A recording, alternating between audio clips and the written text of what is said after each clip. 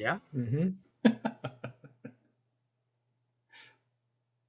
think we're live. I think we are live. Okay. For the guys that are in chat, can you all hear us?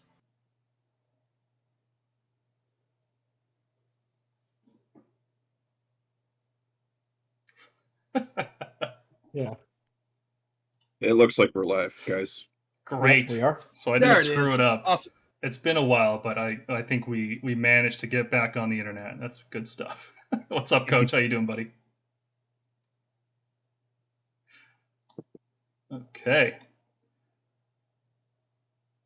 So we are today discussing the Battlescroll and the General's Handbook 2022.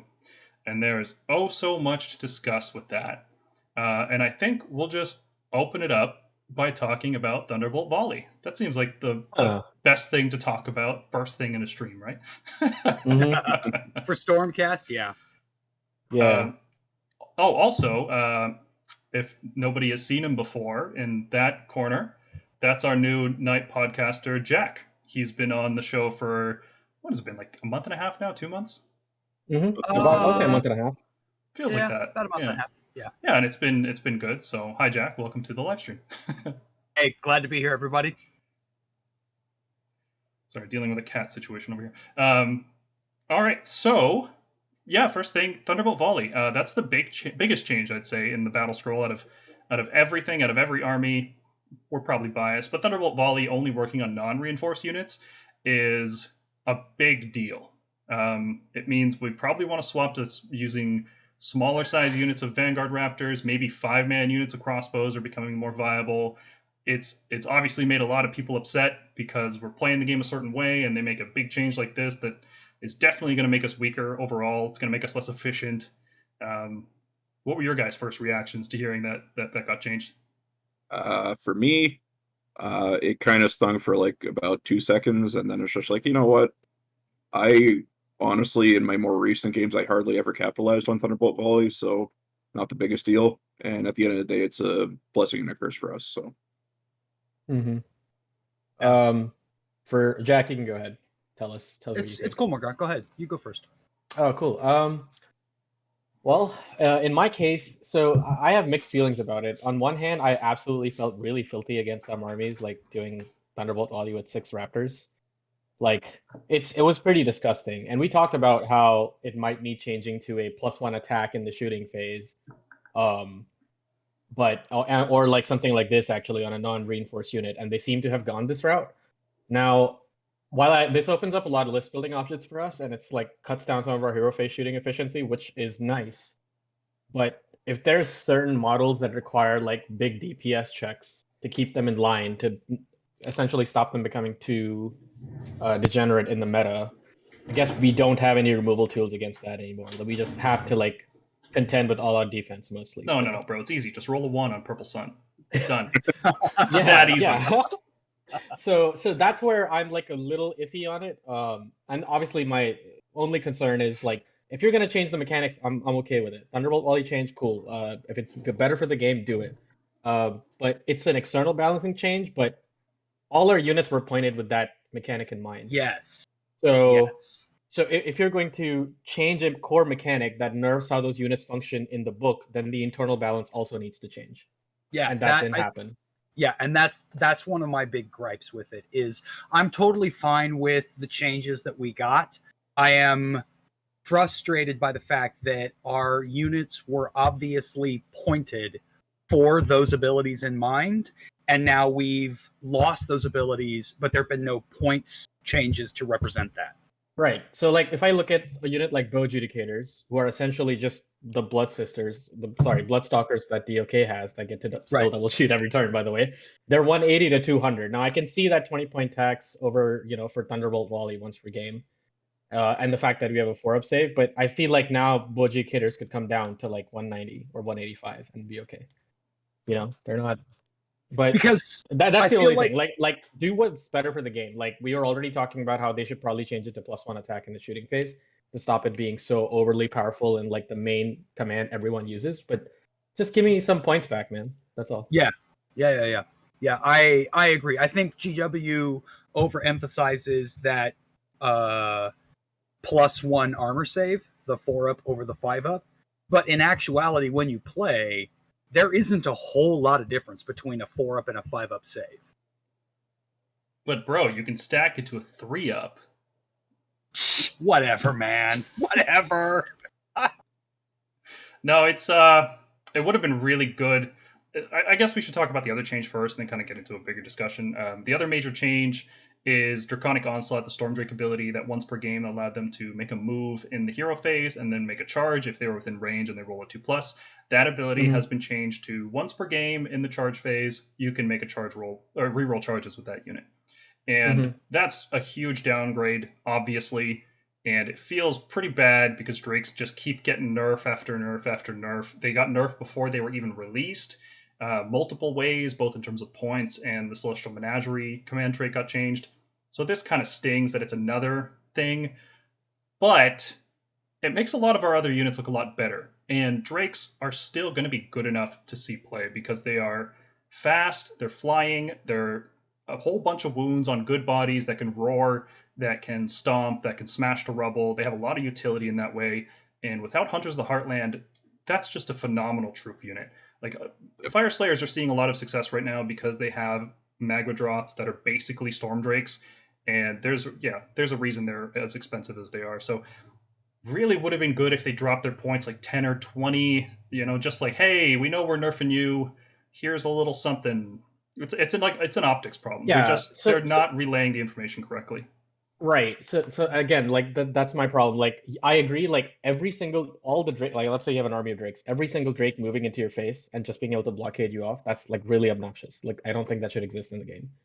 But they could have made it like a holy command, so you can only issue it to one Drake once per game. Yeah, that would have been cool. Because it's something cool and unique that they did, like being able to move in the hero phase and avoid Unleash Hell with a charge. Like that was something cool that they did. And when their points went up by 60, which is quite a lot, they went from like 280 to 340. I feel like they accounted for those abilities, but now it's just a solid War Scroll without any delivery. So I feel like, given the internal balance of our army with how elite it is, it could probably be 320 now, 320, 315. Oh, definitely. Even like a pity 10-point thing, just to say like, hey, you know what? We're paying attention. We know this feels bad. We know that this is going to make the unit weaker, and we're the ones who raised it to this value, and we're now admitting that we did it incorrectly, right? So they could do something at least, but maybe they feel like it's at 340, it's still good enough, and we'll just see what happens. It also would have been nice, I think, if they had nerfed other armies that are overperforming as well, like Nurgle with their really obnoxious fly spam list. They said they're keeping an eye on these things. I guess we'll just wait and see what happens, but it's like, you really need more time list still to stays see. Winning. Like I don't see how that, because that list is basically pure bounty hunters, right? Well, they're going to have to pivot to take veterans. I think we've talked about this, right? They're going to have to start taking Blight Kings. They're going to have to start taking Plague Bearers, things that are going to reduce the amount of flies that they have. So if we are being generous, and I usually am not, but if we are being generous, then we can say, okay, well, maybe they want to see how this meta shift would go for that unit or that army. Maybe the problem will just solve itself and they don't need any changes. But it just stings. It's just poor optics. Yeah.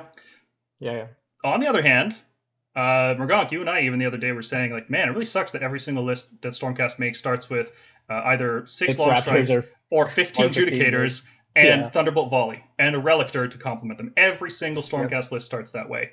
And like, it's feels good to do that stuff, but at the same time, we like making lists, so it's just kind of got boring. So I'm really happy for this because like it opens up a lot of options for 5-man squads, 3-man squads of Long Strikes. It opens up possibilities that we weren't seeing before because it was so restrictive. And same for the Drakes, right? Like we're hot on Dracolines right now. Not like, we're not going to go out and make a whole bunch of Dracoline lists, but it's like, oh, we can use this unit. There's a purpose to it because it's exactly as fast as Storm Drakes. That's not like a plus in their favor. So our unit evaluations are going to be different now. Chariots are suddenly looking a lot better. Dracolines are looking better. All kinds of Dracots, including Tempesters, are looking better. And that's in addition to all these other changes in the General's Handbook that we're going to get into. So it feels better now as Stormcast players to make more varied lists before, like, and frankly, I think we're just going to pivot and use more shooting than we had before. Like instead of 6 Long Strikes, we're going to use 9. we're still going to have the same damage output. It's still going to feel bad to play against. I don't know Or if I mean, they... 2 groups of 3. Still the same thing, because any list I was taking Vanguard Raptors was still taking Aether Wings, which is how you guarantee their efficiency no matter what phase. So now all that happens is instead of having 12 shots and then 12 shots, you'll have 6 shots and then 12 shots. Yeah, but if you get the 3 squads of 3, then you're essentially getting that Thunderbolt volley back, like the output from that. Right. Yeah, but I I'm mean, saying like, if you don't want to spend the points, because Yeah, that's yeah, a hefty It is. 620 points. Like, yeah, and the same goes for crossbow adjudicators. If I was a guy who's running 15 of them, I can pivot to 10 and 5, right? 5 for the Thunderbolt volley. It is a lot of points, but consider one of the main weaknesses with long strikes is that because we were reinforcing them, they were so vulnerable to focus fire. 240 points for 6 wounds is a lot less to lose than 12 wounds for 480 points, right? So if our opponent overextends, sends a bunch of sharks in our face so that they can focus fire our raptors down, it's like, okay, well, instead of losing 480, now I've lost 240 because I've split my units into 2. I was going to say that this really improves the Raptor thing into Aida Deepkin, because the hunt is gone. We'll mention that later, but they no longer give the extra points. So being able to position 2 different Raptor units and shoot 2 different targets because of that closest target thing they have going on is actually not bad. Yep. Tactically, it's a lot more useful, especially if you're playing objectives. But that's the next point on our slide, and we don't want to be here until like 3 a.m., right? So the hunt is gone. As part of the battle scroll, they announced that the hunt is being removed, which means units like Fulminators, Long Strikes, and Storm Drakes no longer give bonus VP for being slain, which is the biggest deal in the world when you're playing Long Strikes, because before you had to keep them alive. If you lost them, not only did you lose your primary shooting hammer, you were also losing a bunch of points, and then it would be harder to catch up in points in addition to that. So that's a big deal. Maybe they felt that was enough to justify not changing the point costs. I don't know. Yeah.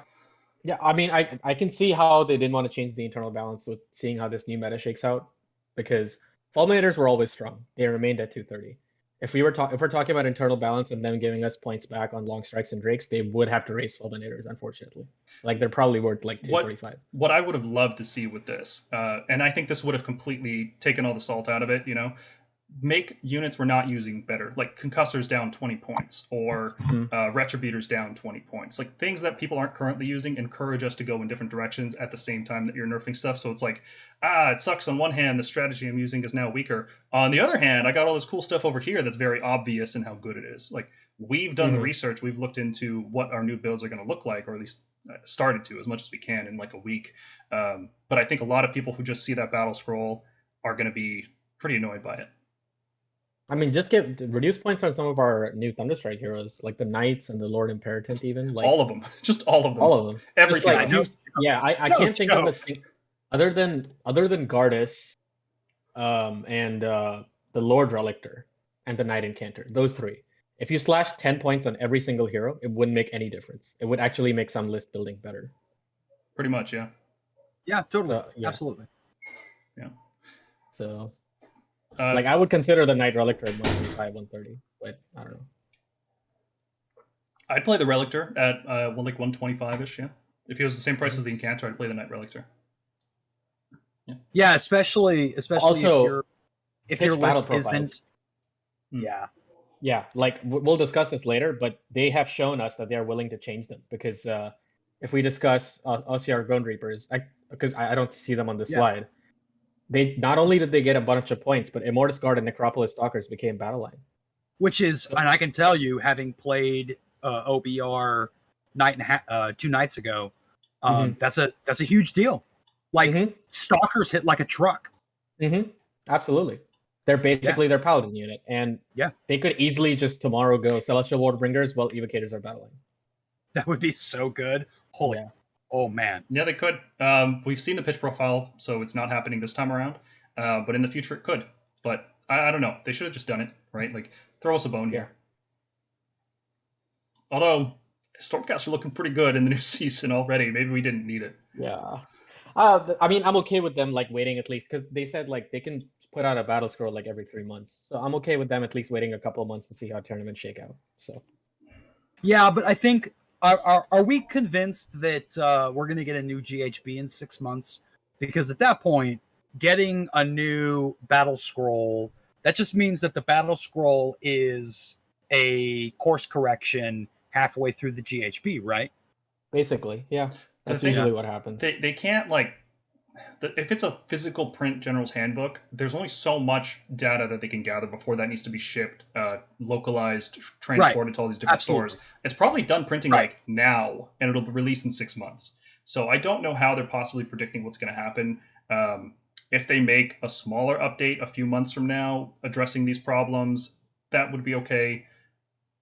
Do we give them enough credit to do that and do it properly? I don't know. That's a tough one. They don't have a lot of clout. I think they have a long history of messing things up. Yeah. And even, for sure. Even if they, that's just from our perspective. Obviously, we could be biased as the players of a specific faction. We keep seeing changes to the specific faction, but in general, I think they've made a lot of poor decisions with game balance in the past. So I'm not going to assume it's going to be okay. We'll wait and see. For sure. But I think the next few changes are pretty good, but we can talk about them. Maybe you guys disagree. The first one, Living City, the command ability Strike and then Melt Away, or Strike and then Fade Away. I think it's Strike and Melt Away. That command ability, when you use it, you can't be very aggressive with it. You have to end your move more than 9 inches from an enemy, which has thank you. It has killed Fulminators and Drakes in Living City. Living City is back to being exactly as it was before the Storm Drake or the Storm Drake Battletome, the Stormcast Battletome came out. Yeah, may as well be Storm Drake Battletome. Man, our units should not be better in other armies, like straight out. They kind of still are, because all Cities of Sigmar players are going to do or gravitate to the other one, the what is it, the Tempest Eye or whatever? Probably, yeah. Protectors and Tempest Eye are juicy. Yeah, or Hallowheart, because giving Krondis +6 to cast seems really good. I like Krondis better in Stormcast lists. I like him a lot. The next change is that Coalesced, they're the Seraphon subfaction. So Seraphon, if you're not familiar, can be one of two. They can either be teleport and summon Seraphon, or they can be on the ground, tough and durable Seraphon. And those guys had an ability where their whole army just took -1 damage, and it was the most ridiculous thing, and it would have been even more ridiculous in the new season. I think it's still going to be very good, but it no longer works on Sland units. It no longer works on Skink keyword units unless they have Monster. It only works on Saurus, Kroxigor, and Monster. So it makes them better, like as good at using monsters, which is fine because their monsters weren't really the problem. The problem with Seraphon was always Salamanders, the Slan being incredibly durable, and the Skink blobs were becoming a huge problem. Yeah. Skink blobs with -1 damage are a big deal, especially with Bounty Hunters Battalion coming in General's Handbook 2022. That would have been awful to deal with. Just immune. You're just immune to the downside of being this kind of unit, which that would have been bad. So I'm pretty happy about this change. I'm happy about it. I just don't see it affecting Seraphon that much. Like, they reduce some of their board presence, sure, because they will have to gravitate to Saurus to be able to use that. But their monsters retaining -1 damage, their Saurus, who are going to be fighting in 2 ranks and retaining -1 damage and be in the Conqueror's Battalion still. I mean, they essentially still have the free counter to the anti-Galatian veteran. But mechanic. I mean, Morgonk, are you seeing a lot of Seraphon players running blocks of Sauruses? Because I've never run into it, ever. I can't remember his name. It might be Cody. I think I saw him in Austin at the GW Open. He ran like Saurus Knights. Okay, but Knights don't fight in 2 ranks. They're not veterans. Sure. Right. But like, did he play Saurus? Honestly, I can't remember. He might have, but I don't know. We'll see. I just like, it really reduces their speeding potential, and obviously Skinks had insane mortal wound output because 30 of them just put out so many shots with their bolt spitters. It remains to be seen. I mean, I think that all their power pieces are still kind of intact from this. Their monsters arguably got better because they take like 4 of them and they don't give out points anymore, and they retain all their monsters. But they don't score points either. So that was always the counter thing, right? Like, you took a bunch of monsters in a Seraphon army to score the points. Well, now if you don't take the Galatian veteran units, you are going to be potentially down every turn on points, right? At the same time, the Stegodons can be put into a Bounty Hunters Battalion. Yep. Stegodons, and I don't know if Carnosaurs can. No, I don't think they can. Yeah. The big thing, I can say, I have years of experience playing Seraphon, and I can say the big thing for this is that all your support heroes are just going to die now. like gone. First round, they're just gone. Because Yes. 4 wound skink Yes. heroes are worthless, right? Long strikes, you can split your fire and kill them reliably. There you go. There's so the that- reason for three and- units of long And strikes. Seraphon without their support heroes do pretty much nothing. They're very much an allegiance stacking army. All the buffs have to line up together. That's intentional by design. And as soon as you snipe their support heroes, they're gone. And the strength of Coalesce primarily was that your Slan couldn't be sniped reliably. Your skink heroes couldn't be sniped reliably. This is a big deal for them.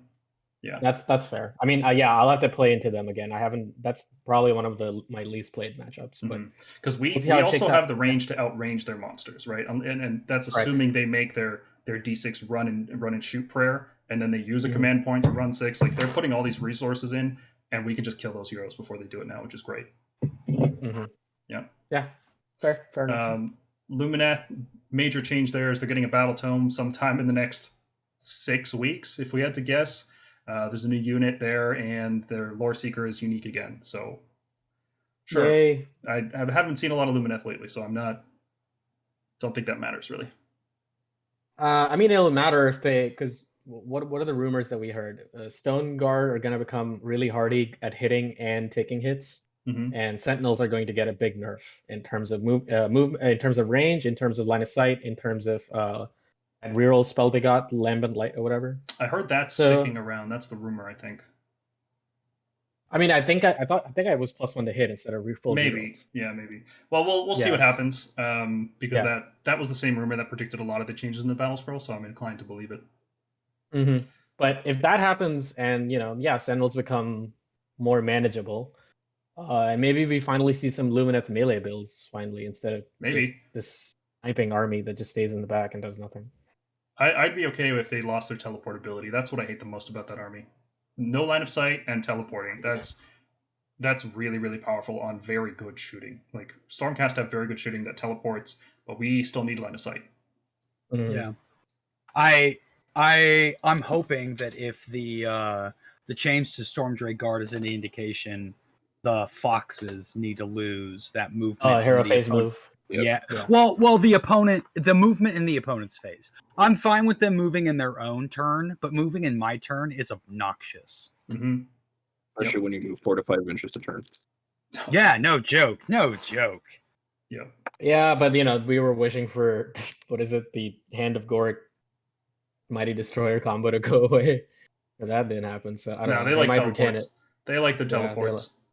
Well, I mean, but like for the longest time, we still had the Translocation Draconic Onslaught combo, right? That's true. I think that Paul and I were talking about this earlier. I don't think that Iron Jars are going to lose Mighty Destroyers because it's core to that army, and I mean, they need Mighty Destroyers. It's the teleport Mighty Destroyers I was talking about. Yeah. I wish that they would just flat change teleports to say you cannot make any move in the subsequent turn, right? So like no hero phase movements, no normal phase movements, none of that. Yeah. Basically no normal moves or runs, basically. Yeah, absolutely. Flesh Eater Courts always have a 6-up board. They don't have to be near hero. I think this will give a lot more flexibility in how they use some of their units, especially their what are they called? The flares, the guys, the winged ones. The winged flares. They like to go off on their own, away from their Terrorgeists, and like nobody really uses the other heroes that much. Like, so okay, they'll have a 6-up board. It's not a big deal. It's not a big change. Yeah. It looks like they're just cleaning it up because Nighthaunt have the same thing now. Nighthaunt just have an army-wide 6-up board that you just have it. You don't have to be near hero. And all of Death does, I think. Is that Soulblight too? I thought Soulblight still had to be range. Soulblight has to be within grave sites or within their general. Right. But that's a lot of the board. It's heroes. It's heroes, right? Heroes. It is heroes. Yeah, but that army is also like slower. It should be, right? They're more about controlling their minions directly. They're necromantic constructs. They're raised dead, whereas Nighthaunt are kind of like spirits, so they have some sentience, and Flesh Eater Courts are still mortal, technically. They're just cursed with the cannibalistic curse thing, right? So it kind of makes sense. Cruel Boys, I think this is a big one. Cruel Boys, the Grid and Blades ability, which restricted, you couldn't be shot, or more importantly, you couldn't be seen unless the enemy was within 12 inches. That was just on the first turn. Now it's on every turn of the game. So Cruel Boys are suddenly a good shooting army because they just can't be shot by other shooting armies, which is pretty nuts. Well, I think it is nuts, but I think that if you look at playing against Cruel Boys, like, I think that they deserve a boost. Like, they just didn't feel like they were effective. It's not even the fact that they're a shooting army. It's that now you can properly screen out things. So they're a very like hero heavy army because they have like those dudes on the Troggots and they have the Swamp Column monster. All their support heroes now you can properly screen out. Mm-hmm. Like you can just like put like you can measure out where your opponent is or where they can deep strike or whatever, and then easily screen those units out. Yeah. And they'll stay safe to when you need to deploy them. It's a big deal. I think it's better than going big yellers and getting veteran crossbows, because I think veteran shooters are kind of a trap when you can't teleport them. I don't think that's very useful. So I mean, they're basically, their gun line is only 24 inches, so like you can avoid that easily. Plus, if they move to be in range, then the range decreases, becomes like 18 inches. So it's not that good. This allows them to deploy very aggressively and avoid teleport shooting, which was always the weakness, right? If you have to teleport into range to shoot them, you just can't do that anymore. So they can actually put up a fight against Stormcast long strikes. Especially with Thunderbolt Volley nerf, we're not going to be clearing as many screens in that first turn as we were before. Plus, I think one of their chaff units, Hobgrots, became battle line for every gut that you take. You get a 1-to-1 battle line thing. Do you really? Yeah. Wow. Awesome. Pretty good. Yeah, that's pretty good. Yeah, I kind of hope their points would go down more, though. I feel like they look like they ought to be a horde army, but they're kind of like elite. The problem is, it's like they essentially have the Lumineth thing going on, right? Where like when you attack that castle and it gets to hit you, it's gonna roll a bunch of 5s and do mortal wounds. It's gonna roll a bunch of 6s and do 2 mortal wounds. So, you know, if they become too cheap and you can just mass stack them on people, it's really gonna hurt. Yeah, but they're just so limited in so many ways that maybe it wouldn't matter. Like maybe. They're slow. Yeah, because they can't really do janky movement mechanics. I don't know. It's not a solid foundation. It's like they designed all these models and then they wrote rules independently of each other, and then they sort of maybe tackled them together with some allegiance that doesn't really reflect the models, right? I don't know. It's kind of weird. We'll see what happens. I think Grin and Blades is going to be good though. That's a very powerful ability to always have the Ideneth first turn. That's amazing. Yeah, I mean, it also counts for spells too. It's not just ranged attacks. Yeah, because they're not visible. Yeah, so like unless your spell portal doing something, you're not gonna be able to hit their. And the spells don't care. Endless spells don't care at all. Bone Splitters, they always have exploding hit 6. I think there was some restriction about that. I'm not a Bone Splitters guy. I've seen them on the table once since the edition launched, so I don't know what exactly changed there. Any of you guys know? I think it was hit 6s if you charged or some stupid restriction like that. I think it. Or you had to have a certain number of models or something. I don't want to say something wrong, so it's a buff. Yeah. They got buffed. Yeah. There you go. Khorne, I think this is a big one. Khorne doesn't lose Blood Tithe when they spend it, either on summoning or on abilities. Normally it was like, oh, I want to use an Unbind and I have 8 Blood Tithe. Okay, I guess I'm using all 8, even though it costs 2. Now it's actually, it costs 2 and you have 6 left. And next turn you can do it again, because even if nothing died, it's really good. Yeah, that's really good. And that makes me think the Khorne book is coming sooner than later. Not this year. No, I don't think. But next year. But early next year. I think Tzeentch is this year. Really? Tzeentch and Slaves to Darkness, I think, is just. I think the Cenari and Lightner or whatever is in the Lumineth versus Tzeentch box. That would make sense. That seems really out of character, though, right? Like, normally, elves are normally a Slaanesh opponent. Well, Slaanesh is still bound up, so right now, that's not happening. But assuming he stays that way, but Tzeentch not getting any like White Dwarf updates. We've had so many White Dwarfs, and Tzeentch has just not been there. Okay, and people are mostly playing Tzeentch units in Legion of the First Prince. So. On the other hand, it's pretty well rumored, let's keep saying, that Gargants are getting a Battle Tome this year, and they were one of the first to get a White Dwarf update. Well, yeah, that's because the meta completely crapped on them. Yeah, I mean that's what made them obnoxious. That update plus the heroic actions. So I'm glad to see Gargant away. I'm not sad about that at all. I had enough of them. Yeah. The last major change in the battle scroll, and keep in mind we haven't seen the FAQs yet, so there could be more stuff. There could be updated endless spells for Stormcast. I'm predicting, maybe we'll see. But the last major change is that Be'lakor, just his bodyguard ability is just gone. It just doesn't exist anymore. So he can't pass off wounds. So he is very killable. He's just gonna die now. Especially if we split our long strikes into 3 squads of 3 or 2 squads of 3. Like, sorry, bud. Oh no, yeah. You can only Dark Master 1. Yeah. Yeah, it's pretty good. Yeah. Pretty good. The times I fought Legion, that bodyguard ability, I would have wiped Be'lakor off the table first, like in one turn. Easy, yeah. Easy. But it's glad that they made him good in combat. Like, he's on 2. Yeah. He's great in combat. He should be. So I mean, he shouldn't just be a support piece. He should be a big fighting monster. Oh yeah. James? Also, like, let's be honest. Like, it wasn't just the bodyguard. Like, they have a command trait that gives them a 5-up ward aura, like Gardas. Yep. And And you're it's always not that gonna he's pick not for. Yeah, and he's ethereal, so he's always on a 4-up save 5-up ward. So like, he was already pretty survivable. He doesn't need to be unkillable in that army. Yeah.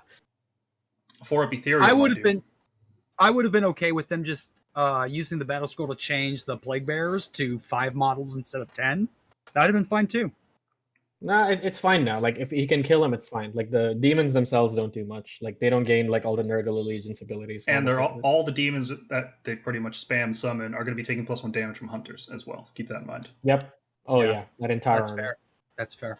So that covers the major changes aside from points. Stormcast didn't see any point changes, so I didn't really look at the rest. It's only been like a couple days. I haven't had time. So Hey man, don't forget about the comment. Oh, sorry. The comet went down. Our spells went down like 15 to 20 points, 10 points for the comet.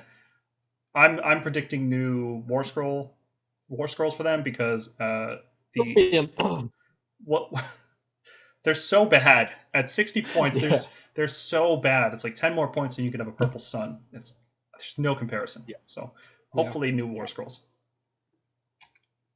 And that brings us into the General's Handbook. So I guess going forward, it's too exhausting to say General's Handbook 2022. I'm just going to say Season 1 from now on. So it's like, oh, this is the Season 1 meta, right? That's easy. Yeah. Right? Like when we were talking about AOS 3.1 or 3.2 or whatever nomenclature we were using before, Season 1. Nice and simple. Yep. All right. So the major change is that there's a new unit type, effectively, which is easy to call it infantry because that's what it is, right? It's units that aren't mounted, units that have fairly low wounds, and units that are battle line, which infantry, perfect, right? I'm not going to say Galatian veteran every single time either. That's exhausting. Yeah. GV. GV is just the saying it just feels bad. GV. I agree, but it's easier to Yeah, take. it's because technically there's a lot of infantry with like 5 wounds too, right? So Yeah. I mean, it's fine. Infantry works though. Like we all know, it's 4 wounds. Infantry with 4 wounds or less. So it's just mostly infantry. It's fine. Yeah. Yep. And to go along with them, there's a new mechanic, whereas in the previous season, the realm itself was just gobbling up a bunch of objectives every game. Well, one. This turn, instead, you can declare one of the objectives to be a proving ground. And what happens then is that only infantry can contest that. So it's like, my opponent has, a big monster on an objective. Okay, I'm going to declare that's a proving ground, and then I'm just going to walk any one of my veterans on, and I just have it. It's mine now. It's objective secured from 40k. If anybody is, I think people play that game. It might be popular enough to know that term. But it's every round, and in general, you can't pick the same objective more than once. So there's a lot of play to it, and I think it's going to be pretty cool. Along with that, there's a new realm command, which is totally useless, and we'll explain why, and a new realm spell, which is totally broken, and we'll explain why. There's 2 new battalions, which are way better than the old battalions that were in the previous General's Handbook. Hunters of the Heartland was just meh. Like if you had to give it a one word, it would be meh, right? It's just underwhelming. It was either incredibly useful or people just didn't care and they did Battle Regiment anyway. Right. They've actually made battalions that you will very seriously have to consider because the downsides are enormous if you don't take them. Yes, Yep. They're huge, Yeah. and we'll get to them. They're very important. There's new battle plans, and there's a lot to talk about the new battle plans. I think the new unit type and all those mechanics and like whatever that changes things a lot from like a deathmatch perspective. But the new battle plans are a big departure from what they've been doing for the last 5 years now. 2017 was the first General's Handbook, right? So they've been slowly designing in a certain way, and they're kind of taking a few steps back, and I think they're good. We'll talk about that. There's new tactics and strategies, which are not easy to do. Let's say there's one easy one that everyone's going to score. But then you still got 4 other rounds you got to play, so you got to think about that a little bit more. And my favorite part of this update was the updated endless spells, because they, across the board, cut their points. Instead of being like 80 points for a hard-to-cast spell with like an okay effect, it's like, oh, okay, well, here's 40 points for a really good spell and has a really good effect. And it's easy to cast, like a 5. But the sun also is phenomenal now, and I think it's going to be... I think we might make a Discord channel that's just like post your purple sun kills, like because it's gonna just upset people so much. It's fantastic. I'm actually glad they did it, because endless spells just went out of the window when the first General Handbook came out, like before this season. Yeah. They just like nerfed them across the board. They sort of kept most of their same effects, but they either reduced the range or reduced the effect, and then the points are just way too high to ever consider taking anything but like Umbral Spell Portal. And I guess Cogs went back when it gave every wizard +1 cast. But all these endless spells, at least like half of them, I would say, feel useful in some little way. I think there is still one broken one. It's Cogs again. Which I think. No. It's okay. It's okay. It's okay. It's okay. Wait till you see what Death and like Lumineth and what's the other one? It's fine. I've played against Cogs in a Death army. It's okay. It's all right. Oh, man. No, I play OBR. Cogs is obnoxiously good. I played against an OBR list with 6 casts last night. It's fine. Yeah. I can see play OBR and telling you it's not. So I can see people in Soul Blade fishing for Locus of Saish with Cogs, especially. Yeah. We're gonna get to it. We're gonna get to it, guys. Yeah. We got all night. Okay. Before I move on, I just want to highlight this comment in the chat here. What's wrong with saying GHB 2022 S1V 3.1.4.596 Mark 7-42? It's not that hard to remember. She's gonna have to put like a star date designation on every time we talk about the game now. Okay. So let's do a quick review of what is going away, because I think people have conflated like Season 3 and General's Handbook, and they've kind of like, these are the same thing, like this is just part of playing 3rd edition, but it's not. So let's take a moment to kind of go over what's going away. The big one, monsters don't give VP on death. So that's great for Storm Drakes, that's great for Star Drakes, that's great for pretty much every monster. Yeah, that's a big deal. Yeah, that's a big deal. The Realm Command ability that allowed a monster to fight at the top bracket, which was pretty much exclusively used by God monsters because everything else was just going to die too quickly, that is gone. So you can't fight at the top bracket anymore unless you have another ability that lets you do that. So doing damage to Morathi will matter, thankfully. That's so demoralizing to have that. God. I am really sad to see this one go. The Realm spell Metamorphosis, which allowed you to turn any hero into a monster. I really, really liked this, and it's sad to see it go. I kind of hope there's like a general spell lore that we can pick from later in the future, and that Metamorphosis spell makes it back onto it, because that was really cool. Yeah. The Realm will no longer get hungry and decide to eat one of the objectives on round 3. That's gone, so you don't have to play around that anymore. All the objectives that are on the table, they're staying on the table. They're not going anywhere. You don't have to make like plan 3 turns ahead. What happens if I win the double? What happens if I don't? What happens if I go second and my opponent eats the objective? You don't have to do all that. It's a lot more straightforward. You can play the game as it comes at you instead of making like 300 IQ plays in the future. Yeah. Hunters of the Heartland Battalion is gone. There's almost no way to be immune to rampages. Stormcast still can if we take a specific sub-faction. I can't think of any other immunity to rampages. There might be like a couple models here and there that are immune, but in general, rampages are real. They are going to hurt. Leviathans are stomping stuff now. Maw Crushers are stomping stuff now. Tree Lords are going to make you fight last and then hit you so you can't pile in. Rampages are going to be a big deal. And especially when you combine it with that first point, that monsters don't give VP, that's going to make monsters a lot better. Last season was the monster season, but now they're actually better than they were before. Well, that's probably why Metamorphosis went away. Because being able to turn a caster or something into a monster now, like on a cast of 5, is really, really good considering people don't have Hunters of the Heartland. Okay, I'll be right back. Okay. The Alpha Beast Pack battalion is gone. The one that like 3 people Nobody used used. once. Caradron maybe used it once or twice, you know, and then they realized Battle Regiment was just better. Yeah. All the grand strategies. Caradron. What? Yeah, that's an Caradron army. used that? Caradron used Alpha Beast Pack? They did, yeah, because the D6 move allowed them to go into reserve, I think, or something like Oh, that. oh, right, it's behemoths in it. Oh, Mhm. yeah. Yeah. There were Oh, 2 yeah. battalions. God, that's That's Yeah. the best. That's the I was like, Caradron was playing anything but Battle Regiment? Right? yeah. No, seriously, there were 2 battalions. There was, this whole yeah, time? there was. We never used it because we don't have any behemoths. Yeah. Just regular behemoths. So, yep. All the grand strategies that were easy, like win the game with a priest or lose the game with a priest. You get 3 points. Yeah. Those are gone. All the easy battle Nothing- tactics. Go ahead. Nothing's a give me anymore. It's you got to work for it, and quite honestly, the one game I played so far, it felt great. Mm-hmm. Yeah, like run 3 units. What kind of battle tactic is that? Come on. Yeah, you scored on the first turn or when you table someone, and that's it. That's it. And the bonus VP for using monsters on battle tactics is gone as well. That was a seasonal thing. So there's no particular reason to use monsters aside from the fact that they are relatively durable. They have rampages. They are concentrated power in a single amount of space. And that's fine. I think that's fine. Rampages are good enough to make monsters feel different offensively and defensively than other units. And that's cool. Yep, I like that. And what are we getting instead? We are going into the realm of Gallet. Gallet? Gallet? The Galatian Heartlands. So Gallet. Gallet. Is it like, Gallet. wouldn't it be It's- Galatian then? No, it's spelled. Or they pronounce it Gallet, and then it's Galatian is the like. There's got to be some like Quebecers living there that are messing everything up. So there's a new realm spell in Gallet. It's called the Gaze of Gur.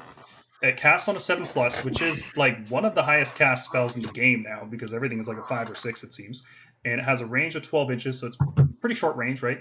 But one enemy unit within range counts as half the number of models, and it just lasts forever, and it stacks. So you hit a Gargant with this once, he goes down to 10 models. Hit him with it again the next turn, he's down to 5 models, and then 2.5 models, and then 1.25 models, and then less than a model. Are we sure it stacks? Yes, because there's no wording that prevents There's no it from end stacking. time. Yeah, They didn't specify end time. it just lasts forever. There's no... I mean, that was my assumption was that it stacks, but when I reread the spell, because like you apply the effect and they count as half models. Yep. Even if you recast it, the effect is they still apply as half models, right? Well, the effect is on there twice. They count as half models, and then they count as half models. Like if you had an effect that counted double, it would double and then double. Yeah. Okay. Yeah. And it doesn't specifically have a clause saying that the a unit can only be affected by the spell once or something like that. This will get FAQ'd for sure. Yeah, it probably 100%. will. Okay, so- Otherwise, It does say minimum 1 rounding down, so you know you'll have to hit Gargants a couple more times in order to get them to count as like a quarter of a model, and then that rounding down to no minimum 1. Well, no, I mean, but like for the Gargants, right? Like mightier makes rightier just means because that rule says they count as X number of models, right? Right. right. And then I So then apply- if you half that, Yeah. so if they count as 20, then they would count as 10, then Yep. they would count as 5, Yep. right? but that's a Okay, big deal. alright. That's a big break point, especially for Stormcast. Oh yeah, for sure. Gargants are so They're screwed, so man. screwed. So counting as 10 models means that if we have 5 Liberators that count as 3 models apiece, they just walk onto an objective that a Gargant's standing on. They don't have to like fight them or anything. Just walk onto it and be like, "Hey, what's up, bro?" you mine. play the Garden game. You don't play the game against them. And that's on top of like we'll get into this, but like the fact that you're a veteran, you declared a proving ground. Like the Gargant counts as 0 models. I know. Right. I know. It's Oh like, man, it's a kick in the pants, man. I hope their book is good because I hope so too. they are going to suffer for their past crimes. This is like Slanesh a couple Yeah. months ago levels of suffering. It's Oh, yeah. It's online with Yeah. Slanesh. Yeah. How Deep come, Net's still 130 points though. how come Daughters of Cain didn't have to suffer for all of their sins, past, present, and future? They're never gone. You Because can just use God- this without Marathi now. well, they exalt in their sins, don't they? Right? Like they're all about. Wait, what the- sins are you talking about? You mean the double shooting sins? I mean, they Um, they are sort of paying for their sins, and like we'll discuss this when we get to the endless spells. But there are certain they have counters now. They are not this like unkillable, highly offensive army. I don't want any army to be bad, but Yeah. If GW keeps doing this thing where they're like, okay, an army's really overpowered, so we're gonna overcompensate and make them terrible for a while. Daughters of Cain have never suffered from that. They've always been good, consistently. Right, but I think they've gone from too good to just good. Mm-hmm. And I'm fine with it. Like I said, I want all armies to be good, but I also want to see people suffer. I don't know. I don't like punitive design. Like No. I really like Slanesh annoyed the crap out of me for like 2 years, but like I love the fact that they got points decreases and that new allegiance depravity table in the White Dwarf because like I don't want to I want to see them be good, just not so good where I'm not having fun because they're just endlessly summoning across the board. It doesn't feel good to play against them, quite honestly. What? Now? Slanesh, yeah. Just because it feels like you're kicking a puppy. Yeah. I don't know if the for Some sure. I mean, I don't know. understand. Like, there's I mean, I've seen a couple moments where I'm like, yeah, Slanesh deserves that. We're like, I think I was at LVO. Slanesh is against Skaven's. They're both down to like last units. Like Skaven has managed to somehow win this match, and like they're down to one hero. And Slanesh goes summon, summon, summon, summon, summon. I control all objectives. I win the game. Of course, And it was the most BS thing I've ever seen. That's fair.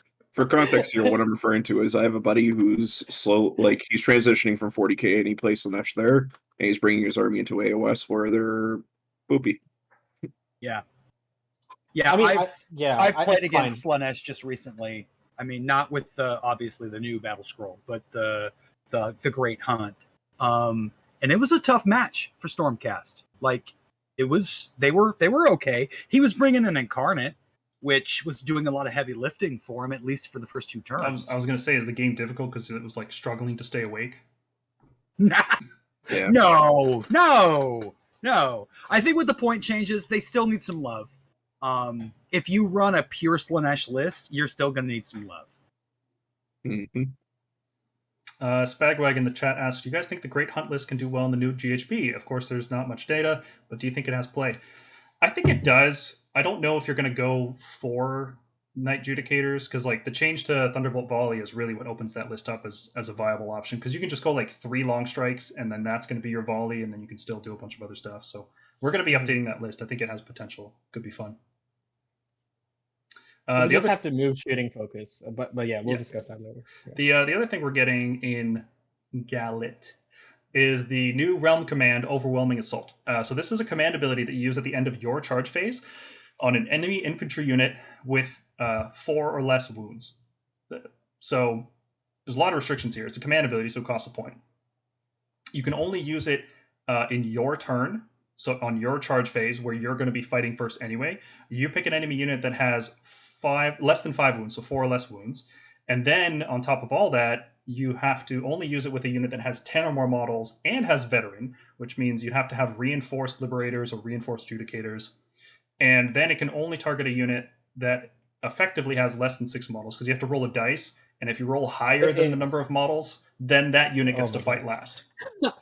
No. Why is that so like trying to like understand? If this, then this, then this. Do I need a freaking flow chart? Yeah, I was gonna say you need a flow chart. My unit eligible? Is your unit eligible? No way. And here's the best part. The best part is you can't get any other commands, so you can't reroll charges that phase either. Yeah. Yep. It's awful. It's awful. It's basically like a bully mechanic. It's like, I've reduced your infantry to 2 models, and I'm going to swing at you with 10 models. Here's a fight last, just an extra insult to injury or something. I don't know why. Just ignore it. It doesn't exist. Yeah, it's not good. Not good at all. If it was a thing where it applied to where like your Galatian veteran units could make heroes strike last, I think that would be interesting. But as written, no, I'm never using that command. Never. Yeah. The fact that if it was defensive, it would be too strong. Like, you can't have a strike last defensive effect. That's so strong that it defines Fire Slayers as an army. You can't just give that to everyone. So I don't know what they're thinking. Why not? It would break the game. Because fight last, it would break the game. Slanesh, remember how good they were when they had the 3-up fight last? Imagine every army gave fight last on a command defensively. Oh, you charged me? You're fighting last. So you wouldn't need screens anymore. How is fight last any different than having, say, an army-wide fight first effect? Defensively, Because they're the defensively same. makes it really good. Because it means nothing can really charge you. Because Yeah. let's say Stormcast, we're an army that likes to charge 1 unit a turn. If they can make every unit of ours fight last, we don't work as an army. Okay. Like, it's so good when I didn't have High Tide defensively. Imagine that Yeah. every army just does that for one command point. It's not good. It's not good for the game. So I get the feeling this was like they were workshopping a bunch of different rules, and they're like, we need a command, and this one's too powerful. Let's nerf it at the last minute and throw it in the book, whatever. It's just not good. But that's okay. Everything else is good. So we talked about the veteran infantry thing. So let's explain how this works. So this is a new unit type for Season 1. It will probably continue into Season 2. Because if they were to introduce this and radically shift the game, and then 6 months later, that's gone, that would feel awful. This is a big change to the game. This is like a new addition.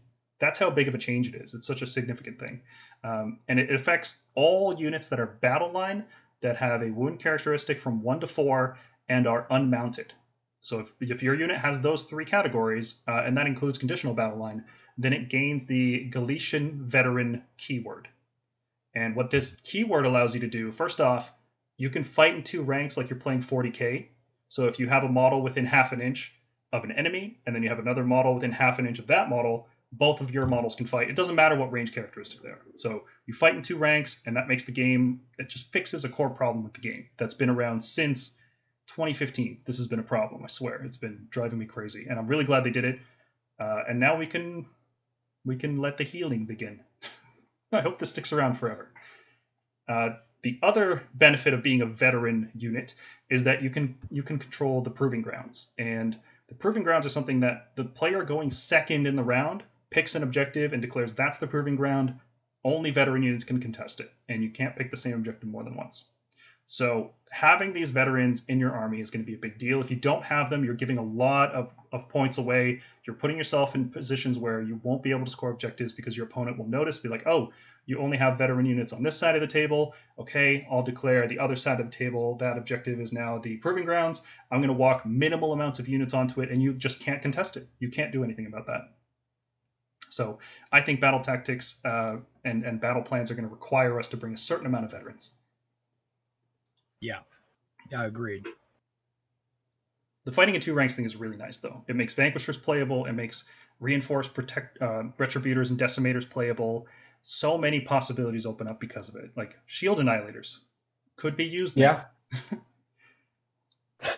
I don't know if I'd reinforce them, but yeah. Now, there are both pros and cons to having these veteran units. So the other major benefit is that there's a new battalion which allows 2 to 3 veteran troop units, which I think all veteran units are troops. I don't think there's a single one that wouldn't be, right? What do you mean by troops? Like, not a behemoth, not a leader. Battalion slots. No. Yeah, no. They all have like, troops. yeah. So if you're a veteran and you go in this battalion, you count as 3 models on objectives. So your squad of 30 Bladegeist Revenants are now counting as 90 models on objectives, in addition to doing all the crazy stuff they were doing before, and also fighting in 2 ranks. Bladegeist Revenants are going to be amazing. It's going to be fantastic. Yep. You can easily outnumber Gargants. Even if you don't hit them with the Realm spell, you just like, here's 10 models. That's my objective now. How you doing? And that works on every objective. That's not just the Proving Grounds objectives. So that's a very powerful ability. That's so good. It's the Stormkeep Allegiance ability, but unrestricted, right? Like, Stormkeep have to wait until round 3 to do that. You can just do it every army all the time. It's going to be crazy. Yeah. Pretty good. Yep. It's really good. It makes armies that previously have really struggled seem a lot more viable. Because, again, I played OBR 2 days ago, and 20 more Tech Guard with a Harvester, counting as 60 models. You basically have to wipe the unit in order to take that objective. It's huge. Mm-hmm. Yeah, wiping it out is the big part, because, like, we could reasonably get them down to like 10 models and then maybe body our way through it. That was a thing that Stormcast were doing sometimes, depending on how many resources we were allocating. This just, no, you got to wipe this unit. Yeah. You can't, you have to commit more resources to it, which is a big deal. Yep. And like, your units are going to be veterans anyway. You might as well stick them in this battalion, unless you want to go for battle regiment, but I don't think a lot of people will, because the other battalion is called the Bounty Hunters Battalion. This is any troop unit. It doesn't have to be. So good. It doesn't have to be a veteran. So like you can see here with these visual aids I've prepared, we've got Sequitors up top. They're a veteran unit, and then Dracolines are just a troop. They are any troop can go in this battalion. And the benefit from being in this battalion is that you get +1 to your melee damage against veteran units. And remember, opponents can't decide, I don't want this to be a veteran unit. It's like, you're playing Witch Elves, they're a veteran. You don't have a choice. You're playing Mardi Thralls, they're a veteran. You're playing Stormcast Liberators or Vindictors, they are veterans, and you can't do anything about that. So this is just a universal, well, pretty much every army's going to have veterans, right? This is just an incredible damage bonus. Very, very powerful effect to get +1 damage, especially because so many units in the game do 1 damage. So when you go from 1 to 2, you're doubling their damage output, which is huge. It's nuts. It's so good. We have to completely reevaluate every single unit in our book because of this battalion. And as a side note, I think this battalion is so good that it makes Dracolines a worthwhile pick. I think most cavalry, like across armies, are going to be amazing picks, quite frankly. Yeah.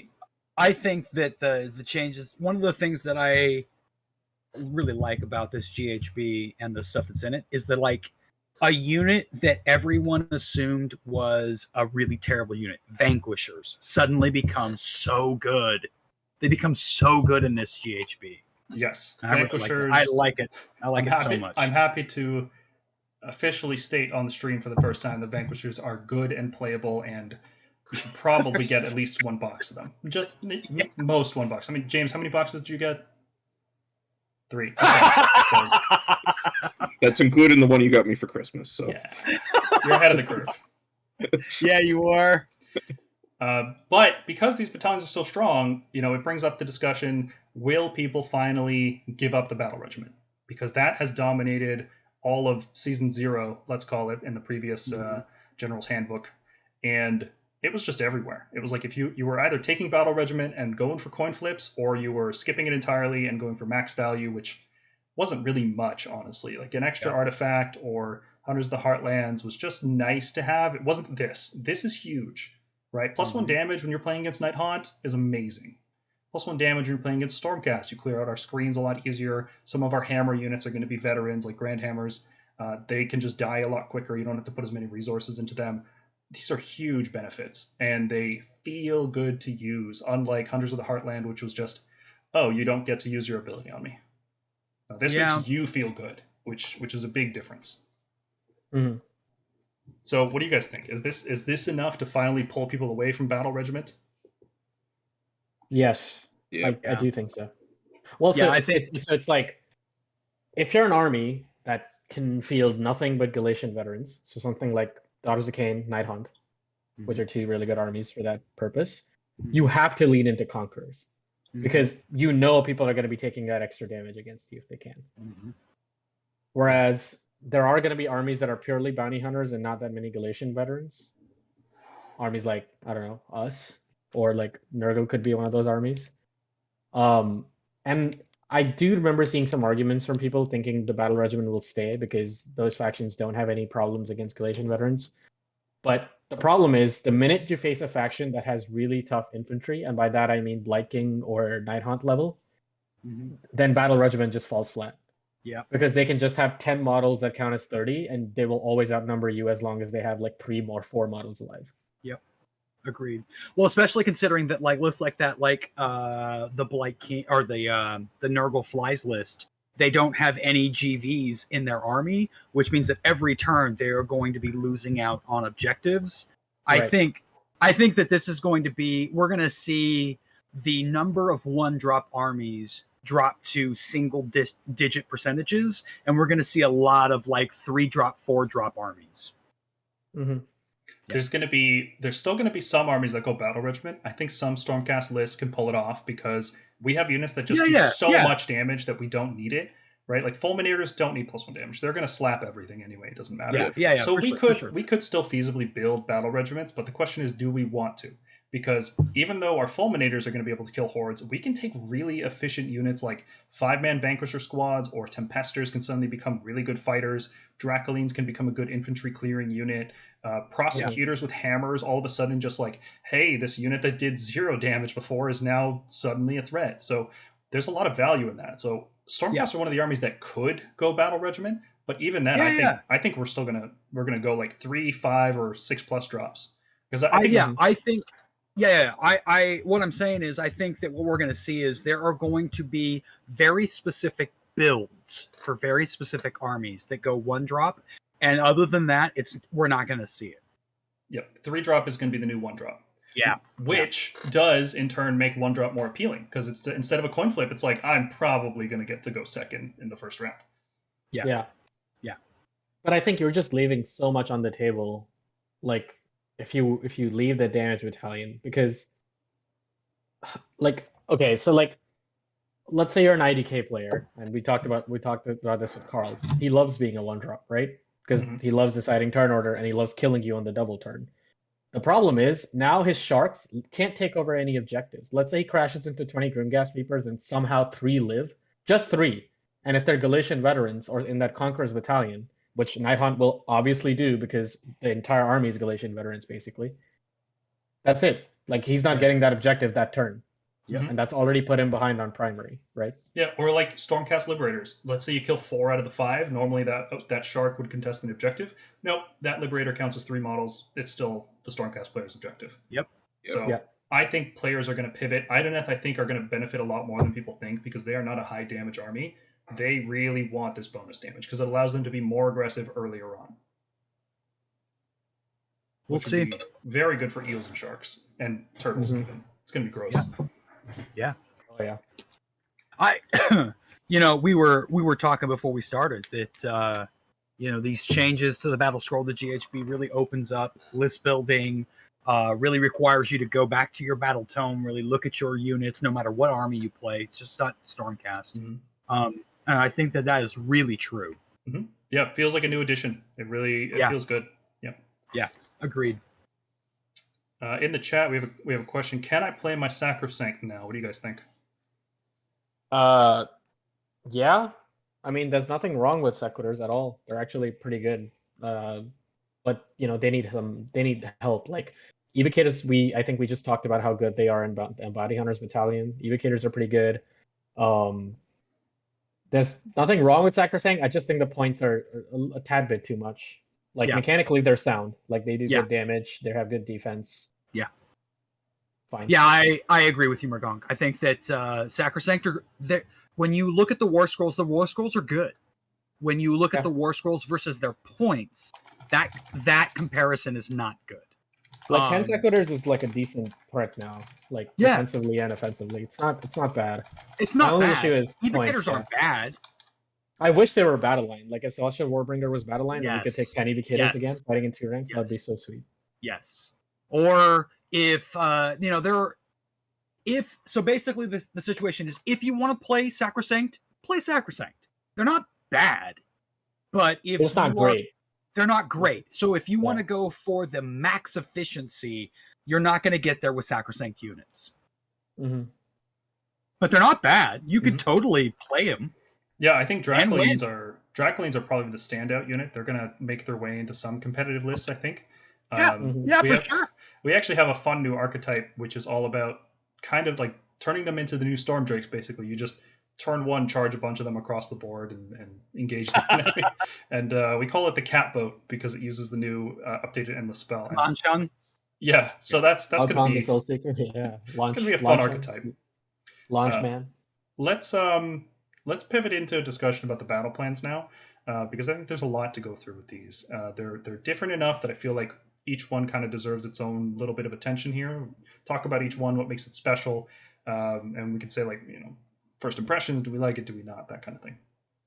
So the first one here is the Prize of Gallet, and this is a very unique one. It's interesting they opened the pack with this because there are 5 objectives in a Dawn of War style deployment, which is 11 inches up the board on each side, and the objectives start inactive. You can control them, but you can't score points off them.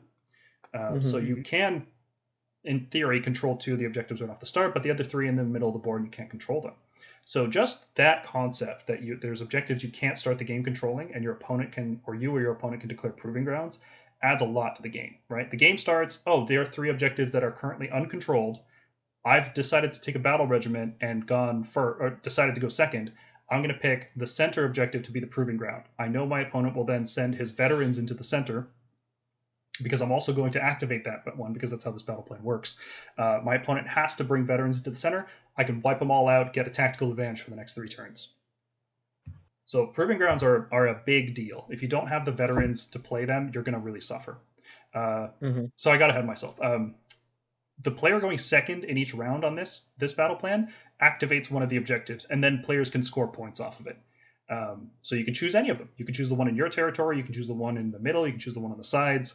You just can't activate north and south on round 1, otherwise the rest of them are in play. So round 1, you activate one of the 3 middle ones, and then round 2, you can activate the rest. And that player also makes it a proving ground, right? So first round, you can be like, okay, well, I'm going to activate the left one, and I'm going to make proving grounds the middle one.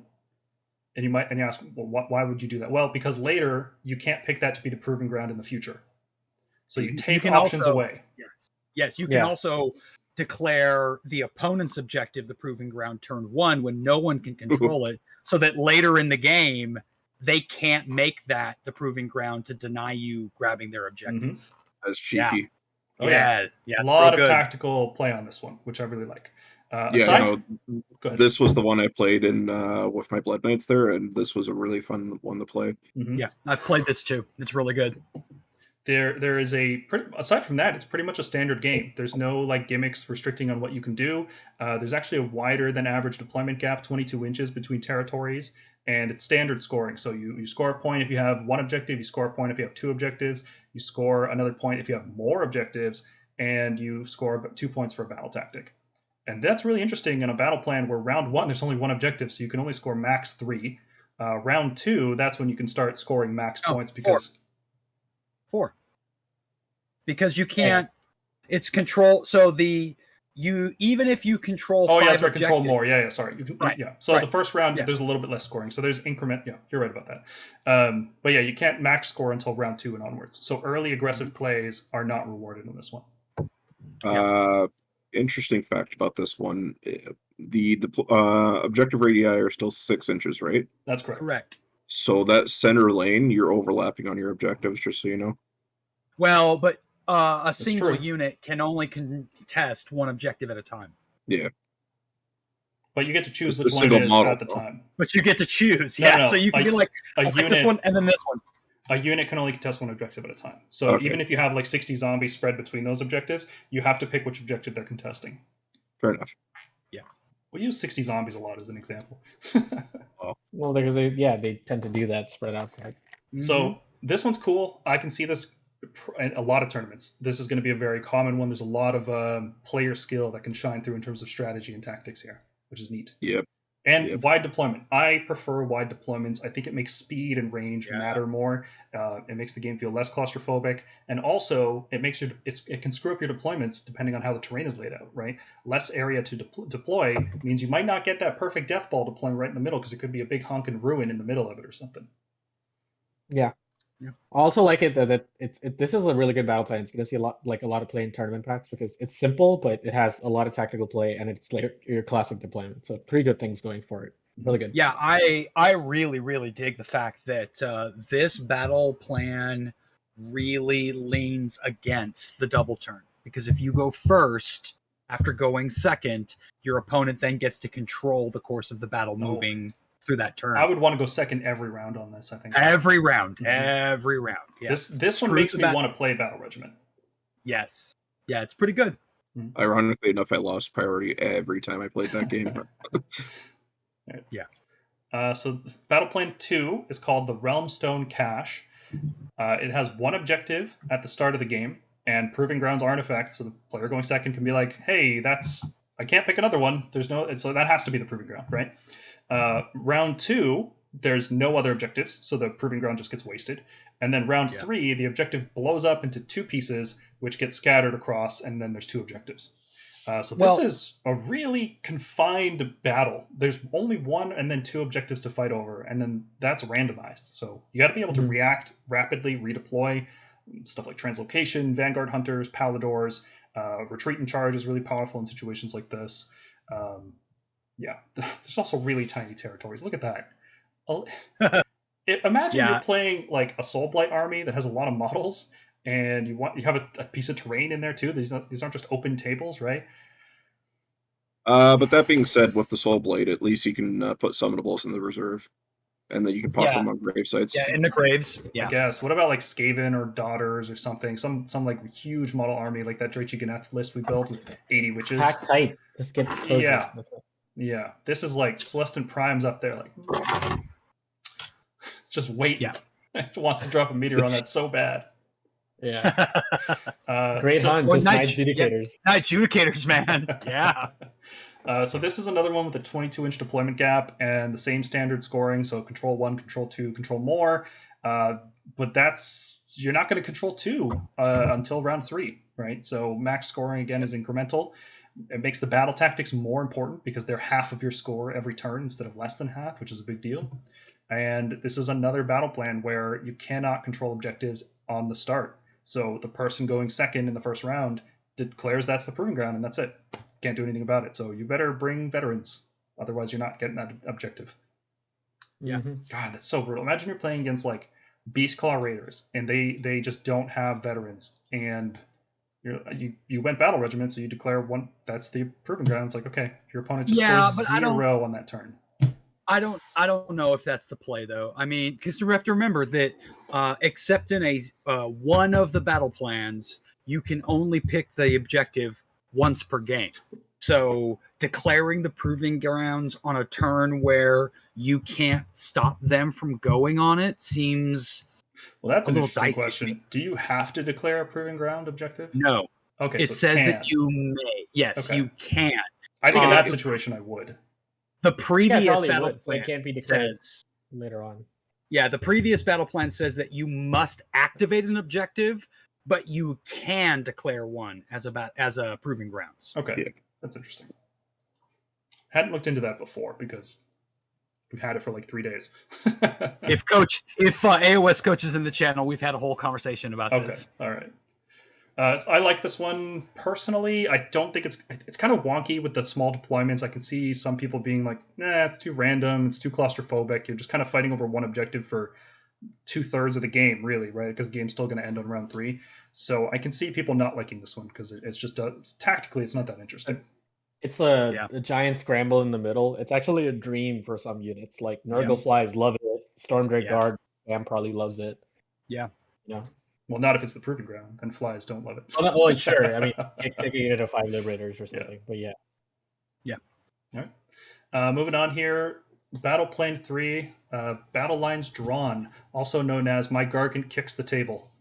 There are 4 objectives. Each table quarter is actually an objective.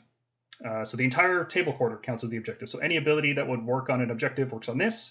That's what it says, as it's written. Yep. So if Hammers of Sigmar, love it! If you're Hammers of Sigmar, you just always have a 6 up board because you're always wholly within 12 inches of an objective. Yep. Well, unless you're like on the border of 2 of them, then I guess you wouldn't be wholly within 12 inches of an objective. No, it's table quarters. Yeah, the but like entire quarter counts as an objective. Sure, but if isn't you Hammers are on like the a single table, objective? If you're on the border. Yeah. Oh, yeah. No, I see what you're saying. Okay. So if your unit of Fulminators or Tempestors or whatever were straddling the table quarter, that wouldn't count. Yeah. Well, I mean, the problem with that is that it's within 12. So that means that it's 12 inches from the border of the objective. Right. Yep, you'd be okay then. Yeah. You'd be good. You're always good. Yep. So stupid. And then the Gargant ability. The Gargant ability that moves an objective d6 inches. How is that isn't going to work? It has to. It does. Just as it's written. It it's works. Not going to kick a table quarter. Yeah. When are we gonna ask TOs to provide tables where like you can change how the table? It's gonna make a part of the table void. Bring 4 of those. Kick your objective 46 inches back. Kick it off the table. Yeah, I'm playing on that table now. See you guys. Oh man. So the other big thing about this one is that there are no teleport abilities allowed. So this is like you're fighting to the death, whatever you put on the table. You can put stuff in reserve, but once it's on the table, it's there for the rest of the game. You can't use any teleport abilities. Yeah. So I personally think that's really cool. And this is like, I love translocation, I love gimmicks and teleporting around, but I really like the idea of playing a game where you just can't do that. I would love to play this in casual games, but I can see TOs never picking this one because it screws over some armies way more. Like Sylvaneth are done. Yeah. Nighthawk are done. Kind of, sometimes. Yeah, Sometimes. I would rather play this one than the no reserves one. I would as well, but because we're not elves, nobody cares what we think. Yeah. That is true. Sylvaneth players will complain and this will get like if you're a Calibron army, okay, your allegiance ability doesn't work. Doesn't work. GG. In the same way that the Stormcast allegiance ability didn't work in the no reserves rule, which is why that battle plan doesn't see tournament play. Or why Stormcast it does. Like if some tournaments. TOs are like massive trolls. They just like hurting Stormcast players. Yeah. Like, tactical. You should be tactically flexible. It shows how good of a general you are. Okay, then why don't we delete your allegiance ability page and we'll see. Yeah, exactly. Right. Why don't we have a battle plan that says you cannot add units to your army after the battle begins? So just be like no recursion, no magic, summoning, no magic. If no magic, no magic, no ward saves, no priests. Yeah. No priests. Yep. Yeah. No models more than 15 wounds. They just die at the start of the game. Sorry. You can't have wards in this battle. Sorry, guys. Yeah, have fun, Nurgle. Like no wards in this battle plan. You can't move more than 8 inches. Sorry about that. I think that effects like this, where it's like you cannot teleport units, is okay.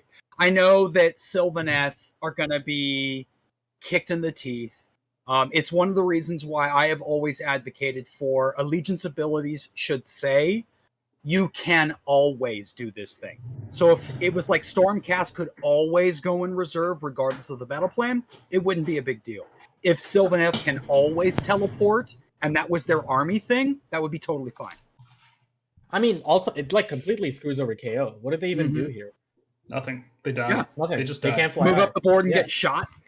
Yeah, that's it. So they'll just shoot once and you'll catch up to them. As much as I like this because it's kind of like a return to older style Warhammer where it's like two armies actually fighting each other, stuff drops in, that's cool, and it's not like everybody's just teleporting behind each other constantly, which is it's exhausting, honestly. It's not how does your I hate asking people how does your army teleport.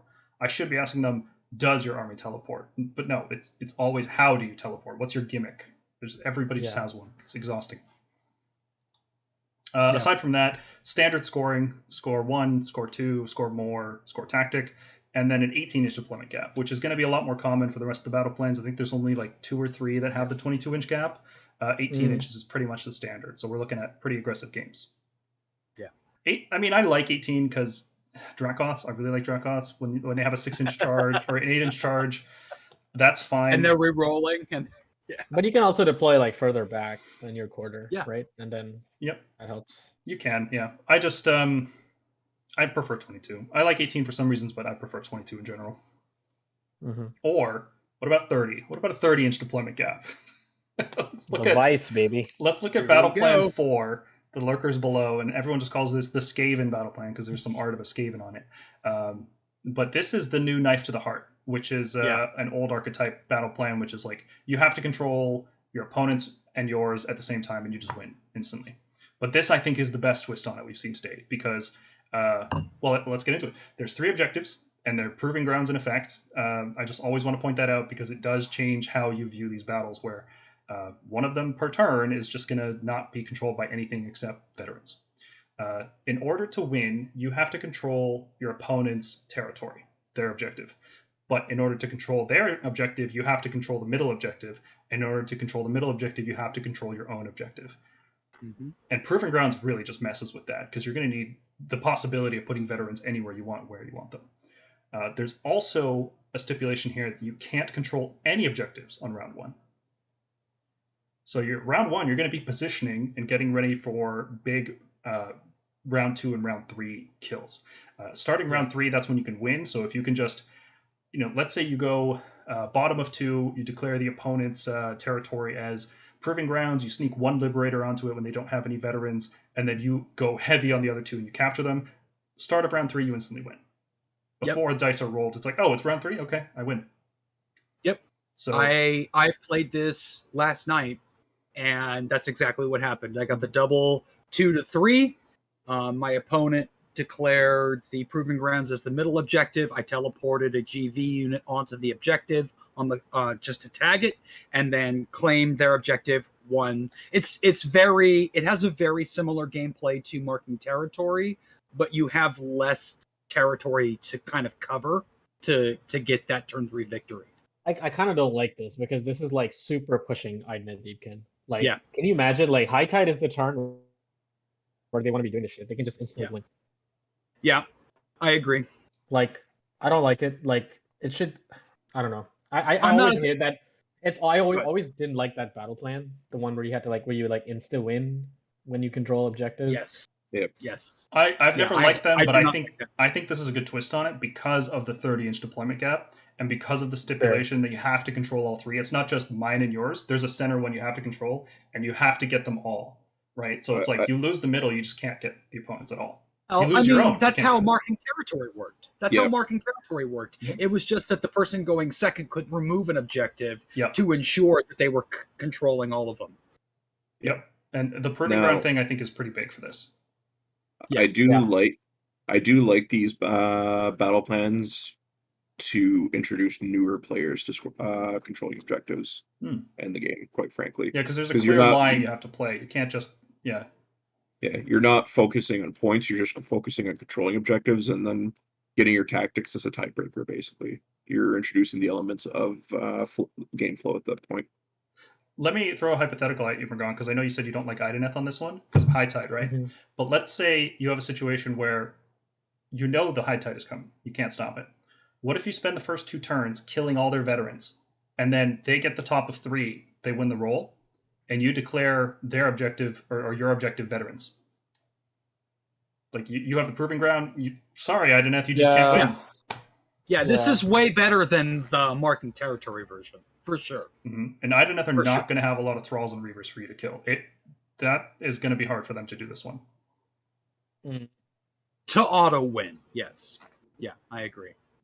We'll see. I just don't... Yeah, maybe it's not as bad considering the longer deployment. Yeah, I just really hated Knife to the Heart in 2nd edition. It was awful. Yeah. It wasn't good, but like I said, I like this one. It's the 30-inch gap, man. That's what makes this work for me. I'm digging it. I think this one's going to see play.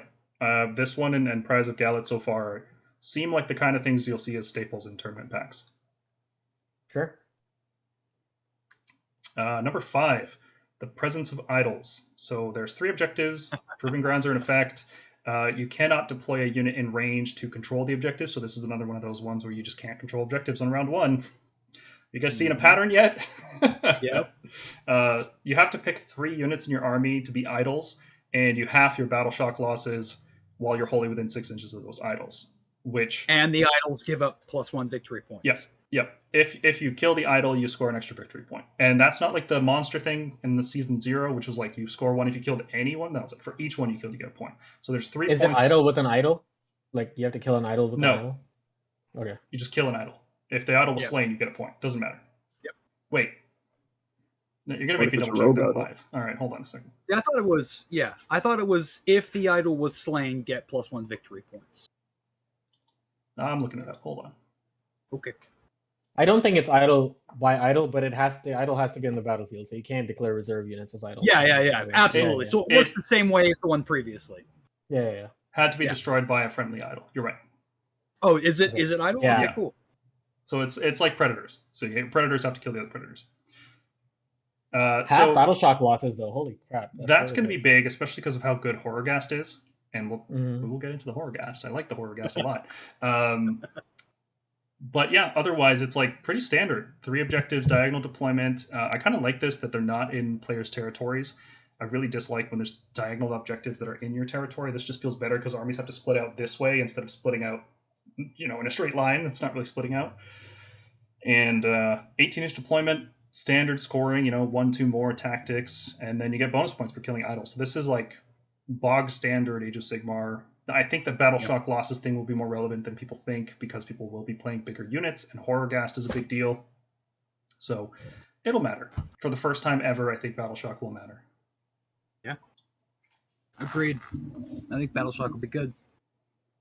It's wholly within 6 though, which is hard, which is tough. Yeah. Yeah. Especially with your horde units that have so many models, like being wholly within 6 is tough. Yeah. You have to keep your heroes close, basically. You can't like spread everything out and try to deny deep strikes, which is great for me because I like annihilators. So. Yep. Yeah, that's why I like it. Splitting it. I like battle plans that encourage splitting your army in different directions. I don't like ones that are like the Realmstone Cache where everybody's just gonna be clubbing each other in the middle. I don't like that. Yeah. Yeah. Battle Plan 6, the Nidus Paths. So there's 4 objectives. They are 1 in each player's territory and then 2 in diagonal deployment. And any unit that goes to one of the corners can teleport to the opposite corner. So you can teleport diagonally across. And how that works is you do it at the end of the movement phase. If your unit is wholly within 6 inches of that corner, you can use that ability. Doesn't actually put you on the objectives, because if you do the math and you try this yourself, you can't be there. It doesn't put you on the objective. So I guess this is like scoring battle tactics. If there's like enemy terrain in the enemy deployment, you can be like, hey, I have a unit. I'm going to teleport with the Nidus Path over there. But all you have to do is keep like 1 model in range of the corner, and that ability can just never be used.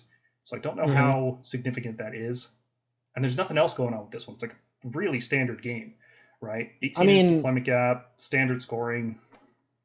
Some armies will like it. So the thing is, it incentivizes keeping your backfield safe, which means you have to leave something behind. Not much though, just the one thing, because it's just the corner, right? Yeah. Right, but like armies like Skaven get a lot of mobility because they get the null hold in addition to this, so they can get like different spots around the battlefield where they can just keep coming out. I guess, but like the unit that is holding the Nidus Path away from you is also, because you have to be more than 9, I think, when you land. So like you can easily have models in range to deny that and also hold the objective. So there's very little cost to holding this. Maybe like some kind of monster mash list might struggle with this. Maybe, yeah. I can see Monster Mash struggling with this. I can also see slower armies like Nurgle using this. Krondys is too big to use this. Is it? Yep. Oh, wholly within 6. Yeah, you can. Yeah. No, but I can see Nurgle using it. Like, Blight Kings are really slow. Unless he wants to front deploy them, if he just wants to get them near an objective. Sorry, they want to get them near an objective, they can just pop them in the Nidus Paths and have be near an objective. And just contest that in the next What Paul turn. was saying was that, like, literally, if we're looking at this from Stormcast standpoint, I have 5 Liberators, one of them tags the objectives for GB, and then you spread out in a line, and one of them is sitting within 6 of that objective. Now you can never teleport in. Right. Right? Yeah. It's pretty standard, so it's boring, and I could see it getting played in tournament packs because of that. It's okay. Yeah. It's simple. People like simple sometimes. I like wacky, but it's not about what I like. Anytime I have a battle plan in a tournament where the first battle plan during the day is a super simple one, I'm a big fan because I'm always hungover the first day. Mm-hmm. That morning. Second day? Not the second day? Well, no, just the first game any day. Okay. I don't want a complicated one. Yeah, I drove here and I'm hungover. No big deal. Battle Plan 7. This is the Mighty and the Cunning, and this has 4 objectives, none of which can be controlled at deployment, with a 22-inch deployment gap. And this one has a cool special rule where you can pick the same objective for Proving Ground, so you can just keep blasting the same one with veterans over and over and over. And every time you kill a veteran, you get 2 VP. Which is a lot of points, which actually punishes you for bringing a lot of veterans. Oh my god! And what does Nighthawk do on this? It's +1 if they were contesting an objective. Yep. So it's 3. Ew. Oh my god! Oh, rip Nighthawk and DOK, I guess. Yep. Yep. But the thing is, like, because you can declare Proving Grounds every single time, you're going to reach a critical mass where you have so many that, like, you'll still body them off it because you can declare Proving Grounds on the same objective over and over and over. Here's you declared Proving Grounds. There's 4 objectives. If there was 3, I'd be like, yeah, that matters. There's 4, which means if you control 2 and you're just killing their battle line every turn, you're winning the game. Mm-hmm. 22-inch deployment, which is good. I like that. Yeah. Standard scoring. All of them are active in the first round. One thing I wanted to point out, taking a look at this one, there's not a lot of battle plans that have objectives like wide spread out like this. It's usually like they're pretty compact or they're like on a diagonal. But also, if you have abilities that let you teleport onto a table edge wholly within 6 inches, this is a really cool one for that because there's 2 different objectives on the opposite sides of the board that you can do that. 7.5.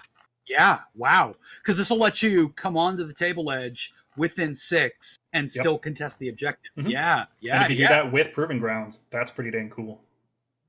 Wow. I didn't think about that. Yep. Vanguard Hunters and Astral Templars. Listen, I actually think that this is a good addition or a good GHB for having at least one Vanguard Hunter unit in your army. Only if you're Astral Templars, because that's the only way they gain veteran. Oh, because they are only battle line. They're only battle line in AT. Yeah. Okay. Yeah, good point. So this one's cool, standard. I can see it in tournament packs for sure. Casual games too. This would be a lot of fun to just like every unit has to be veteran. This could make a lot of fun games where you're just racking up points. Number 8, head-on collision. There's 3 objectives diagonal in player territory. This is exactly what I don't like. However, objectives can't be controlled until round 2, which is another one where you can't control them on setup, and then Proving Grounds can really screw you over. There's 18-inch deployment gap, which is pretty standard on these corner deployment ones. You get 1 VP for your objective, 2 for the middle one, and 4 for the enemy. So we've seen this countless times now. We've seen this exact idea. We haven't seen it with this corner-style deployment, and we haven't seen it with Proving Grounds yet, so that's an interesting twist. But also, you score an additional VP if you gain the objective this turn with a veteran unit. Yeah. So that's an interesting twist on this, because if you're not using veterans and you're playing this, you could be losing 1 VP per turn. And unlike other battle plans where it's like, okay, I'm just going to score mine in the middle and then wait, this one, you can make ballsy plays, get the far objective in the opponent's territory, and score 4 points off that. And if you got it with a veteran unit, like if we teleported some Liberators onto it after we cleared it out, then you can score 5 points for that objective, which is pretty cool. That is good. And if you happen to be controlling a piece of territory or terrain with that, and then that's another 2 points from the tactic. So opens up a lot of plays here. Not much else to say. Pretty standard deployment. Battle Plan 9 won't back down. This is where it all starts going downhill. There's 6 objectives. It is a horizontal deployment as opposed to a vertical one, so that's kind of cool. You can deploy really far back if you want to. And the big gimmick on this one, aside from the fact that there's 6 objectives with Proving Grounds, units have a 5-up rally if you're wholly within 6 inches of an objective. And Galatian veterans have a 4-up rally. So our crossbow adjudicators can sit on that center objective, murdering everything, and then rallying on a 4-up to negate enemy shooting. So good. Wow. Yeah. Castle lists are going to be real. Stormdrake's rallying on a 5. Stormdrake's rallying on a 5. Raptors rallying on a 5. Yeah. Yes, so good. A Raptor? Oh, yeah, God. Yeah. God, that's awful. Yeah. I hate it. I kind of hate this because like this is one where it really reduces the impact of shooting. It's like if whatever you shoot, if you're not killing that with like a 1-2 melee punch, it's gonna come back. Yeah, but Sucks Mark, for everyone I mean else. honestly, yeah, because in Stormcast, right, you're normally shooting what you're focusing on and then trying to charge into combat and deleting it, right? Yeah, like that's what I mean. Yeah, Wipe them out. Whatever you're shooting, make sure you wipe them because they're gonna come back with a vengeance. right. Unless that shooting is providing like Overwatch on your melee units, so they're shooting and then charging to supplement. Oh man, as an OBR player, Shrieker is so good because but there's a double-edged sword here, right? Because OBR can't use rally. Yeah, but they can also stop your rally with their spell. Stop your which is rally. pretty good. So yeah. So this one really encourages taking larger units that are going to survive against shooting so that they can rally. But thankfully, we have our new friend, the Horrorghast, who's going to put a stop to that nonsense. Yeah. Horrorghast stops rally? No, it stops inspiring presence. Yeah, so you can help wipe them out. Yeah. They're just going to die, and they can't do anything about it. Yeah, that's fair. Long strikes are now horde killers, and it's the best day ever. Otherwise, standard score 1, score 2, score more, score tactic. I think the score more is going to be pretty hard on this one. You're going to be trading back those middle objectives pretty often, I think. Scoring 1 and 2 is pretty easy. Tactic's pretty easy. So it really does come down to this scoring more than your opponent. Being able to deny them the ability to... Because like if it's 3 against 3, you don't score more. You have to hold 4 against 2 every single time. And holding 2 more objectives every turn is really tough. It's a lot harder than holding 1 more. So I like this one. I don't typically like 6 objective ones. I think this is one I'm going to really want to split up my long strikes and create like small little pockets of units that can fight independently and move up the sides together. Yeah. Battleplan 10, Scorched Earth version like 4 or whatever we're up to now. There's 8 objectives and you can destroy them starting in round 2. And when you destroy them, you score an extra VP. You can only destroy enemy objectives, and when you destroy them, you make a bravery check for all units within 9 inches. And if they fail the bravery check, which is to roll 2d6 and try to get lower than your bravery, then they take D3 mortals. So pretty sick.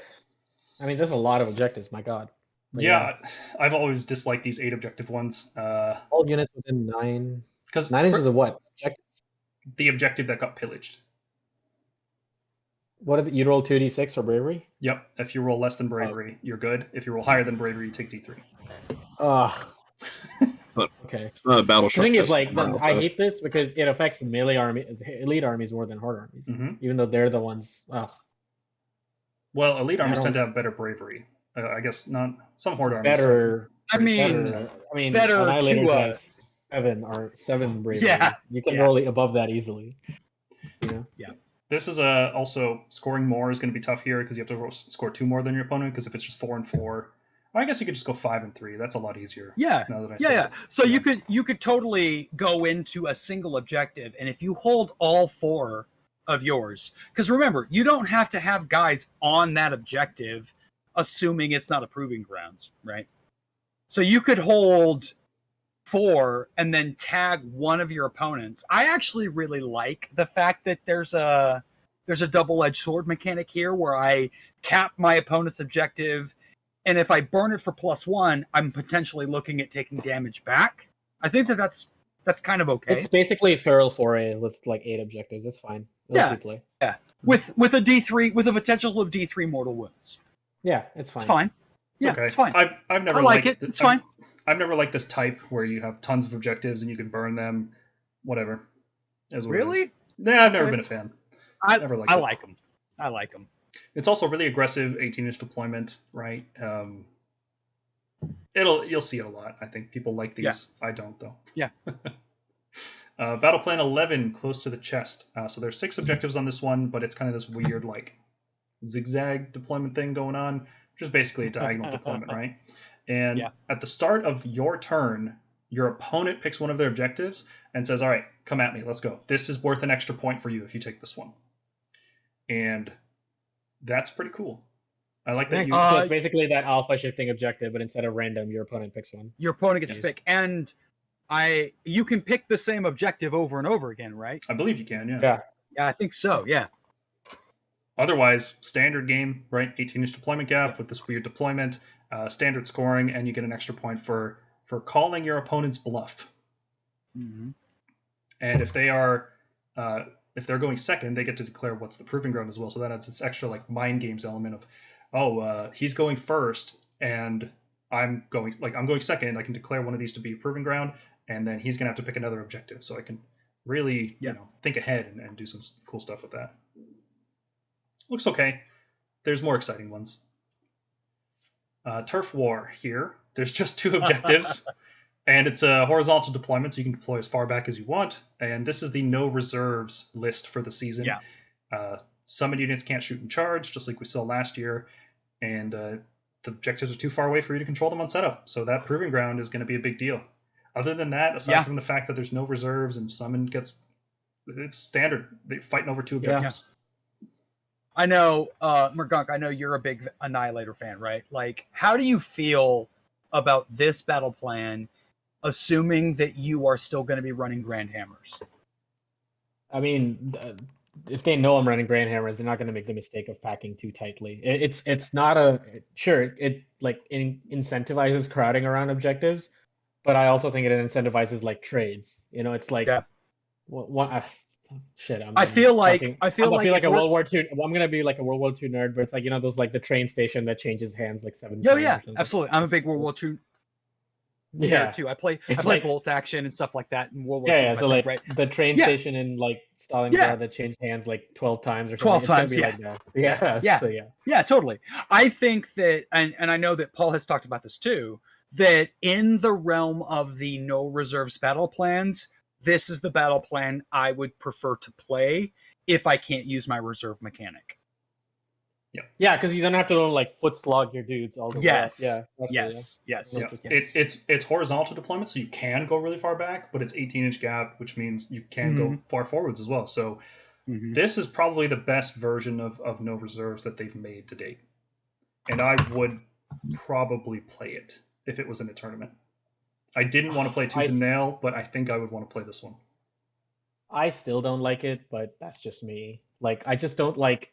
Don't cancel out my allegiance abilities. That's it. Oh, I agree Like, with that. Yeah. I understand why. Like, understand. Okay, they were like, okay, no reserves, but to compensate for that, we're gonna put the objectives really close to where you start, so you don't have to like go too far to start contesting anything. Right, but the problem is there are other units that are still gonna be able to use their allegiance abilities from way back, whereas we can't. Yeah. That's my problem. Mhm. So Yeah. like, No, agreed. so And if my main thing is I threaten your backfield and your support heroes, and you're not letting me do that while you still retain all your abilities, that's not really cool. This is totally. This is one of those things where I feel like I really wish that allegiance abilities were written that they can always be used, right? Like if Stormcast Scions said you can always use reserves regardless of the battle plan, it would make Stormcast feel different because there's a lot of armies that get to use reserve mechanics. If Sylvaneth could always use teleports regardless of the mechanic, it would make them feel different. I hate that. If we're going to do battle plans that negate allegiance abilities, there needs to be 6 battle plans that negate the most common 6 allegiance abilities and then 6 that don't. I might be down with that. Could be like. I mean, Yeah. the thing is, it says no reserves. If it also said no reserves, no wards, no magic, like if you No just wanna reserves, no brawl, wards, no magic, no summoning, no nothing. shooting. yeah, No shooting, yeah, whatever. just you want to brawl, make it a brawl, but Yeah. don't make Mhm. this like a Mhm. one-sided thing where I retain all of my stupid crap and Yeah. then you don't get your main thing. Like if I'm running Annihilators, what do I even do? Half the damage Annihilators do come like It's the from entire that, point of that the unit. mortal wounds on the charge Yeah, and it's the like drop, it's right? the meteor Yeah. drop. Like You the could. entire reason the entire thing Agreed. exists is to Agreed. drop. No, I'm with Equivalent you, side. Morgan. I'm with you. That's why I'm he's with you. 175. Otherwise, Yep. like because I'm paying points, right? That's Yep. the problem. If Yes. my units Yes. are costed based on Signs of the Storm, so denying me that, unless if this battle plan said, hey, reduce all your points by 30%, and then you can add units in your army because you can't But- use your battle plan. But you'd Sure. never see that in a tournament pack because no one's going to say build a 2K list and then for Right. this one battle plan build a 2K 6, like 2600 point list. Like Yeah, no one's exactly. going to do that. Yeah. Exactly. Like if the Imperator isn't using his Guided by Lightning Baton, is he a 175-point hero? I don't think so. Not at all. Not at all. What about a battle plan where you just couldn't use command abilities? Well, we talked about this, right, Paul? Like a battle plan where it says you cannot use anything other than the core rules, command abilities. No so you can only enhancements. use no enhancement. Yeah, nothing. Yeah. The people would hate that. They like Yeah. combos. They like doing stuff. Yep. You should get to use your toys. Like the entire reason we're seeing a design shift in this edition is so people can use their toys in their turn, and they can get to use their toys in their like DOK Yeah. is good, but only because you Agreed. can use their toys in their turn, not in the opponent's turn, right? Like Yep. why would you make this battle plan and then make a faction pay points for allegiance abilities you're going to cancel? It I just feel like- makes no sense. I feel like we're more upset about this battle plan than we are about the Thunderbolt volley change. Yeah, no, I hate Probably. it. I hate it because for some lists, like if I was playing my triple annihilator list in this match, it would be an auto loss. That Yep. list is way too elite. Like it can't do it unless it can draw where it Well, wants to. we've talked about having an interesting pivot into like a squad of decimators with steadfast march and a battle mage, and that could help with this one, but I still wouldn't play Grand Hammers if I saw this in the battle pack. No, Yeah. not at all. Not at all. Yeah. Yeah, not at all. All right. And that's the thing. Let's move on. Yeah, Yeah. let's move on. Yeah, let's move on. So yeah. We're gonna bitch about this forever as This is- Stormcast players. So we can agree this is like the worst one. But what's your favorite one? If you had to pick one of these, The first one we covered. The first one. Prize of Isaac Gallet. Gallet? Yeah. Tactical, simple, easy deployment, like good wide deployment, good number of objectives. It's got everything going for it. Mm-hmm. Yeah. All right, I'm gonna If you wanted to introduce someone to this season, I think that battle plan would be the best one. I'm going to be contrarian and say Lurkers Below. I think I love the 30-inch deployment gap more than life itself. It's going to be so much fun because I like. You talk about the tug of war thing? Yep, Yeah. the long one. 30-inch gap. I gotta agree with you, Paul. Lurkers Below is my favorite. I've played it. I really, really like it. It's a lot of fun. Yep. And then if I had to pick a second one, I don't know. For Why do me, it'd be the 4-up rally with veterans one. Oh yeah, Yeah. that's a fun one. Kind Won't of back when it down. makes me bring out 15 Vindictors and all kinds of 30 vanquishers. 30 Vanquishers. Why not? They already Yeah, rally on a 5. But they're already really on a 5, man. Well, they'll be on a You're- 4. They'll be on a Exactly. 4 now. Whatever. I gotta say, I think Close to the Chest is really fun, just because it's got a really wonky deployment area, like starting territories, and the person going second has so much influence over the game. Yeah. I like that. I'm glad that every single one of these uses Proving Grounds. There isn't a single one that's like, hey, you know that cool rule we introduced? Don't Prime use it on objective. this. Yeah, there's no prime objectives. Yeah. I hated Yeah. that. Happy about that. I'm also happy a It's lot really of good. these utilize it very well because they don't have this like all the objectives are controlled at the start of the game. I really like that there's a lot of variety in when you control objectives. Some of them just straight up say you just can't control them in round 1.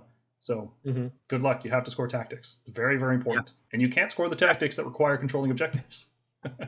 Well, no, you Yep. can control them. You just can't score off them at the same time. So Yeah, so anything that says that you can control an objective, you can do.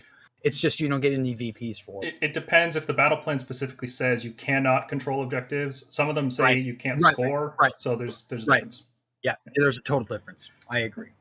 Yep. So let's look at some stats. I kind of compiled these looking at all of them. And one thing we haven't talked about, which has been a staple for the last 5 years of game design for Age of Sigmar pitch battles, is that there is no battle plan that requires leaders or behemoths. This is the first General's Handbook, I think, that doesn't have any battle plan like that. Wow. And I'm stoked because Stormcast don't bring leaders or behemoths. We just don't. We're all infantry and cavalry, so this is great for us. Our leaders suck. I remember playing Amble Strike and bringing like 2 Incantors, an Azuros, a Heraldor, and like I have all these 5-wound heroes that are trying to contest objectives against zombie dragons, Gargants, and all this stuff. That was weird. Yeah, that was obnoxious. Yeah, I agree. I think that's a good thing because once again, like it skews armies. So. Now, on the other hand, I liked it because I was always thinking like I should have at least 3 heroes just in case, right? Like now I'm thinking, man, just Relictor. That's all I need, right? Just the one, Just maybe the 2. Relictor, just the one. I don't like that. So I'm glad we see it for a season. I hope it doesn't stick around forever because I think long term it's going to be bad for the game.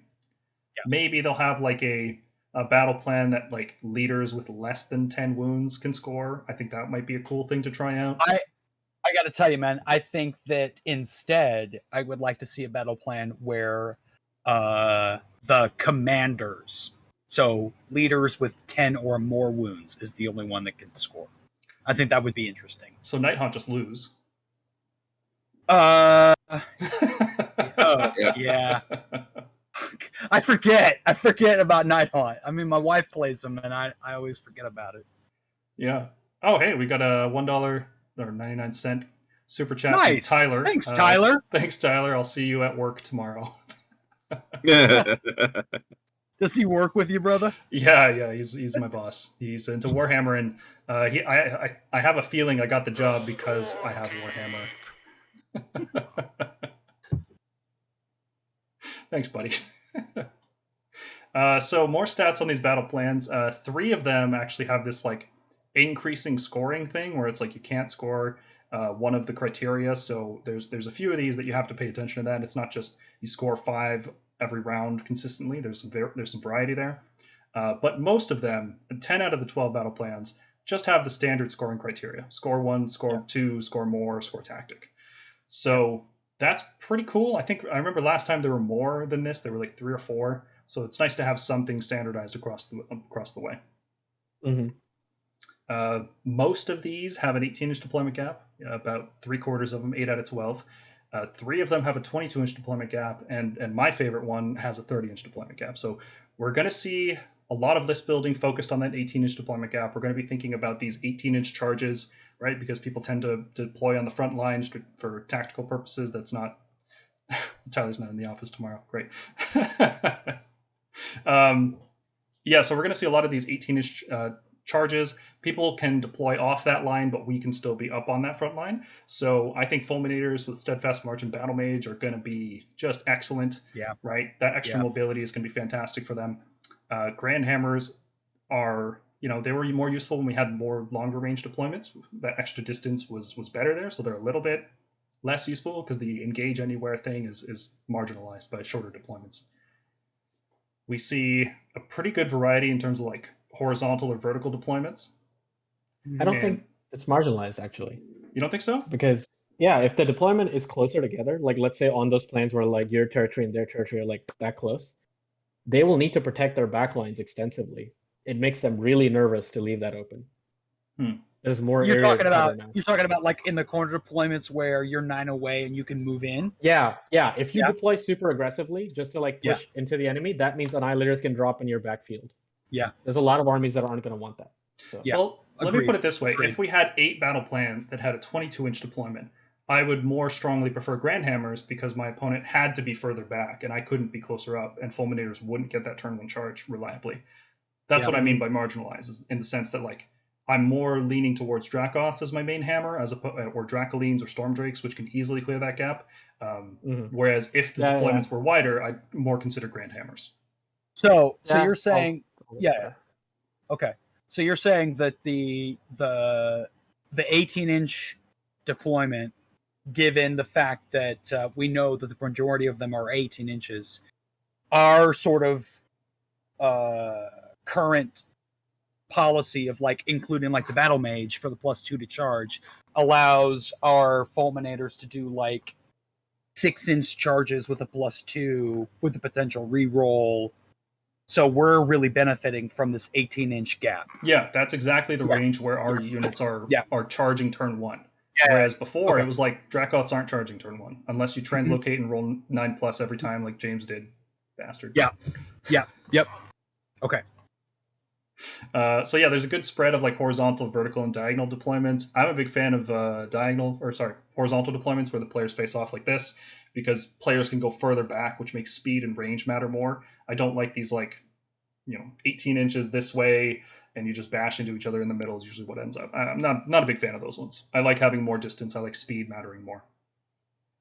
Well, just the maneuvering, right? Like I've always been a really I haven't been a big fan of the armies of the battle plans where it's always just like meet in the middle, smack face, scrum in the middle, and you're just fighting over that middle space, right?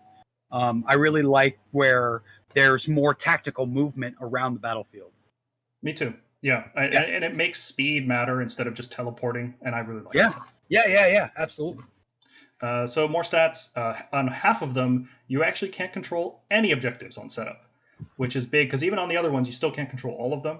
I think there's only a handful where you can just control every single objective. So the Proving Grounds mechanic is a very important mechanic. It's going to matter a lot. So especially as Stormcast players, we can look to our Liberators, our Vanquishers, which are good now, our Crossbow Adjudicators. We can look to Grand Hammers. We want to give them Veteran. I think the benefits outweigh the downsides in that case. And that's going to be very useful for us. I think some other armies are going to struggle for that. Like if your Veterans are also your primary hammers, that means you have to hold Veterans back for objectives and you can't be as aggressive with them as you want to be. Whereas for us, it's like, cool, our Veterans are just screens. It doesn't matter. That's the best thing you can do, is be a disposable Veteran. I like it. It slows the game down a little. Like they don't want like just blowout turns, you know. They're trying to make the game last longer than turn 2 or 3. So Yeah, agreed. Chat, what battle plans are you guys liking? Tell us, and we'll discuss it, because I want to see what you guys think, because we're kind of an echo chamber in here, right? Well, that might just be my room. I have an echo going on here. So half of the battle plans have 3 or 4 objectives, which isn't very much, but the remainder have all kinds of numbers. They're like one of, the Realmstone Cache has either 1 objective or 2 objectives. Gallet has a ramping number of objectives. You've got, oh gosh, what was the 8 one? We just looked at it. I forget the name already. That one was Head-on collision or won't back down. One of those, whatever. It has 8 objectives. Another one is 6.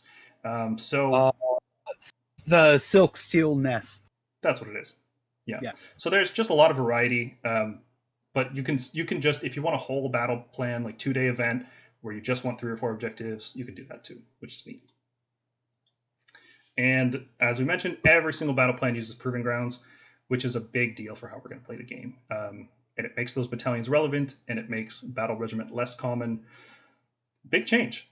You put all these pieces together, and it's a big change to the game.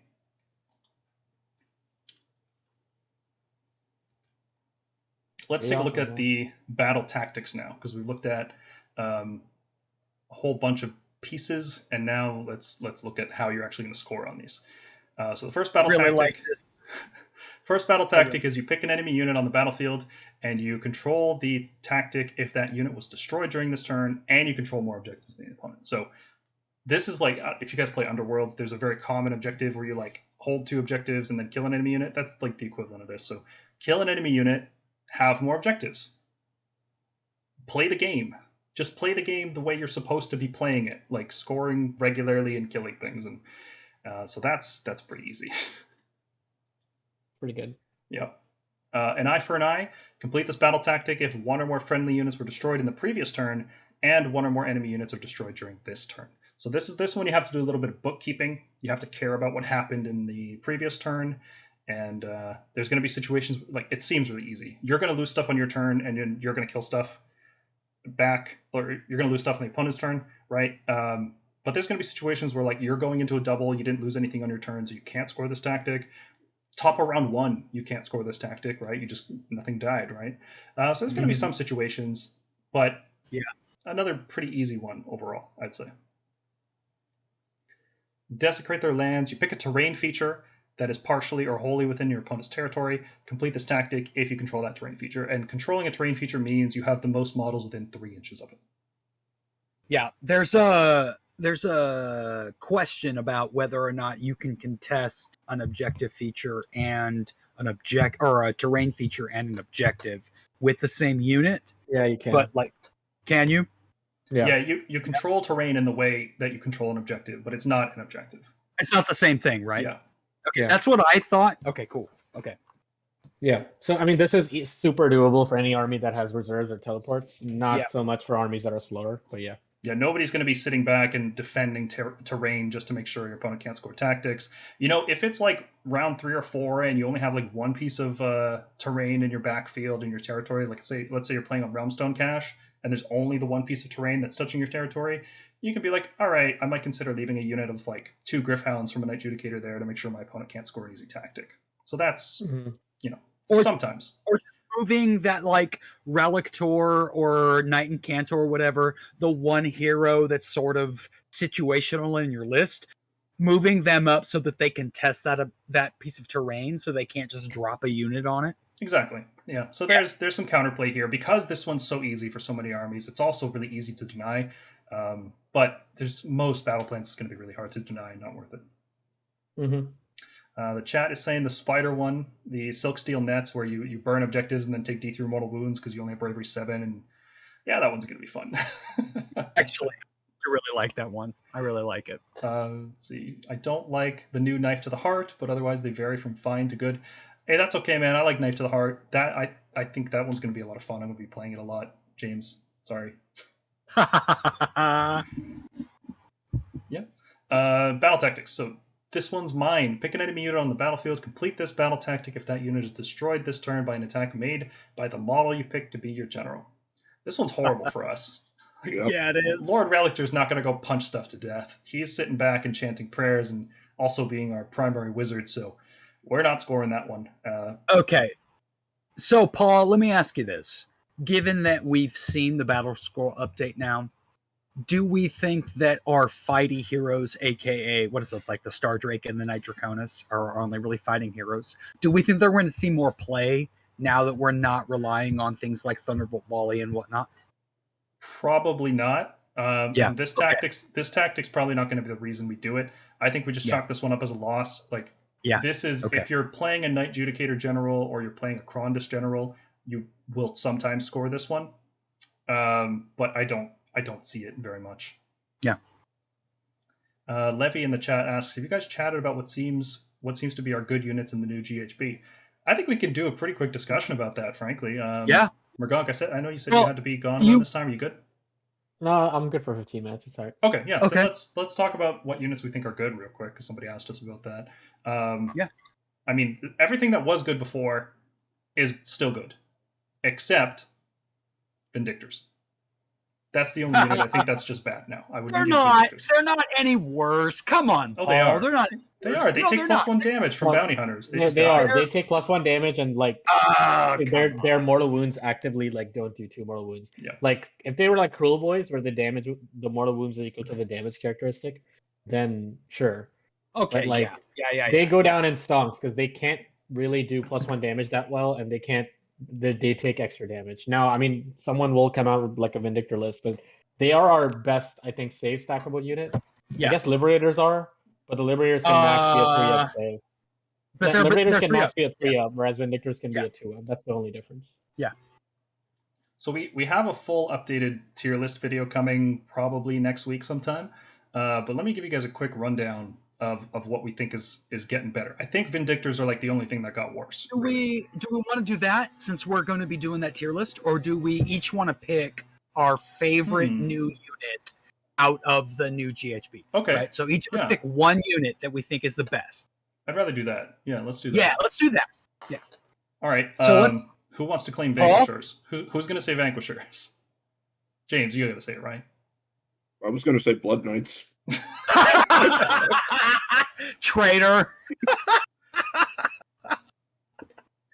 I'm personally really excited to use Krondus. I think there's a lot of potential for Krondus. I think he's going to be very really good. Yeah. Yeah. His ability to cast a -1 save spell and stack that with a Purple Sun and stack that with Geminids and stack that with a Horror Ghast means you just delete anything off the board with like basic crossbows. They just suddenly fire at effectively rend 3 and just everything dies and runs away. It's going to be gross. In seriousness for me, though, I am Camp Stormdrake Guard at this point. They did lose the Draconic Onslaught, but I'm still at the camp that they're Fulminator 2.0 now. Yeah. They're faster than your standard Fulminator. Sure, they're costed more, but they have the better ranged weapon. They still have the Magic Shrug. That's more relevant than before, yeah. Yeah, it is. And then on top Purple of that, Sun might not affect them. Yeah. And then on top of that, they slot in the troop slots, so they get that bonus damage. Yeah. Yeah. Stormdrake Guard are good. Yep. Good pick, man. Mergonk? I'm hot on Griffhounds. You can charge and put them in bounty hunters. Attach a bunch of people with 2 damage and then retreat. Okay, Watchtower, calm down. That's amazing. No, Vanquishers. They look cool models. I want to use them. Yeah. Yep. Okay, cool. Yeah, I like Vanquishers. Hold on. Before you go, Jack, let me explain why Vanquishers are good right now, because I feel like people won't believe us, right? Because they've been bad for so long. So Vanquishers in a hunter's battalion in particular can have 4 attacks per model at 2 damage apiece, which is 40 damage for a squad of 5 at 3s and 3s rend 1, which is so unbelievably good for a unit that costs us 125 points, a unit that we can resurrect with Call for Aid, and a unit that fights on death if you're playing Hollow Knights, and a unit that can drop in 7 inches away from the enemy and then get a pretty reliable charge. And when it dies, it does Blaze of Glory to do extra mortal wounds because it's Thunderstrike. On 3 dice. On 3 dice. And Galatian veterans, so they can fight in 2 ranks if you reinforce them. Yeah, they're real good. And because they're veterans, they also contest Proving Grounds, unlike a lot of our other hammer units like Dracots. Sometimes they're going to still be exactly as terrible as they were before, which is just being worse versions of Liberators. Other times, they are going to be incredibly efficient damage dealers that can easily wipe out a unit of 10 ghosts, take the objective for themselves and contest it regardless of how many Gargants are standing on it. So they have a lot of tactical flexibility, which Vanquishers are good. Yeah, definitely. Yeah, they're real good. As a Hammer of Sigmar's player, I'm going to have to go with Tempesters. I think the change to Thunderbolt Volley makes my unit of 4 Tempesters go up in value as my primary shooting hammer. So Tempesters are real good, especially if you put Tempesters in Bounty Hunters, because now they're doing +1 with 6 attacks. So each model is doing 6 extra damage. It's real good. Mm-hmm. I might have to revise my Tempester Chariot list that I was running last season. Yeah. Tempesters are excellent. They do look good, especially if you go shredding armor with like Krondis or Purple Sun or both. Right? Yeah. Then they get pretty good. So good. It's so good. Yeah, it's really good. Yeah. All right. Back to the battle tactics. So if you want to hear more, we're gonna have a tier list next week. It's gonna be a pretty deep dive on that stuff. So look forward to that. Next battle tactic: head to head. You can pick an enemy veteran unit on the battlefield and complete this tactic if you kill it with one of your veteran units. So, and then I didn't mention this on the last one with the general. The general has to kill the unit with attacks. It can't be with spells. It can't be with abilities. It can't be with anything except attacks. So a lot of generals are like wizards, not necessarily fighting things. This is just fighting and shooting. So wow, I didn't notice that the first time. Because if you look at this next one here, this says any attack or an ability. So this works if you like lightning breath something to death with storm drakes, or not storm drakes because they're not veterans, but let's say you just have some kind of ability that would kill you instead. Yeah. So this one is, it could be the case that your opponent has no veterans. That could be a situation that you're in, but pretty much you're going to want to kill veterans with veterans. Another point for Vanquishers there, because they are a veteran unit that can actually do good damage to most veteran units. Most veteran units will be 5 or 10 models, and they will trigger the extra attacks and the bonus damage on Vanquishers. James, did you have something you wanted to add? No, there's a cat in the background. Oh, okay. Timestamp 1007, the second appearance of the cat. So this is another easy one. So far, a lot of these are looking really good for Stormcast. I can see other armies struggling with this a lot more. Some armies don't have good veteran fighters. Some armies don't have fighty generals that they can take. Some armies can't teleport and take terrain. So this could be a struggle for some armies. The next one is Outmuscle. Pick an enemy veteran unit that has any models contesting a proving ground. So this one specifically has to do with the proving grounds. You complete this tactic if no models from that unit are contesting the proving ground at the end of the turn. So if there's a veteran and you're going second, you can be like, oh, okay, I know my opponent's going to put a veteran on there. When he puts it on there, not only am I going to kill that veteran, which removes a lot of tactical flexibility from my opponent, but then I will also score a battle tactic off it fairly easily. So this one punishes you for bringing veterans because it gives your opponents more options. Yeah. But this is simple for us because you can kill it in any way, right? Any combination of damage from any source could destroy that unit. This one is entirely dependent on what your opponent is doing. But you can bait them into doing what you want because you can pick the proving grounds. Next one, against the odds, pick a unit from your starting army. Complete this tactic if at the end of the turn, any models from that unit are contesting an objective that you control, and that objective is not being contested by any veteran models. Enemy veterans. This is the easiest one. Yeah, oh yeah. This is the new GHB version of Monstrous Takeover using Galatian veterans. Using anything. Well, it has to be any unit, right? Yeah. This is the simplest tactic ever. Morgonk, you're a big tournament player. Do you envision this is going to be the turn 1 battle tactic that almost everyone picks? Probably, right? Yeah. Probably. It could also be gaining momentum. I could see that, like, turn 1 battle tactic. It depends. If you're going first, you probably want against the odds. But if you're going second, gaining momentum requires you to kill a unit, right? Like, not all armies have the alpha. That's what I'm saying. Yeah. If you go second, it's going to be one of the two, right? You could save this for a later turn too, is what I'm saying. Like sometimes I've saved Ferocious Advance for a later turn or monster. Yeah. Because this one's so easy, you might want to do this in a downturn where you're not necessarily making a big play, or maybe you're making a risky play and you don't know if it's going to pay off, so you take a safe tactic. Yeah.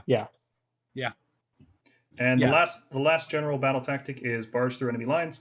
Complete this tactic if there are 2 or more units from your starting army wholly within your opponent's territory at the end of this turn. So translocate, easy, right? Scions, easy. If 2 or more of those units are veterans, you score an additional victory point. Yep. That's a big This is part of awesome. this. Because if you can score this with veterans and your opponent can't, because there's no other bonus points in any of these battle tactics. So this could be the one point that wins you the game because you drop 2 Liberator units in your opponent's territory. Yes. And right there, I did this last night with translocating a unit of Liberators, Scionsing a unit of Liberators in, +1 victory point, won me the game. Yep. The games are going to be very close this season, and this one extra point, I think this is such a big reason to play veterans, especially in our army, that we want to bring probably at least 3 in every list. Yep. Agreed. Or 2 that you can you're going to be able to move around. So like if you're only going to run 2 GV units, I feel like you need to have a teleport and then non-range restricted teleport like the Knight Vexilor. Yeah, like you don't want your 2 GV units to be something that you're using for a main purpose like crossbow adjudicators. You want 2 disposable GV units. It's something that you can just throw away, you don't care. Yes. And later on, you can get stuff like gaining momentum, right? If you're in enemy territory on the next turn, if they don't spend time killing your Liberators, because why would they? They're Liberators, they're useless. Mm-hmm. You can just walk over to some terrain and be like, "Yo, got another one. I'll take this one." Yeah. Yep. So that's pretty cool. Overall, these battle tactics look very, very good for Stormcast. I can see other armies having more problems though, but Stormcast are set up very well for this season. Yeah. Unfortunately, the grand strategies are a different story. First one, no place for the weak. When the battle ends, complete this grand strategy if no battle line units from your opponent's starting army on the battlefield. Right back. I gotta head out. Sure. See you soon. Okay. Thanks, brother. So yeah, you have to kill all the enemy battle line, which is rough because you don't necessarily always want to be killing battle line. It's not always the best choice to make when you're dealing with stuff. So that one's rough. I probably wouldn't pick it. No. Tame the land. When the battle ends, complete the grand strategy if you control all objectives on the battlefield that are wholly within your opponent's territory. No, never. I would never pick this. First of all, some battle plans don't have objectives that are wholly within your opponent's territory. Yeah. Or it says wholly outside your territory. What if you're playing Turf War and there are no objectives wholly outside your territory? Who thought of this one? Terrible. Defend what's ours. When the battle ends, complete this grand strategy if there are no enemy units wholly within your territory.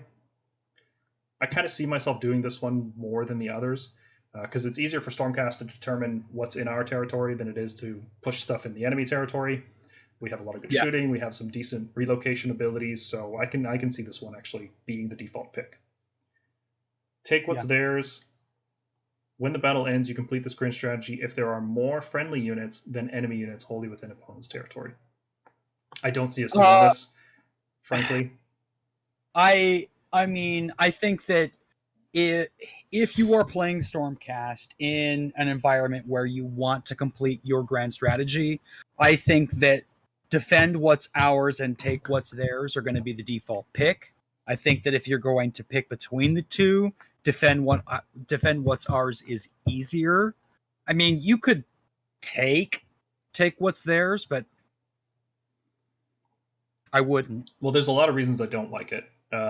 First off, you have to be wholly within opponent's territory, and if their territory is very small, this becomes a lot harder. Let's say you're on Realmstone Cache, that's brutal. That's tough. You also you have a lot of 4-inch or 5-inch move support heroes, which are not. You have to get them in enemy territory. You have to outnumber your enemy units, which like some armies are going to run like 12 plus units, and that's rough. Yeah. There's points for the Knight Judicator. He makes those Griffhounds, but they're definitely going to die throughout the game, right? So, we're not fast enough to get our whole army in the enemy territory. So we'll kill a lot of them, but if the game's going poorly, this becomes more difficult to do. And I don't like grand strategies that you can't do when you're playing from behind. I think, James, I mean, have you switched over to SBGL? Or are you still playing your Stormcast list? I'm still playing my Stormcast list at Yeah. this point. What do you think? Yeah, I'm probably with Defend What's Ours at this point. Yeah. Especially compared to Isn't it- Take What's Theirs. Yeah. Yeah. I think that if you were picking Dominating Presence in the previous list, you could maybe switch over to Take What's Theirs and be okay. But overall, I think that Defend What's Ours is way easier, so why not go for it? I agree. There's two Yeah. other ones, though. Let's look at these real quick. Yeah. Demonstration of Strength. When the battle ends, complete this grand strategy if 3 or more veteran units from your starting army are on the battlefield. Some armies would take this. Like, I could see Soulblight taking this because they can just pop their veterans back up out of the graveyards, so I could see them totally doing this. Starting army. Oh, that's right. It's a new unit, isn't it? So you can't Grave- use recursion to do this. Yeah, that's true. Hold on. The Soulblight Gravelords, it's a reserve unit, though. Yeah, so but you can. They're part of your reserves is list. okay. They're Yeah, part of your list. reserve units are okay, but units that you bring back with that 5-up roll at the end of the battle shock phase cannot be used for this. Oh, yeah. No. Yeah. So I don't know which list would actually take this. It's really hard to keep all your veterans alive because people are going to be gunning for them. Yeah. Fire Slayers, maybe? Or don't they have durable battle line? I guess they do. You have to go like heavy on Hearthguard and Volkite spam. Yeah. Still 3 of them. Most lists will have 3, and you lose 1, you just can't score your strategy, and you should expect to lose 1. Yeah. I don't think that there is a justifiable reason to ever take this unless everything in your army is a Galatian veteran unit. Yeah, I mean, that previously we very much leaned on the fact that you probably shouldn't take more than 3 battle line units to fill your slots, but who knows? We can see a shift in this meta, right? Could. Yeah. Totally. Yeah, you're right about that. I'm not going to count this one out completely, but for us, no, I would never pick this. No. Show of Dominance. When the battle ends, complete this grand strategy if there are any friendly Galatian veteran units in each quarter of the battlefield. And it doesn't say wholly within each quarter of the battlefield. So technically, if you have one Liberator in the center of the board, you score this grand strategy. It also does not say that they have to be from your starting army. So this gets around the thing that we talked about in the last grand strategy, where things like Soulblight Gravelords, which can bring units back, or Chaos, where they can summon units, can drop new units that are added to their army in the quarters to score this. But I still think that that's a gamble. Yeah. I think it is a gamble. We'll see if they run it, because as it stands now, just one model in the middle is very easy. If you're winning, this is very easy to do, I'd say, because a lot of the battle plans don't have an objective smack dab in the middle. A lot of them are spread out more than that. We'll see. Ironically enough, I do have a list idea for Demonstration of Strength. At Stormcast or is Soulblight? Stormcast, yeah. Stormcast, yeah. I mean, I'll share Lords of the Storm, yeah. Yeah, you could totally do it. Don't take this the wrong way and assume that we're saying you should never take these grand strategies. If you're building a list around achieving these grand strategies, that's totally okay. Yep. And in fact, given the change to the battle tactics, achieving your grand strategy is a huge component of your victory points now. Yeah, it is. It's actually a significant point differential. Yeah. And that's why I'm really leaning towards Defend What's Ours. I don't even want to talk about the Stormcast grand strategies. They're all terrible.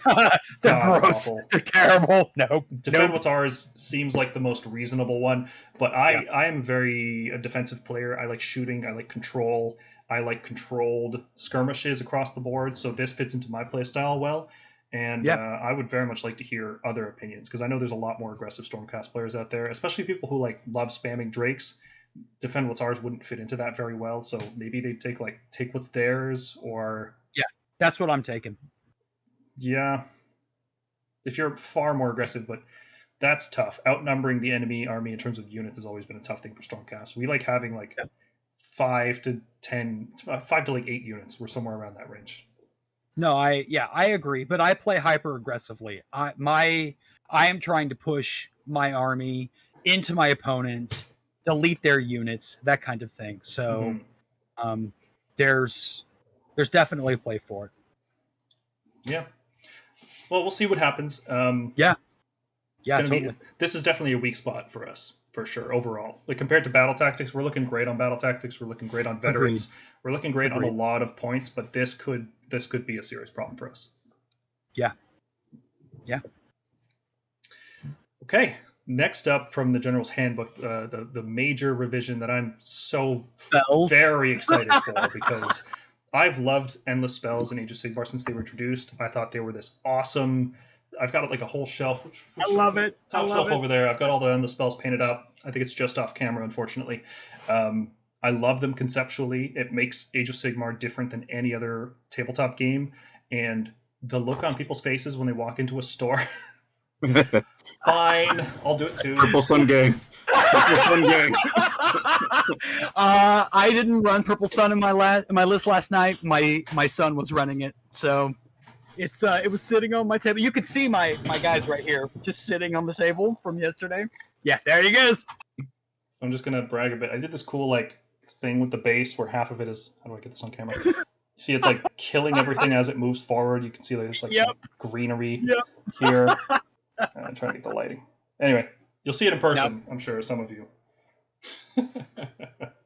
Okay, so I'm very excited about the endless spells. They're very cool.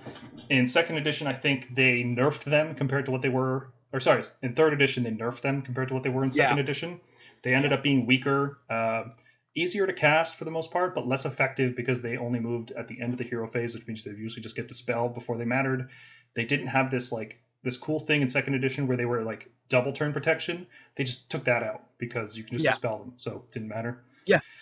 And I think it's fair to say that the endless spells were almost a non-consideration in the early part of third edition, right? Yeah. James, would you agree with that? Yeah. Yeah. The only one I only ever really saw Emerald Lifestorm and Cogs used. Emerald Lifestorm, Cogs, Umbral Spell Portal. Yeah. Pretty much it. With your Legion list. But that's only because they had really good effects, right? I liked reviving and healing 2d3, 3d3. I really like the spell portal still. Pretty much the same. It's unchanged. It looks good. Yeah. And the cogs giving +1 charge was so good for some armies. Like Night Haunt. We ranked a lot of the Night Haunt Battle Tome under the assumption that you could just give the whole army +1 to charge with the cogs. +1 to charge. Yeah. Yeah. For sure. For sure. And that's gone now. But they can auto-cast Purple Sun now. Yep, which is better, much better. So the spells across the board are cheaper. They're actually in this range where it's like you're not taking units out of your list to include a spell. It's like the last 40 to 50 points you need in a list in order to fit something in, and that feels great. Like, I really like the idea of taking an endless spell more than a triumph, because triumphs are boring. It's such a boring system. I don't know why it exists, frankly.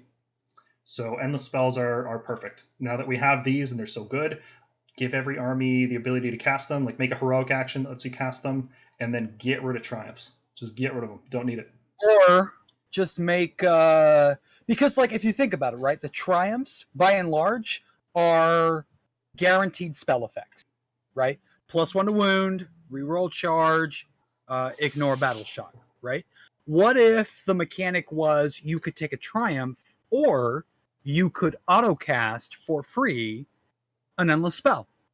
No auto casting, please. Nope. There's enough of it already. I don't need more of that in the game. Oh, jeez. All right. Oh, God. The idea of every army auto casting Purple Sun. That's too much. That's too much, man. I don't know. I don't think Purple Sun. It would be fun. It would be cool. Good. And I would even love it if like some games started with Purple Sun on the table, right? And you had to like fight for control of it. That'd be cool. Okay. Yeah. So that'd be fair. Another thing I want to point out, though, especially Jack, given that you have so much experience with the Cron Spine, the Cron Spine still exists. And the fact that we're going to see more endless spells that are going to feed the Cron Spine now, especially these like cast value 5 spells that I really like, Cron Spine's going to have a great time. Yeah, well, especially considering if you are a Stormcast player like the rest of us, The loss of guaranteed damage from Thunderbolt Volley means that the matchups where you are facing off against Kronspine are going to be a lot more punishing, because you can't just use TBV to damage the Kronspine, get your like 14, 16 wounds on it or whatever, and then shoot what you want to shoot, or vice versa. So just keep that in mind as we talk through what changed with these spells and how we're going to rank them. We do plan on having a full ranking system for these endless spells in our updated tier list sometime next week, maybe next weekend. We're going to be ranking them in terms of like overall what we feel like how they're going to be in terms of power level, and then specifically for Stormcast lists, which I think are 2 different rankings, right? Like Burning Head, for example, is not that good for Stormcast, but for other armies that would love to pay 20 points to deal D3 mortal wounds in an area, that's fantastic. We care. Stormcast typically care more about like -1 to save effects or shutting off commands. Very important to shut off commands for Stormcast. We're less concerned about just doing damage with our spells. So there's different rankings there. So the first one, pretty minor change to the Aether Void Pendulum. It gained 2 inches on its range, and it got 40 points cheaper. So it's still this kind of like shotgun blast, move in a straight line, deal D3 mortal wounds to a bunch of stuff. It's kind of cool for Stormcast because we can translocate and then like on an enemy flank, and then their army sitting here and just cut right through all of them, and that's kind of cool. But we have so many effects that do D3 mortal wounds to everything. The Aether Void Pendulum is like a hat on a hat. You don't really need it. Yeah. So it seems better, but I don't think I would take it personally. No. So do you want me to take Burning Head? No, you guys take it away. I don't mind. Okay. So with the Burning Head, it is now a 6 instead of a 7 to cast. Its range is now an 8 instead of a 6.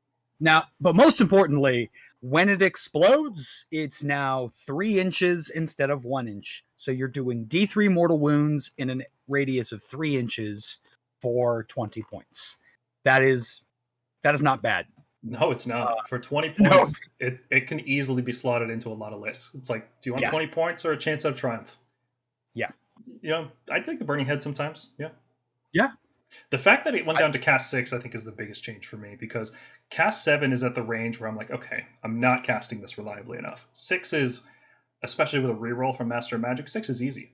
7's that part of the bell curve where I just can't seem to roll. Yeah. Murgonk is crushing 7s, though. You should ask that guy about that. Can't. Anyone who's ever played me in a tournament knows I cannot roll a 7 or above.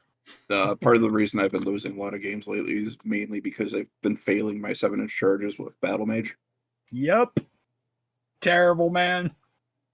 Anyway, Cogs. This is the reason you never bring Apotheosis Vexler in your list. So increases and decreases the flow of time and change, rather than it being a +1 to charge or getting an extra spell to cast. You're just re-rolling your charge, or you get to re-roll a spell cast attempt. Yep. Yeah. So good. And it affects all units within 12 inch. Well, is it 12? Wholly within 12. Every wizard wholly within 12 can reroll spells. I thought it was 6. I thought when we played it last night, I thought it was 6. See, this is why I'm very excited about Krondys, because his base is so big. You can still cast the cogs forward and translocate Krondys within range of it, and still be in range to hit people with a purple sun. Yep. Yeah. Wow.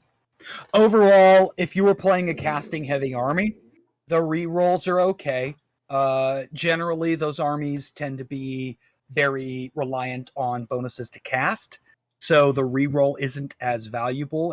It just prevents you from taking a miscast. The reroll to charge can be very good, so if you're playing a Stormcast army that wants to charge multiple units, getting the reroll across your entire bubble is great. I can see them nerfing this to be either reroll one spell per turn, or one spell per wizard per turn, because this is going to be so gross for Nagash and these other 3+ cast wizards. Yeah. I played against an OBR list with 6 casts, and it was obnoxious. If it was 1 cast per wizard, that really wouldn't change anything for Stormcast. So I don't want to call for nerfs because I don't know if this is really going to be broken or not, because you still can't cast the same spell more than once per turn, right? Right. Unless you're Nagash casting Arcane Bolt. But if you're Nagash, you're going to lose, so it doesn't matter. Like I said earlier, I can see people in Soulblade trying to fish for Locus Sage, which if you're not familiar with it, Paul, it basically twins a spell effect. Mm-hmm. Yeah. Or Ideneth with the aspect of the sea fishing it already for rerolls. Oh, that's right. Yeah, it doesn't that's need right. That's right. It doesn't need it. Okay. Yeah, this is very strong. I hope it stays exactly this form. I'd rather they not knee-jerk nerf it because it's cool, it's fun. Yeah. It opens up possibilities for armies that, like, I'm loving the idea of running 3 wizards in a Stormcast list, or 5 if you bring Dracolines, right? So I really like that idea. I hope it stays exactly like this. Please, no changes. Please. Yeah. I would much rather my units be too cool than not cool enough. Yep. And it's 40 points. It's just 40 points. Yeah. It's awesome. Beautiful. Yeah.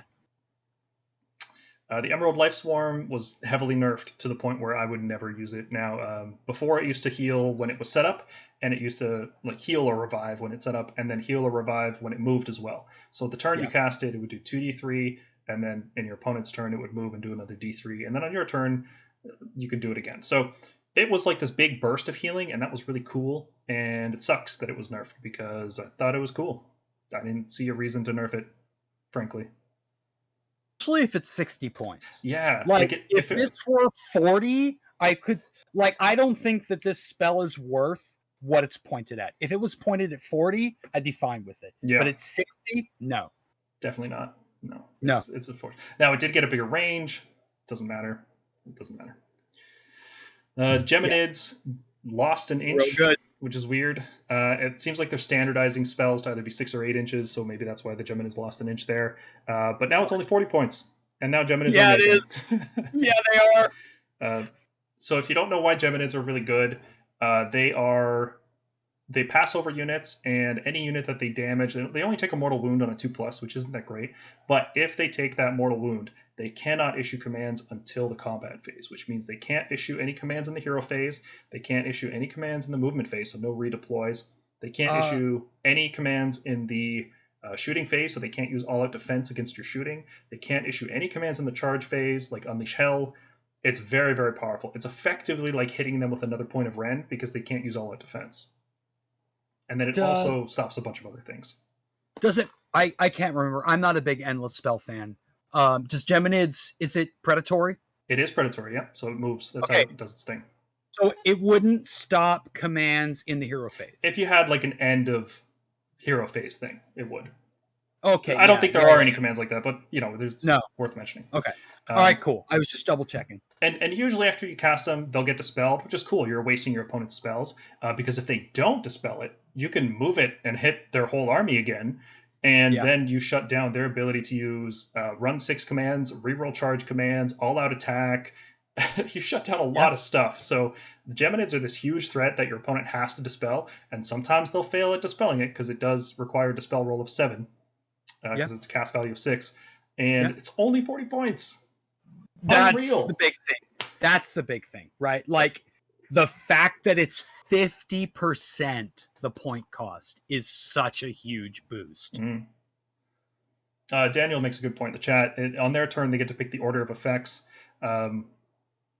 Is that correct, though? I think you pick the order of your own effects, but because the Geminids are controlled by the Stormcast player. So in the opponent's turn, the opponent resolves all of their effects during that sequence of the turn before you resolve yours. Right. So at the start of the phase, they resolve all of their effects. Okay. So the endless spells don't move until the end of the phase, which means they get to do all of their start of the hero phase, during the hero phase, end of the hero phase, and then the Geminids go. Right.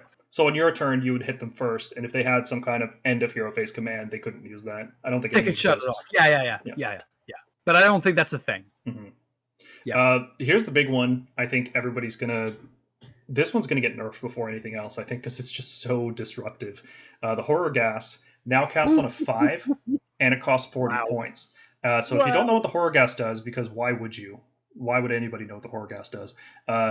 It sets up within 12, it moves 8, and then everything within 12 inches cannot receive commands in the battle shock phase, which means no inspiring presence. It's just not possible if you're within 12 inches. And that effectively is a 32-inch threat range, which means you can have a wizard over here out of unbinding range and affect a unit over here 30 inches away, which is amazing. And it's only a cast value 5, which is very easy to do. And so this is going to be insane in a horde meta. This didn't matter at all in a monster meta because monsters don't take battle shock. Never. But if you hit, let's say, a unit of 30 ghosts, and they hit their discorporate, and they have all their defenses up, but let's say you kill 12 of them, right? They would Inspiring Presence and then start healing at the same time.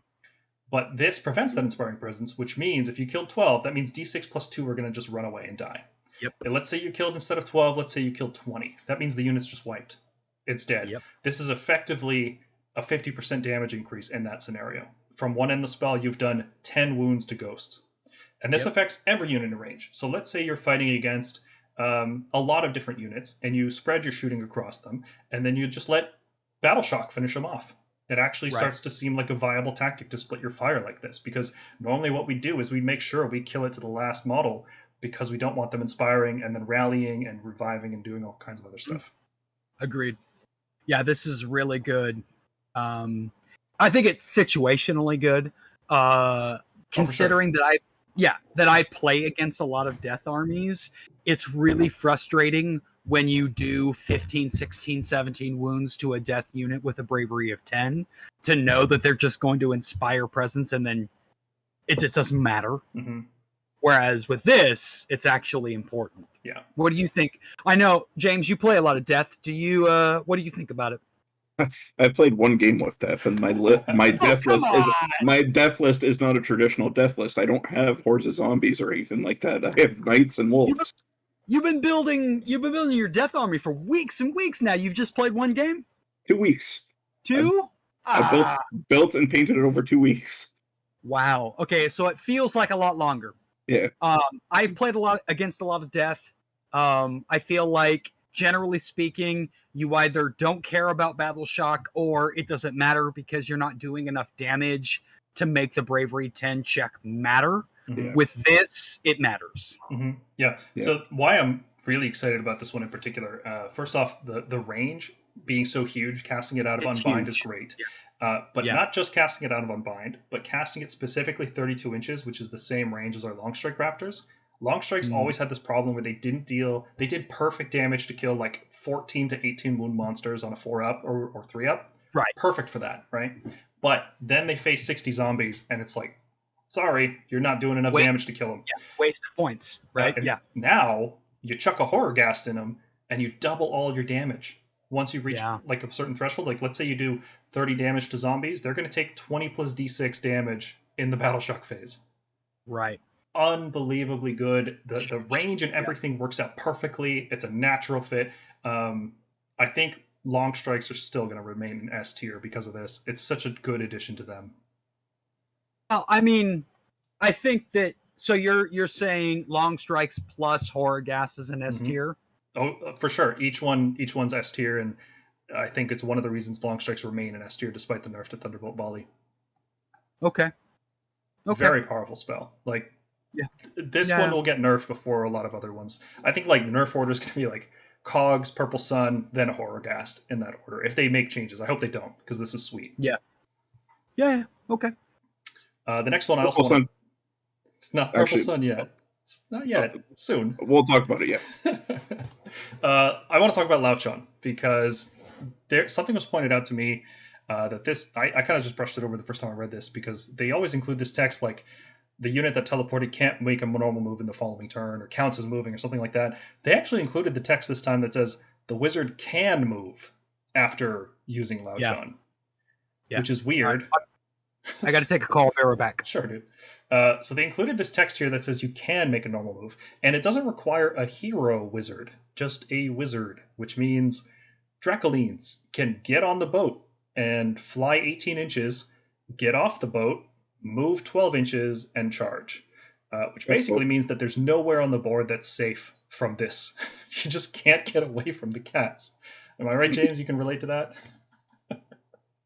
I think it might have gotten away from Oh, them for geez. now. Must have unbound the boat. But it's also only 30 points, which is really, really freaking cool. I really like this spell. I think there's a lot of play with this one. I don't know what else I would do with it besides Dracolines, maybe foot evocators, but those aren't looking too hot. Dracolines, though, they look pretty slick coming out of this boat. I'm really looking forward to that one. Do you have this spell? Nope, but I'm probably going to be buying it for Ben Power as soon as we finish this one. You're like on the GW page, like. I have a good feeling that box is going to go bye-bye soon. Yeah, if you can find one. I would wait till the FAQ and errata, frankly. I know they released one already, but it's not the real one. It's just like, there's going to be another one. Probably. True. I'd wait. I mean, if you just want the model, you should get it, but I'd wait. Maelstrom, not really much to talk about. Still kind of mediocre. They increased its range, reduced its points. Still not playable. Next. Prismatic Palisade had a range increase, and it has a new effect. Instead of blocking line of sight across it, it now stops any unit within 6 inches from shooting, which is pretty cool. The problem is that it casts on like a 5, so your opponent's just going to dispel it before it matters. And pretty much everybody's going to be taking a Master Magic command trait to reroll dispels. It's never going to work. Might think of a scenario where you translocate forward, like a Lord Arcanum on Griff Charger, drop Palisade right next to their big shooting unit, and then you teleport back and you feel like a gangster, but that's just going to get dispelled, and then nothing happens. And yeah, it's not great. It's totally going to be a defensive buff. Sorry to disappoint you, Tyler. The Maelstrom is unfortunately just not very good. It kind of just does like this explosion thing, but it's not even that much damage. It's like D3 mortal wounds. It's just underwhelming. But then Purple Sun on the other hand. The Purple Sun on the other hand. So this thing's basically a Ren cannon and an assassin built into one. It's great. Yeah. Go ahead. I was just going to say that, quite honestly, in my opinion, this thing, if it does get FAQ'd, I won't feel bad if it ends up losing the one model slain on a 1. Well, you should explain what it does first. Yeah, true. So the range on it's been changed from 6 inch to 8 inch. But the idea with this one is units within 6 inch have a -1 to save. So when I say it's a Ren cannon, it effectively increases the Ren on your unit's attacks going into an enemy unit. Now, the extra caveat that's a little bit of a fun one is that units within 3 inches, you roll a d6 for each unit, and for any rolls of 1, a model is slain from that unit. This is inclusive of heroes. Mm-hmm. So you could kill god models on a roll of 1 with the Purple Sun. Yep. It's pretty gross. And it's 70 points. And it's 70 points. It's the most expensive spell. I think like the spell portal's more. But yeah, cast on an 8, which is rough. It only does the instant kill if you move the spell. The other effect is just a constant aura. So if you're just within 6 inches of it for any reason, you have -1 to save, which is rough. You can put this down defensively too. Yeah. But it applies to all models. So like if you drop this, if you drop this with your models, it's going to give -1 to save to your friendly models as well. Yeah. I could see a situation though where you like put it in front of your army, keep your dudes 6 inches out, and then any unit that comes to attack you has to suffer that effect, and then you just move it into them and try to kill some stuff. It's gonna be rough. Yep. Yeah. This is a really good benefit for any army from 2nd edition that currently does not have the increased -1 rend that we're seeing a lot in the 3rd edition armies. Yeah, and it stacks and it works in melee and shooting, which is insane. Yep. Like our shooting gets so good with the Purple Sun and Krondys stacked together. Yep. Yeah. I forgot to mention with the Palisade, the 6 inch range that increases every round at the start of every round. Every round. So when you summon it at the start of the next round, it gains +3 inches. So it goes up to 9 and then 12. Irrelevant because it's just going to get dispelled. Yeah. Against shooting armies, absolutely. So back to the Purple Sun real quick. Cast on an 8, which means enemies have to roll a 9 to dispel it, which is not easy. It's like rolling a 9-inch charge. So if you bring a powerful wizard along, like Acrondis, who casts at +3, and let's say you give him a reroll, like if you cast Cogs near him, suddenly you're casting the Purple Sun on a 5 on the dice with a reroll, which is not hard to do. Not very hard at all. So this is consistently good. It sometimes will just kill gods for you and win you the game instantly. And, it doesn't really affect Stormcast because we're mostly infantry based. Like, oh no, you killed a Liberator. Whoops. Doesn't bother me. Yeah. Again, though, like I said, I'm not going to lose sleep over the fact if this thing does lose its assassination mechanic there. It would. I can't imagine losing a god model because of one roll.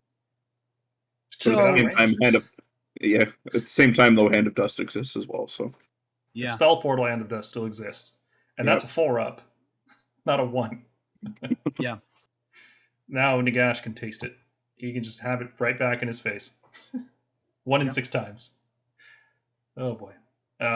Quicksilver Swords. They are one of the better spells, I would say. They have this thing where they pick a unit that they passed over and you roll 12 dice, and every 6 did a mortal wound that couldn't be negated with a ward. They've changed that 6 to a 5. So instead of doing about 2 mortal wounds, it's going to do an average of 4. But 4 mortal wounds on average can spike up to 6. And when it's 6 mortal wounds that can't be negated by a ward, that is pretty dang nice. I really like that. Yeah. And they dropped it to 60 points, which is great. 60 is in that range, that uncomfortable range where you start thinking, I could cut 5 points here or there and then bring Aether Wings instead. So this one seems good for us because we like to do pinpoint damage with long strikes in the hero phase, and then we could add in the Quicksilver Swords to do even more. 60 points is a bit much to ask, though. So we'll see where this one lands in the end. Yeah. Jack, you want to run us through the Jaws while I get some water? Yeah, absolutely. I think that Ravenak's Gnashing Jaws is going to be something you're going to see pretty consistently. So its range is increased from 2 to 8, or from 6 to 8. You can re-roll the 3d6 movement on setup. But the big thing is going to be the fact that you can hit an enemy unit and you compare the roll versus their movement characteristic. And a lot of really tanky units don't have very high movements. And when this thing moves over, you get to compare it to the movement characteristic and do a mortal wound for every point it exceeds its movement characteristic, which on 3d6 is going to be a pretty sizable number of mortal wounds to low movement models. I really like this. This is going to be good. Seems neat. Yeah. As a Stormcast player, where most of our stuff is going to be movement 5, 4, this is going to be one of those spells that I do not want to get hit with. This is why you keep your encounter around. Yeah. I don't think it's going to be that big of a threat. It has a big consistency problem because 3d6, even with a reroll, the problem with rerolling a 3d6 is you don't necessarily... it judges both how far it moves and also how much damage it does. So let's say the 3d6 might be enough to get to the unit, but if that unit has... let's say you roll a 10 and you get to a unit that has movement 10. It's like, well, do you re-roll it? Well, obviously, right? Because you're not going to do any mortal wounds. So then you're trying to fish higher. There's also this issue, you have to roll a 2+, so it can just fail, which sucks. And let's say you're fighting against Storm Drakes, which have movement 12 and ignore spells on a 4-up. Let's say you're fighting against Flies, which have a 5-up ward and an 8-inch move, I think, is on their profile, or a 10-inch. Yeah. I forget. I think it's 8. I think Flies are 8. It's 8. Yeah. It's 8. So, it seems really good if you're fighting against slow infantry. And that's the opposite of the Purple Sun. The Purple Sun is good against big hero monsters. This thing is more like an anti-infantry spell. So it seems... No, agreed. Yeah. Agreed. I think that this is going to be one of those spells that is very situational. A lot of the stuff that we're going to be coming up against has a 6 or less move. And so 10d or 3d6 against a 6 or less move is a reasonable number of mortal wounds. Most of the stuff that tends to be super tanky generally doesn't have more than 5 move unless you're playing against like Dracoths or Sharks or whatever. I like it. I think it's really cool. I genuinely, this is one of those examples of where I like the fact that we're getting endless spells that are reasonably priced, that do reasonable damage, but are not always good. Mm-hmm. Yep. I could personally see this one coming down 10 points because I personally value the consistency of the Quicksilver Swords more in terms of like, I hate random movement. I just hate random movement so much. Okay. It's the worst mechanic for me. It's I'm sure lots of Gits players don't like hearing that, but random movement to me is the worst. I like even running. I don't like D6 as a run. I don't like charging. I like more consistency. Yeah. 3d6 really stings to me. I also don't see Stormcast using this a lot because we don't need damage spells, especially not anti-infantry damage spells.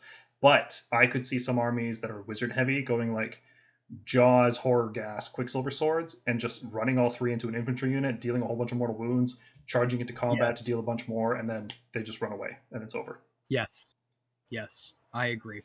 I think that this is one of those things where, like I said, I think that it'll be situational, but it'll be good. Mm-hmm. I think so. Yeah, it's certainly not bad. Not bad at all. Not at all. The shards are a weird one. They're a predatory spell, but instead of moving, you set them up like this, and you take one of the pieces and you teleport it anywhere within range, which gives them like a huge threat range, and that's kind of cool. But their effect has always been kind of okay. Their effect is if you get hit by them, then your movement is halved, which is very, very strong in this game. I don't want to downplay that. But for 70 points, that effect wasn't worthwhile, right? Now, in addition, go ahead. Oh, sorry. I was going to say, in addition to the move, I thought, I don't play a lot of endless spells. Is the shards the one that only lets you roll a d6 for a charge? No, that's a different thing. Okay. Yeah. Okay. Cool. I don't think that exists anymore. That's an old spell. Okay. So the shards would half your movement, and you couldn't fly, which was situationally very useful, right? Halving the unit of the speed of something like a chariot down to 6, and then that's okay. But now it's got this additional part where if you're affected by this ability, you cannot use any teleport ability on that unit. And that seems really, really good. I don't know where that's going to be good, though. That's the problem. I know that Stormcast have problems with teleport shooting. I really like the idea of stopping certain shooting units from teleporting to us, and it has a pretty big setup range because you have to set up both pieces wholly within 18 inches of yourself, but then you can slingshot one of the pieces 12 inches forward, effectively, almost 30-inch threat range because you can't quite hit the shard exactly where you want. So it's got a huge threat range, and we could shut off shooting from some units. There's potential here. I don't immediately see what it's going to be used on. Or when I'd want to use 50 points for that effect. That's another problem. And also, it has to last until the enemy movement phase, and they're probably just going to dispel it because it casts on a 5. Yeah. So it's got this really cool effect, but really hard to make it work. And it's just useless against strong armies. Like Soulblight. Does Soulblight have any teleport abilities, James? Manfred. No. Well, yeah, Manfred. Oh man, imagine you shut down Manfred with this. Okay, he's just going to dispel it, but think if he fails that roll. That's he's going to hate that. Yeah. So it's decent. Soulscream Bridge does exactly what it did before.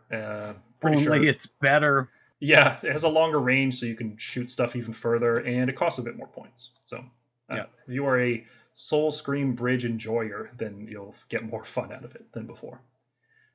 The shackles were nerfed. This is the one you might be thinking of, Jack. If you're within range of the shackles effect, within 6 inches of if you're within 6 inches of any piece of the shackles, you cannot declare a charge. You can't run a charge, which was cool. I remember at the start of 3rd edition, James, you and I played some games where I would use the double cast range from Seraphon to cast these like in the enemy army or on a flank or something, and then you just couldn't charge through them. And Stormcast had terrible dispelling at that time. I think we're better at it now, and that was pretty cool. But they've lowered the range down to 8 inches, so that's you can't really do that much anymore. Like max 16, which really sucks. Yeah.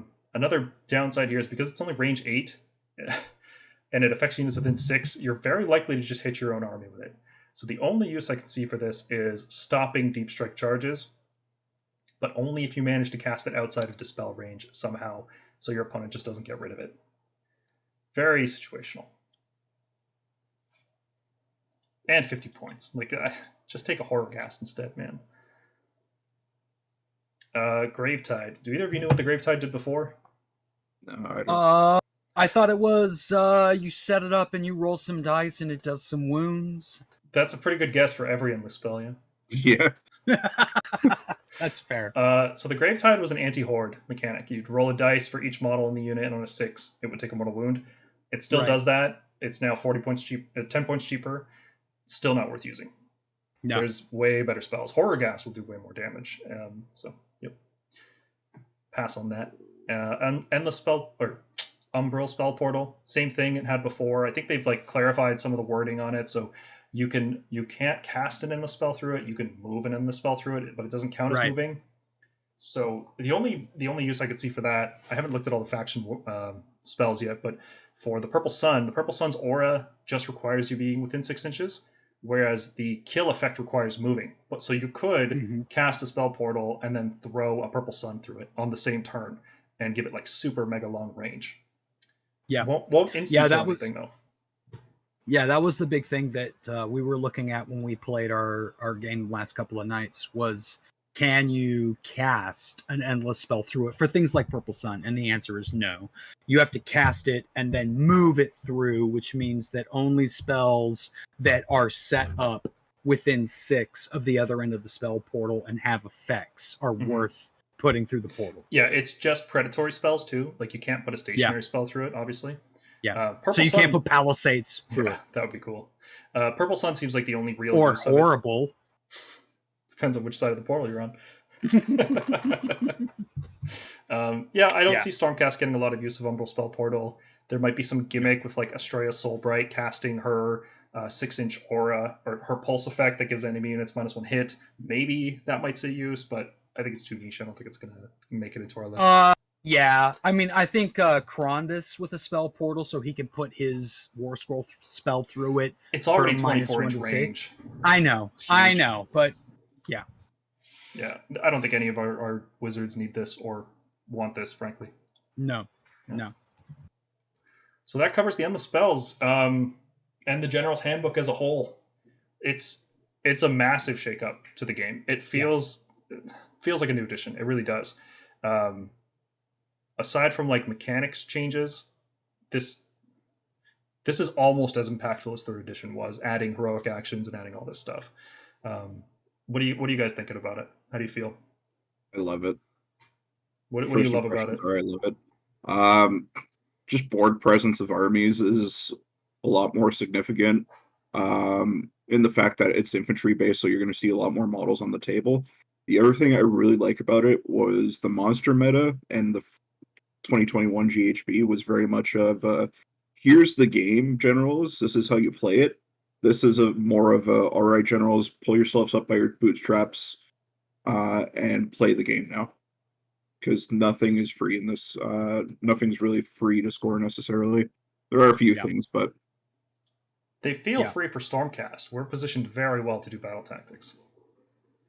Yeah. Daniel posted in the comment. It's 3.5, and I agree with him. Right, like the previous GHB really incentivized and rewarded armies that had access to really efficient monsters, and not every army has that benefit going for them. Whereas with this, every army has battle line and potential board presence, board control units, and that's what this is really banking on. So I feel like we are at a much more even playing field in this edition than we were in the last GHB. Yeah, I think so. The armies that benefit from it in terms of like veterans also get punished very heavily by it, and Yeah. that seems okay. I think the punishment might be so severe that we might see the meta actually shift into like just no veterans, like all minimum amounts of veterans, which wouldn't be fun. Yeah. I want veterans to be good. Yeah. I want a season focused on infantry, maybe big blocks of dudes, maybe not, but I just want something besides cavalry and monsters on the table for once. Yeah.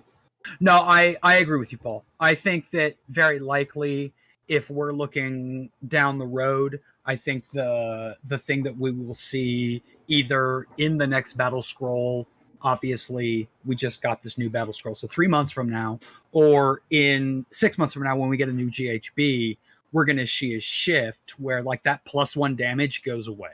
Because I feel like that's going to be super, super good. There's going to be just 60-man. We've already looked at the numbers, right? Like 60-man zombie units will get deleted in a single turn. Yep. And by small hammer units, like non-reinforced hammer units, especially with a horror gas backing them, will just delete big hordes. Yep. Now, I don't know if every army can do that the same way Stormcast can, because we have a combined approach between shooting and melee. So if we need to do extra damage, we can from shooting. We can clear out screens before charging in. It really, Stormcast do seem really good. We have exactly the right kind of veteran, in my opinion, which is the mobile, disposable, screening veteran. The one that you don't care if it dies, because you have other tactical stuff going on. You're trying to kill your opponent's veterans more than you're trying to protect your own. Yeah, I think that from the discussion that we've been having internally on the Discord, the way that Stormcast are going to approach this is a minimum number of GB units and a maximum number of efficient bounty hunter units. Mm-hmm. Yeah, and that's not even a penalty to us, because we do we still do good damage to monsters and elites. We're still going to crush Ideneth when we engage them in combat outside of High Tide. Yeah. We're still going to kill Gargants pretty reliably, and this is just like icing on the cake. This is like we have so many more tactical options now in addition to our crazy damage, which is great. Yeah.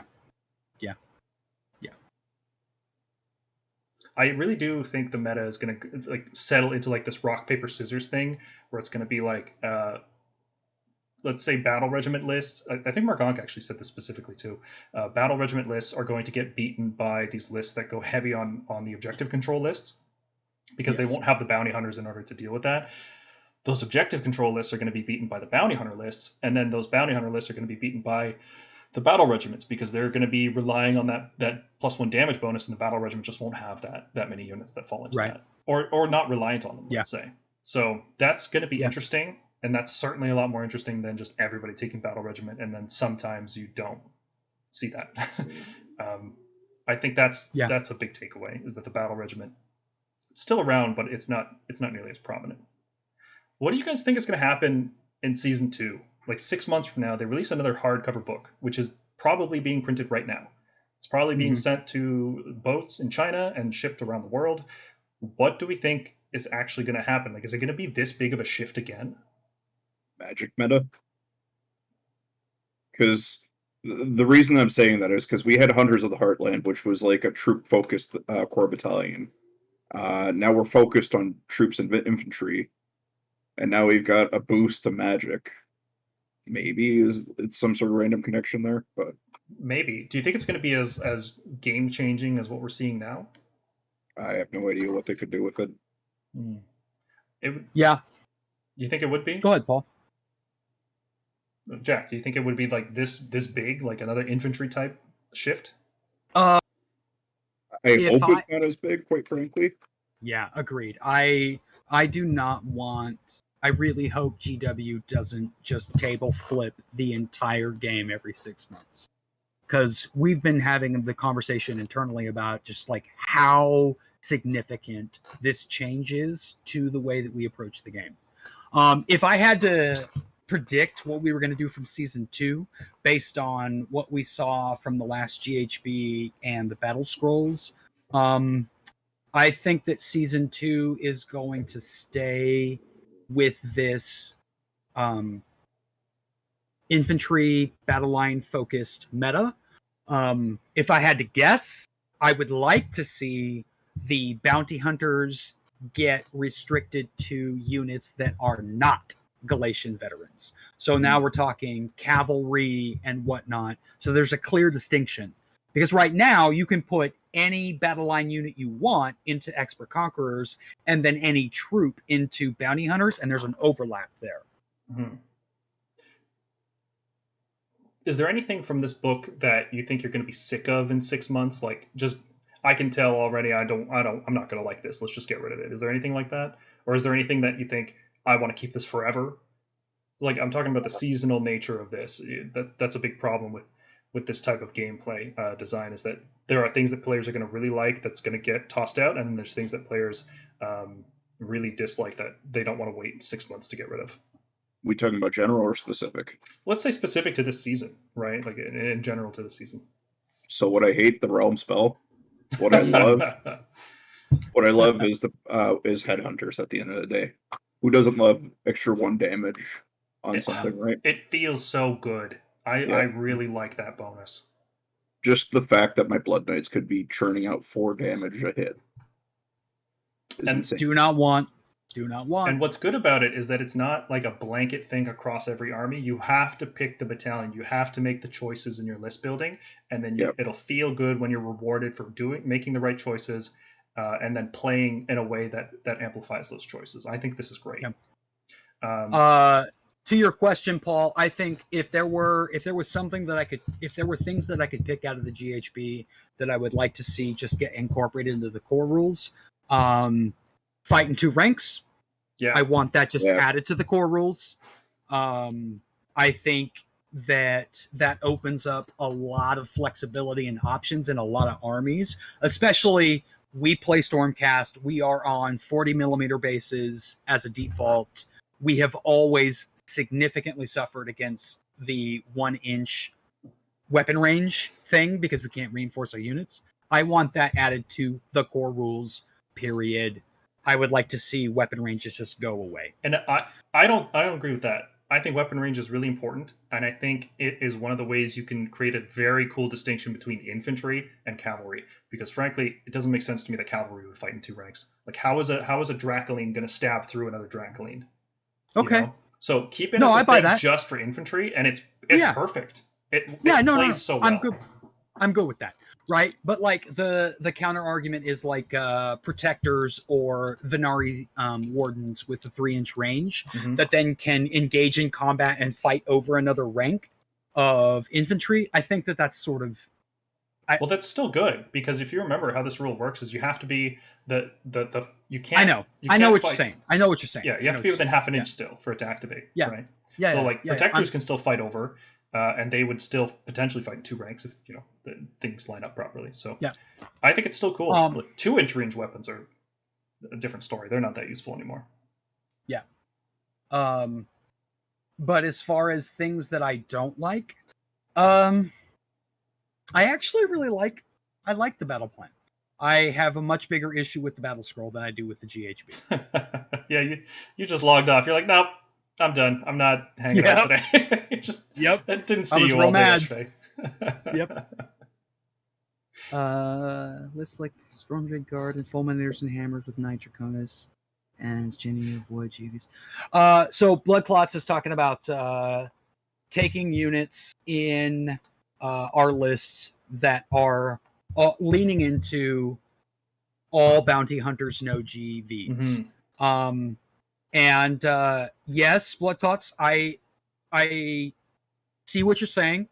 I think that there is a play there because you will not have GV units to be the targets of opponents' battle tactics, but you got to remember that you're going to have to bring Galatian veteran units in order to contest objectives that your opponents declare to be the proving grounds.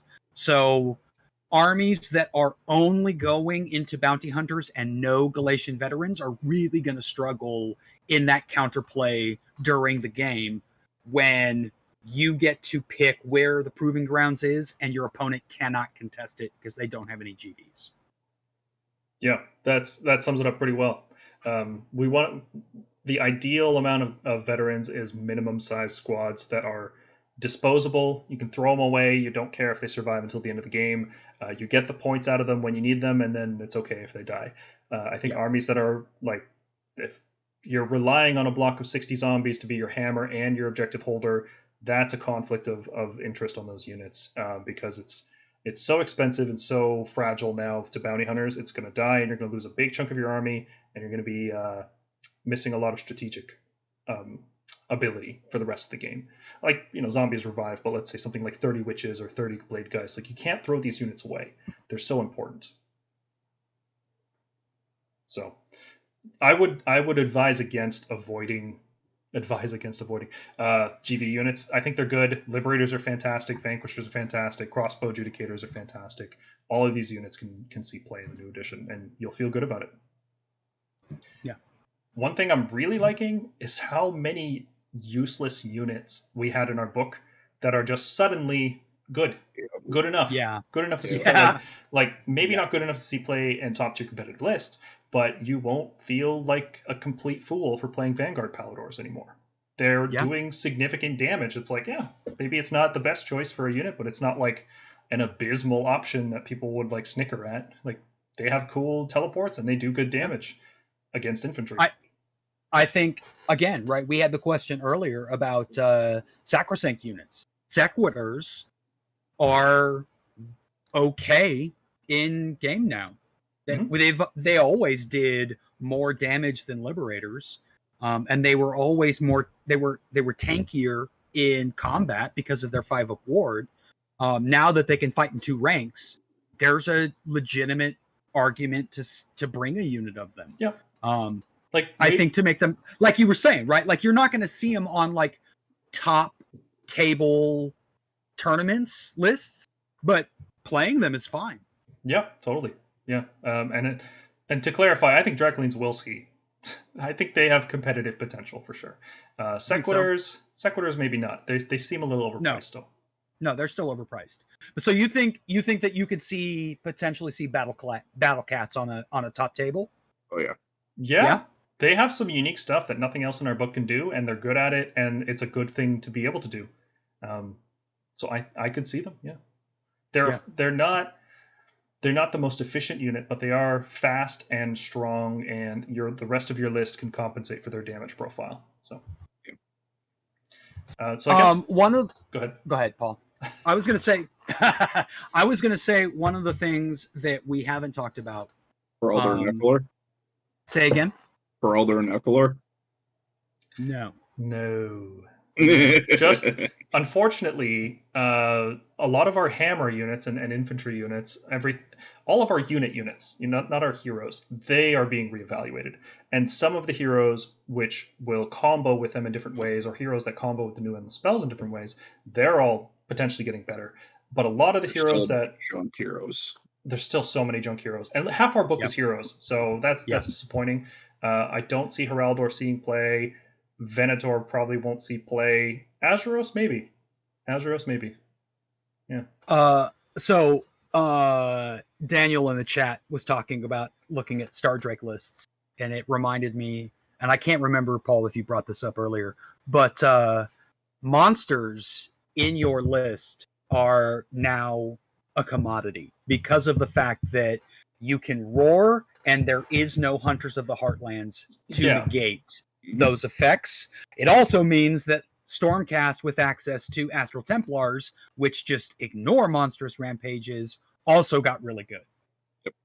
There's a lot of lists I'm building right now where they start Hall of Knights and I'll switch to Astral Templars or vice versa right now. Just because I don't know what utility is better right now. It's tough to predict. Monsters Paul look and better. Paul and I have said that we don't necessarily know what Astral Templar's presence will be at this point, just because we haven't seen any of the meta at this point. I think it's a roar meta. I've said it, and I'll keep saying it. I think we're going into a roar Yeah. meta. Monstrous rampages are going to be huge, especially like I don't know if you guys have seen some of the new monstrous rampages they're putting out. Tree Lords. Oh, Tree Lords are like one of the best designed units in the game. I love that combo of abilities. For people who haven't seen the new Sylvaneth book, Tree Lords, the regular ones, not the ancient, so just the regular Tree Lord, which we can use as an ally, by the way. Yep. They have a monstrous action on a 3-up. That unit fights last, and it can be used during your opponent's turn. So you get charged by a big scary unit, 3+, they're fighting last. Your hammer units get to fight them first, probably kill them. And then in addition to that, the True Lord has an ability where if he hits you in melee, just hit, not wound, not damage, just hit. Your unit can't pile in. Wow. So not only Are they? so Have this they? combination Have of they abilities, put the points up? Are the 260, points? 260 for the True Oh, Lord. so they're up from like 190 or whatever to Yeah. 260. Yeah, it was like Okay. 180, 190. So what the Okay. True Lord does for you is he can just sit at the front of your army. If an enemy tries charging him, like with a horde unit, you stomp him. Well, whatever the equivalent is, you make him strike last, and then you take the True Lord's base and you kind of just wheel it around the enemy, and then hit him, and then they can't pile in. So it's like the old what was it? Concussors. Concussors did Yep. that, right? But defensive fight strike last, very strong. So being immune to that as Stormcast is huge. That's a huge thing that we can be immune to that. Yeah. If you guys want to take some questions from chat, I'm just gonna use the washroom real quick. It's been over 3 hours. I'll be right back. Yeah. Okay. So I've been trying to watch the chat and respond to questions. Does anyone else in the chat have any specific things that they have questions about, want to ask, want us to discuss? Floor is open. Oh yeah, floor is open to you all. And yes, Chase, I agree. Sylvaneth deserved to get some love, for sure. Maybe I will get a Tree Lord. I've got one. It's behind my monitor. Nice. Yeah. While we're waiting, James, what are you looking to run with your Stormcast? So there's a list that I was tooling around with when the leaks first started coming out. Ironically enough, I call it the Bolter and Hammer list because shortly after I realized that Hammer and Bolter was a thing, that list was kind of like a mirror of it. Yeah. So it's basically the same thing, but in Astral Templars. And then I have another Astral Templars list, which is just 4 Storm Drakes, save stacked, meant to just pin your opponent in their deployment if they, for some reason, want to make you go first. And then you have 3 squads of reinforced vanquishers and deep strike ready on OPSEC just to drop on objectives. Yeah. Just some additional thoughts I've had. Yeah. Daniel asks, what's everyone's favorite list concept going into the GHB? We know Paul wants cats plus boats. So for those of you who are tuning in late, the launch on the endless spell, launch on the guy in the boat, right? He can move a wizard unit who can then move in charge afterwards. And because evocators on battle counts are a unit that counts as a wizard, you could teleport your battle counts up and then move and charge out off of an endless spell. That's really, really good. Personally, I've been running the Bastion Hammers of Sigmar list that relied very extensively on Tempesters. I'm probably going to stay with Tempesters. I was actually just going to point out that Cody A was asking if Galatian veterans and bounty hunters make Tempesters better. And good thing you're touching on that right now. Yeah. So I have been a huge fan of Tempesters for a long time as a Hammers of Sigmar player.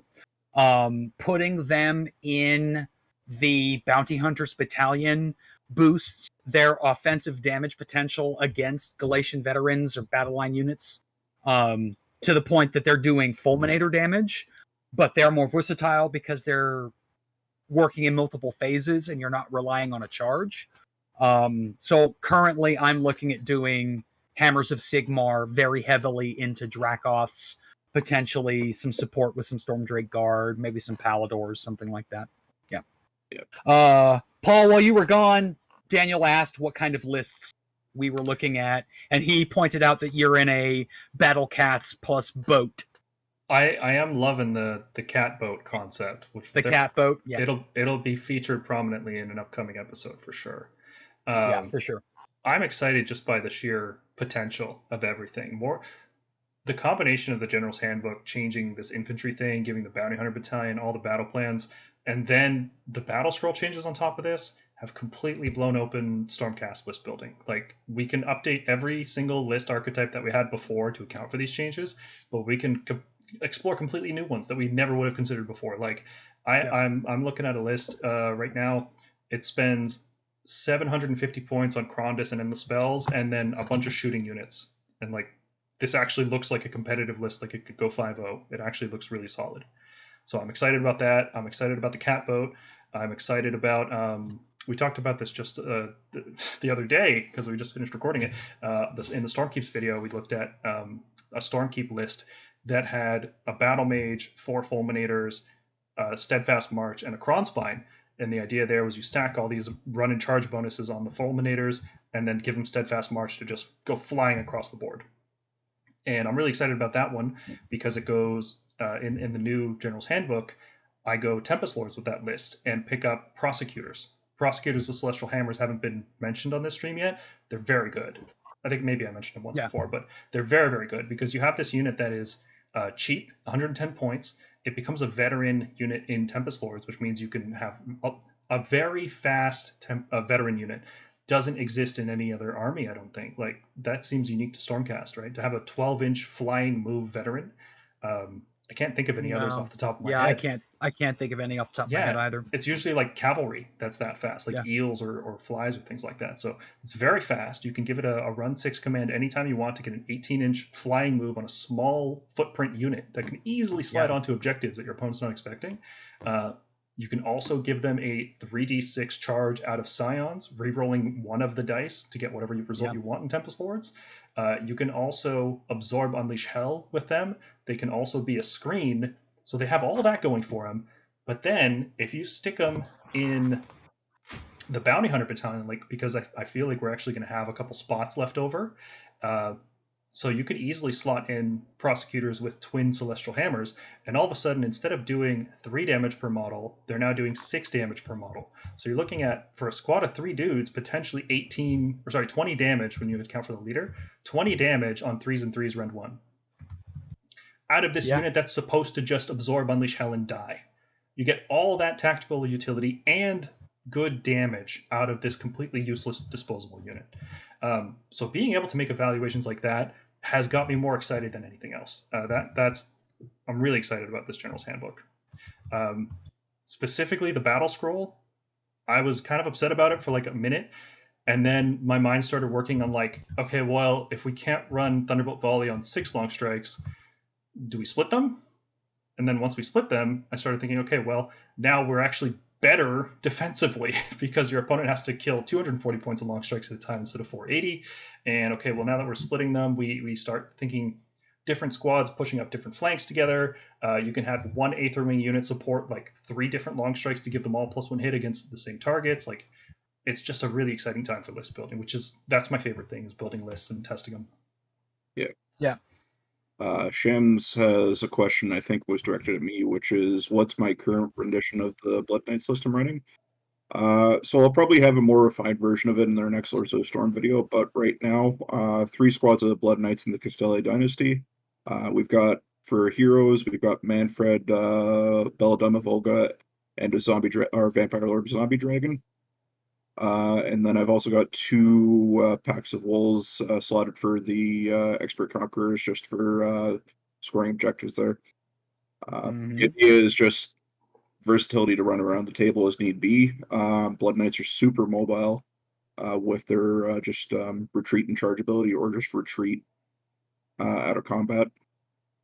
And then they're also on the Bounty Hunter Battalion, so they're going to get the extra damage on the Galatia Veterans, going up to 3 damage, and then 4 damage if they kill a hero beforehand.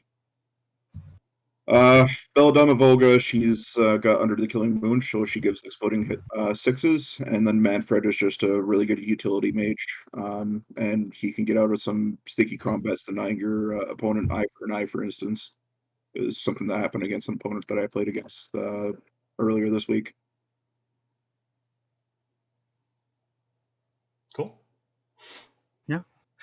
Cyanide Express in the chat asked, how big of an effect do you think the Battlescroll changes will be? What it's going to do is it's going to reduce the... Because Thunderbolt Volley was like having, on your first turn, 6 more long strikes shooting, right? And now it's only going to be like having 3 more long strikes shooting if you break your units up. Instead of running 1x6, you run 2x3, let's say. So you're effectively losing once per game 3 long strikes shooting. What you can do, and I think this is what a lot of people will pivot to, is just bring 9 long strikes instead of 6. And then not only will you have the same amount of shooting that you had before on turn 1, but you're going to have that much shooting every single turn of the game. Yeah. Well, I think not the same amount because you only double tap once, but you're going to have more shooting than you had before, right? And practically speaking, what that means is you cut out unnecessary stuff from your list, like extra heroes. If you were running 4 heroes before, you might cut 2 of them just so you could have more long strikes. And if their goal was to make long strikes weaker, they have failed because long strikes are going to be more numerous and more obnoxious than they were before. So I think the volley change is really good. It does hurt these really efficient Stormcast lists that were not dedicating, like, we're talking like 700 points of shooting here. If you weren't going that heavy in shooting, then like it's nerfing the efficiency. That's all it's doing, which means we cut out more stuff we don't need. Being a player that was running the hyper efficiency, get every single point of effectiveness out of every single point spent. I think that the TVB or TBV change is going to effectively show you that, especially if the change to Thunderbolt Volley and the change to Draconic Onslaught means that Stormcast as an army honestly don't have the ability to guarantee a super effective alpha strike that your opponent cannot recover from. And if you cannot guarantee that, you're going to have to really look at if your first turn damage is going to be sufficient given the points that you're spending. And I personally don't think that it is. I think that we're going to have to play a much more reactive game versus a much more overwhelming first strike game. Yeah, it's going to be a situation where either you take more shooting, you double down on it, and you keep the same level of power you had before in exchange for having less screens, or you accept that you're not going to have the same power projection you had, that explosive round 1, and you have to bring more screens and things like that. Overall, I'm just really excited about it as a list builder because, man, Thunderbolt Volley sucked. Every list started with 6 Raptors or 15 Judicators and Thunderbolt Volley and a Relictor, and that was every single list. Then it's just like, well, which hammer from the standpoint? Yeah, from the standpoint as a list builder. Yeah, I'm really glad. No, that's fine. That's fine. It'd be good if they buffed a few other things, a few cost changes here and there. Yeah, and if for those of you that are just joining us, if you are watching the video from the beginning, we did talk about this at the beginning of the video. Generally, the feeling is the change to Thunderbolt Volley should have also included a point reduction for our shooting units. Maybe the fact that it didn't, ones, yeah. I even still, I think that if Blitzbob archers are 140 points, Sentinels are 170, right? Bow Snicks are like 170. Mm-hmm. The fact that our shooting units are 190 to 200 points for their value, I don't think that they're worth their points without Thunderbolt Volley being what it is or what it was. Yeah, I think like a 10-point decrease on Skybolts would have been nice. 10-point decrease on Castigators and Ballistas, like the units we weren't really abusing. Hurricane Raptors being anything useful would have been nice. But overall, I'm still really excited about these changes. The Draconic Onslaught change makes me reconsider that Storm Drakes, instead of being this like turn one all in Alpha Strike unit, we pivot them into just being like big fulminators, basically big flying fulminators. Think of them that way. And yeah, and they're good at that role. If you think of them in that way, they're faster, they have a better breath weapon, they can do pretty good damage to infantry if you go swords, or lances too are pretty good. They have roars, they ignore spells on a 4-up, huge bodies that take up a lot of space. They have if you rally one of them back on that battle plan, you're going to feel amazing. Storm Drakes still have a place for sure. It's just not this overwhelming turn one assault. And frankly, if I was a Nurgle player, I'd be a little bit worried about them doing the exact same thing that Storm Drakes were doing. To flies? Yeah. To flies? Absolutely. Oh my god.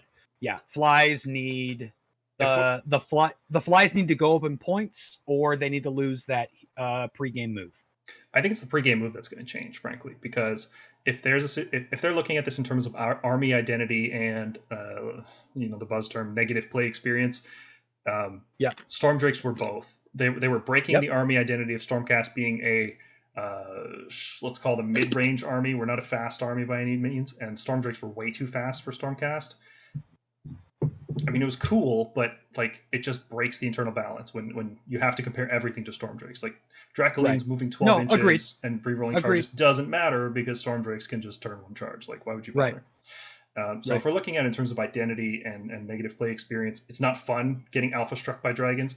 It's not fun getting alpha struck by flies. Even if you can punch your way out of it, if you're a tactical player and you know what you're doing, you can cover the flanks properly and still teleport units out of it and still score objectives. It's just not fun. And it's like, is Nurgle supposed to be this army that does this? Like, thinking about Nurgle, their battle tome, they went out of their way to cut all the mobility out of it. Like, you can't run and charge with the trees anymore.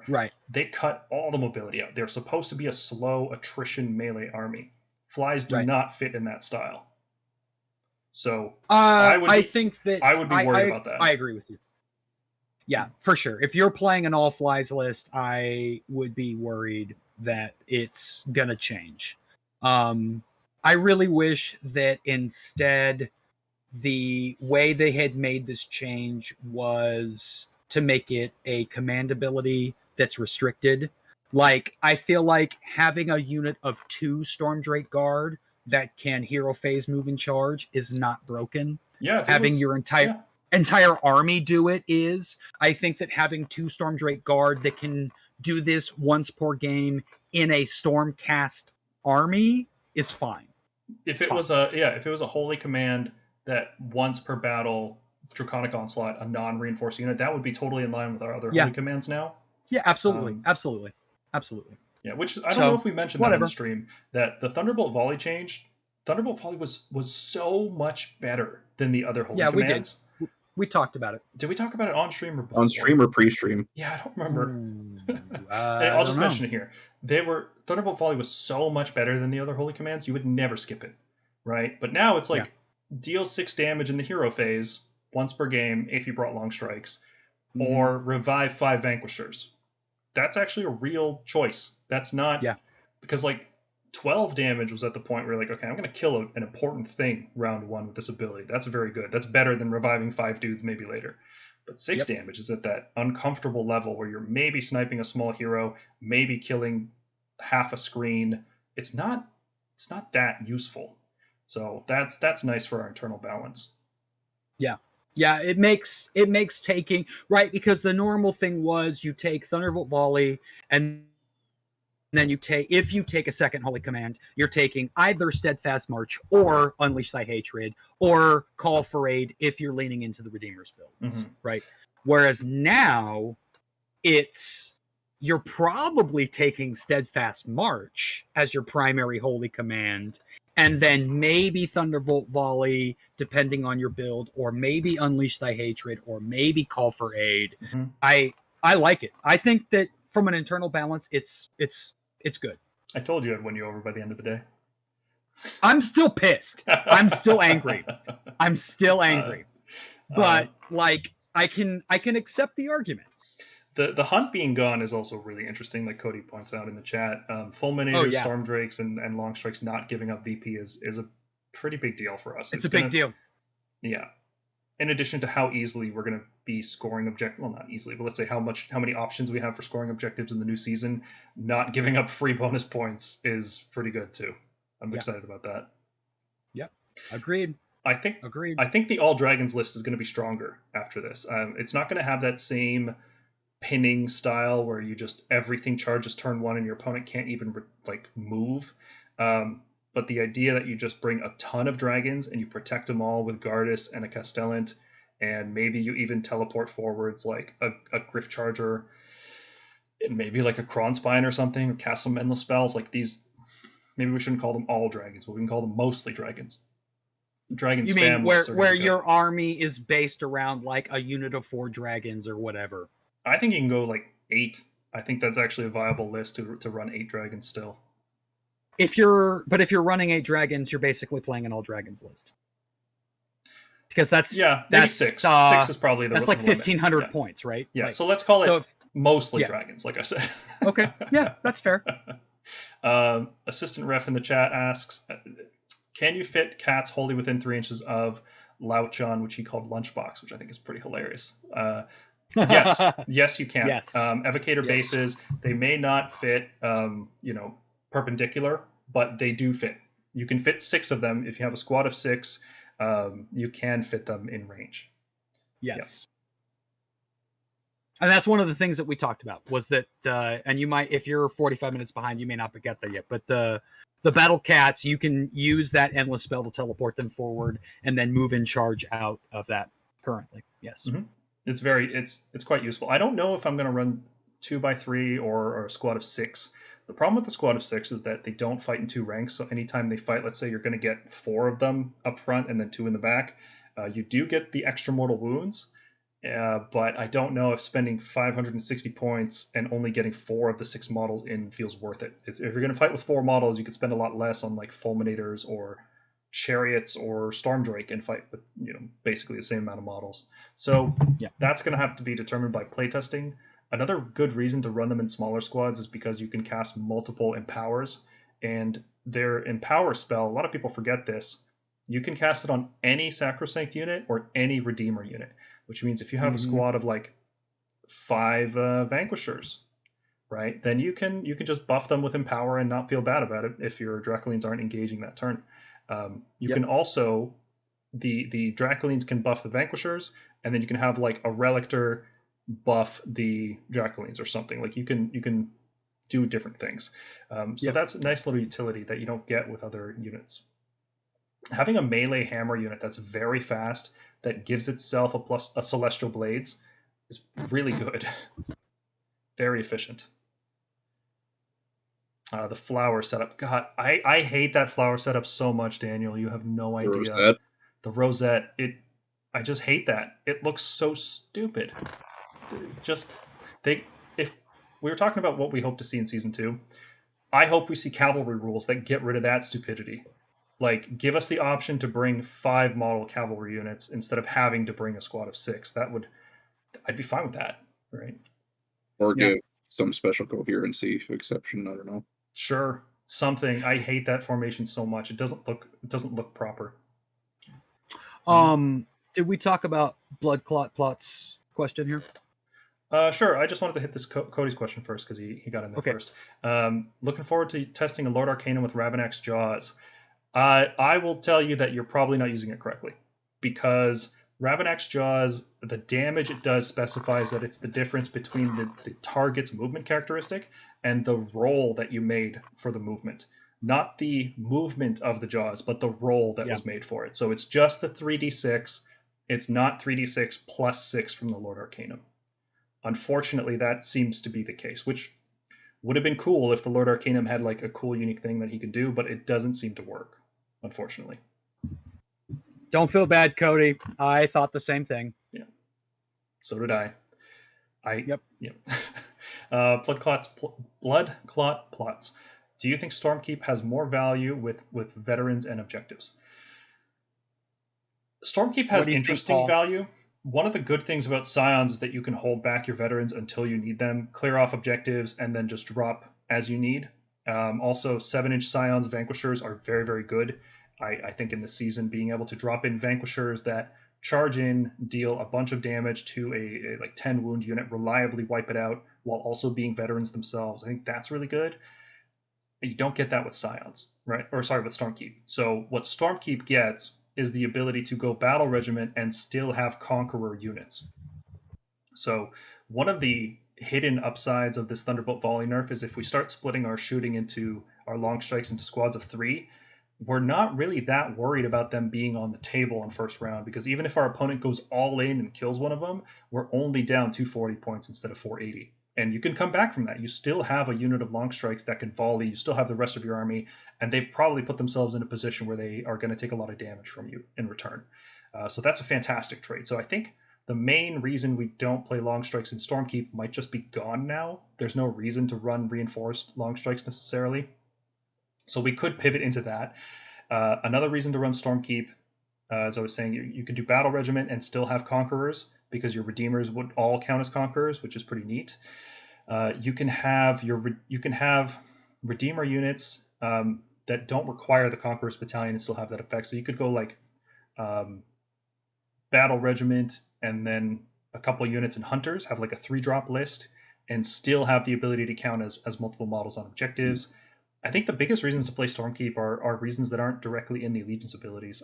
Like running a Battle Mage with a Kronspine is really good. Running a Battle Mage with Gotrek is really good. You give him the extra little bit of mobility that he sometimes needs. I don't think Gotrek's useful, but like you can't do that with Scions. Yeah. So if people play Stormkeep, it's unfortunate that the Redeemers don't get double, like they don't count as 6 models. I don't think it's going to be worded that way, unless the errata comes out tomorrow and I look like an idiot because they just changed it for some reason. Stormkeep, though, I don't think it has more value. I think it has equal value that it had before, because there's pros and cons to it. Yeah, I think if you are looking purely from a standpoint of the Allegiance ability for running Stormkeep, it is obviously less cool now because everybody has access to what you're doing there. However, as Paul pointed out, you have the ability to sort of double up and put your units that are in Bounty Hunters also count as being in Expert Conquerors. So you're getting a little bit more value that way.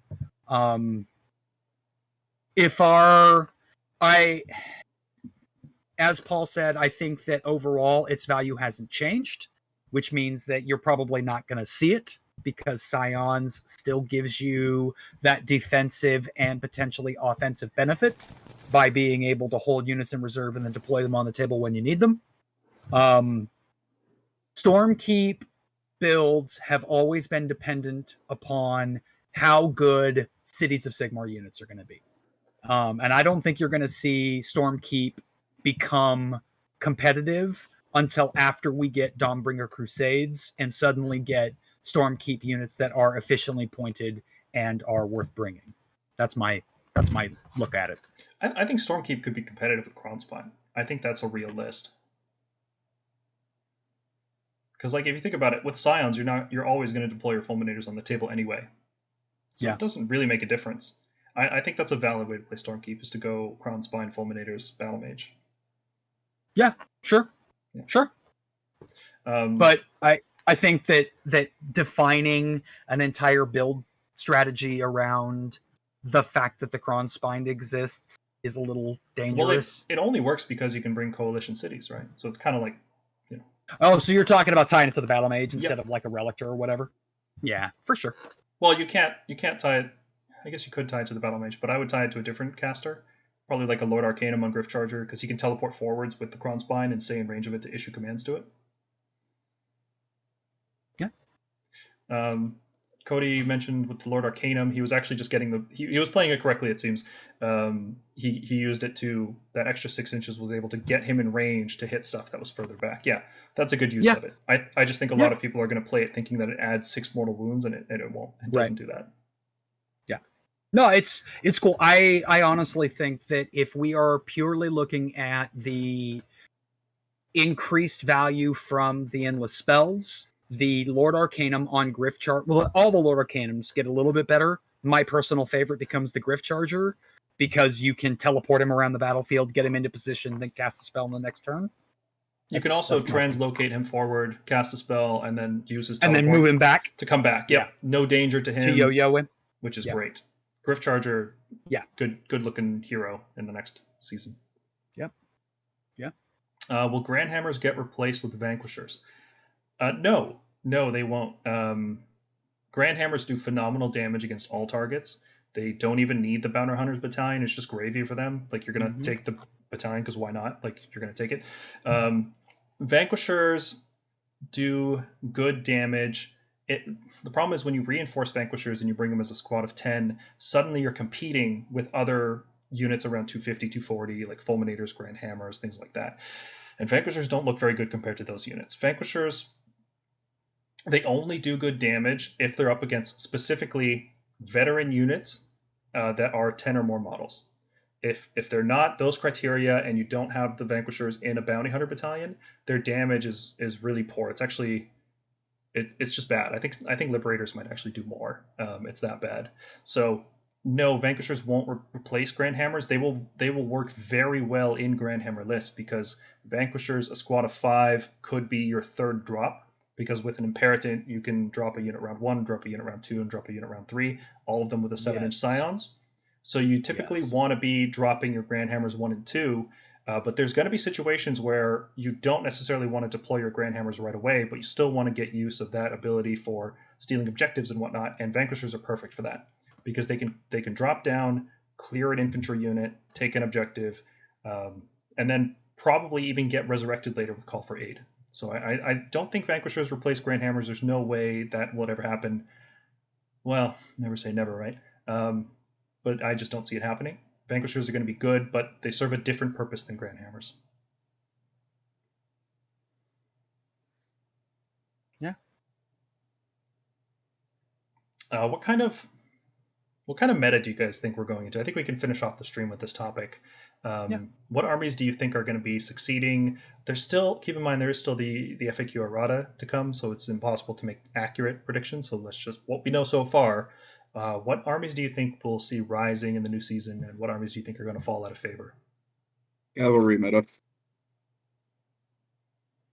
So James, you're thinking that we're going to see the fast, hard-hitting units that can go into bounty hunters and people building around that build strategy? Yep. Yeah. I can see that happening. Okay. Not a wrong prediction, yeah. No. I think that early on we're going to see that. I think that we're going to see people leaning into that +1 damage, thinking that armies are going to be running a lot of battle line units. But the problem with that is that if 90% of the people think that they're going to be running into battle line and go bounty hunters, and no one runs hard battle line, then those units aren't getting +1 damage, and then it sort of evens out. I think that initially we'll see that, and then after that we're going to start seeing this rock, paper, scissors of objective control versus highly elite max damage units versus units that can delete those little units but struggle against those big units. Yeah. And we're going to get this triangle going. Yeah, I think the triangle will definitely start out with people pretty much playing the same list they're playing today. I don't think people are going to make huge sweeping changes to their lists overnight. So the first event within a month or so is probably going to be pretty similar list to what we've seen before. I don't think it's going to cause a huge shakeup, but I think after that, we're going to start seeing lists come out that start taking advantage of OPSEC, basically the Conquerors Battalion. And then as a response to that, you're going to see a lot of Bounty Hunters Battalion. So, and obviously different areas are going to go through different changes at different times, but in general, the Age of Sigmar meta at tournaments tends to go pretty slowly.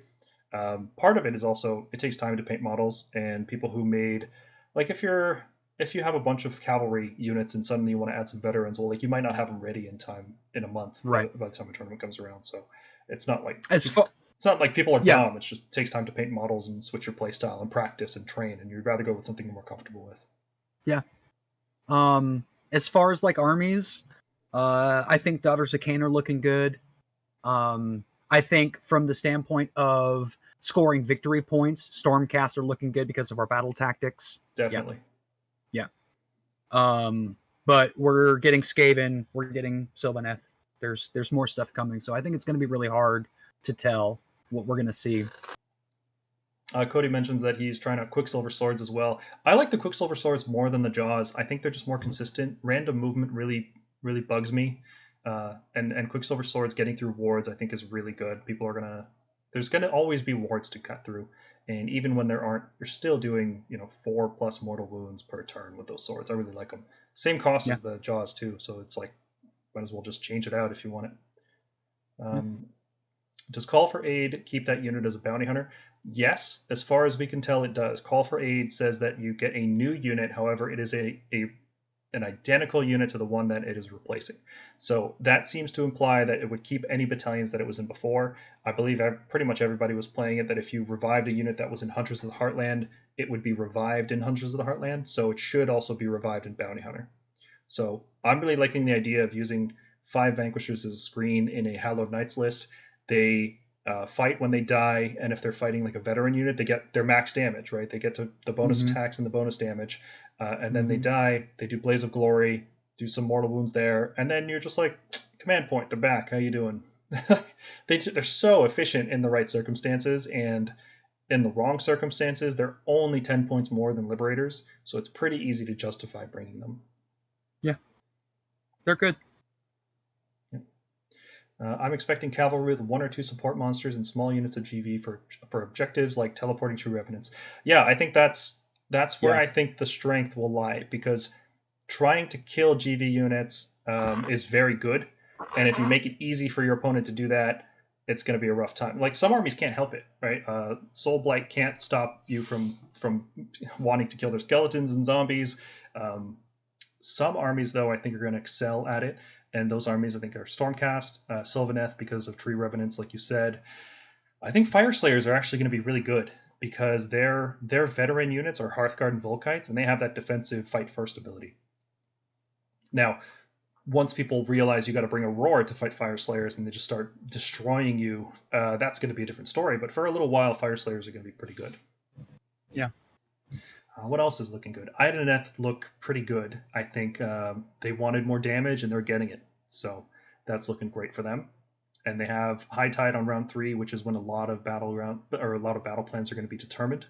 So that's also very useful. Do not want, thank you. I'm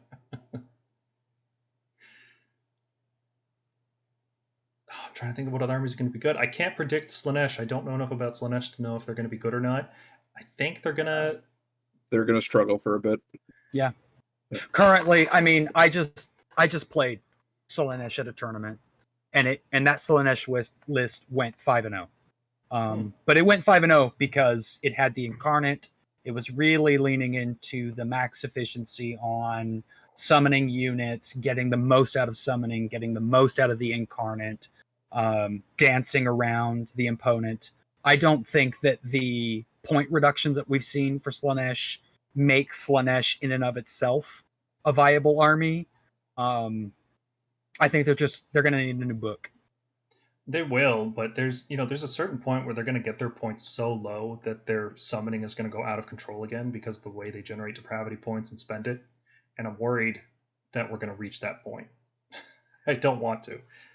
So let me ask you this: have you played against Beasts of Chaos since the White Dwarf update came out? No, I actually haven't gotten a game against them. I have, and from right off the bat, you feel like you're drowning in goats, and they're summoning something every single turn, but they're still glass cannons. They still die to any focus damage, and so it's not that bad. It feels like when you start the game, it feels like you are just going to get overwhelmed. But when you actually play against it, it's not that bad. I don't think, because the War Scrolls aren't very good, I don't think that Slaanesh is going to be hyper competitive until they get a new battle tome. Maybe I'm just scarred from 2nd edition. That's all. Oh yeah, well I don't blame you, right? But it's like Gits, right? Like no matter how many goblins you put on the table, you're not going to win. It doesn't matter. I don't necessarily agree. I think there's a certain amount you put on the table, you might have a good time with it. I don't know. Anyway. We'll see. Daniel in the chat says, I like Annihilana Grande because we don't care about trading the veteran Annihilators, especially if we commit melee to them. Yep, that is, when we first started thinking about how this veteran thing would affect Grand Hammers, we thought, oh, we don't want to put them as veterans because then they take +1 damage from bounty hunters and let our opponents score battle tactics. And that seems like a bad thing. But the way we use Grand Hammers in that list in particular is we just throw them away. Like, they got down, they killed what they needed to kill. My opponent's gonna waste a turn fighting them, and that's good enough. I don't need to bother with that. So, and that, like, you are giving away battle tactics.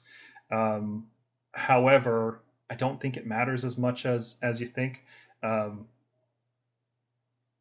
I'd rather have them as veterans for the sake of controlling objectives. I care about that more than I care about my opponent killing them when they're already going to kill them anyway. What's up, Ragog? Welcome back. Hey. Oof.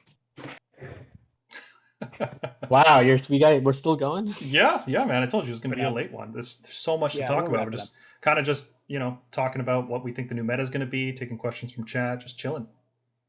I've got a question for you, Paul. What's up? Oftentimes, we've said that the game is still the game has been decided within the first 2 battle rounds. Is that going to still be applicable here, you think?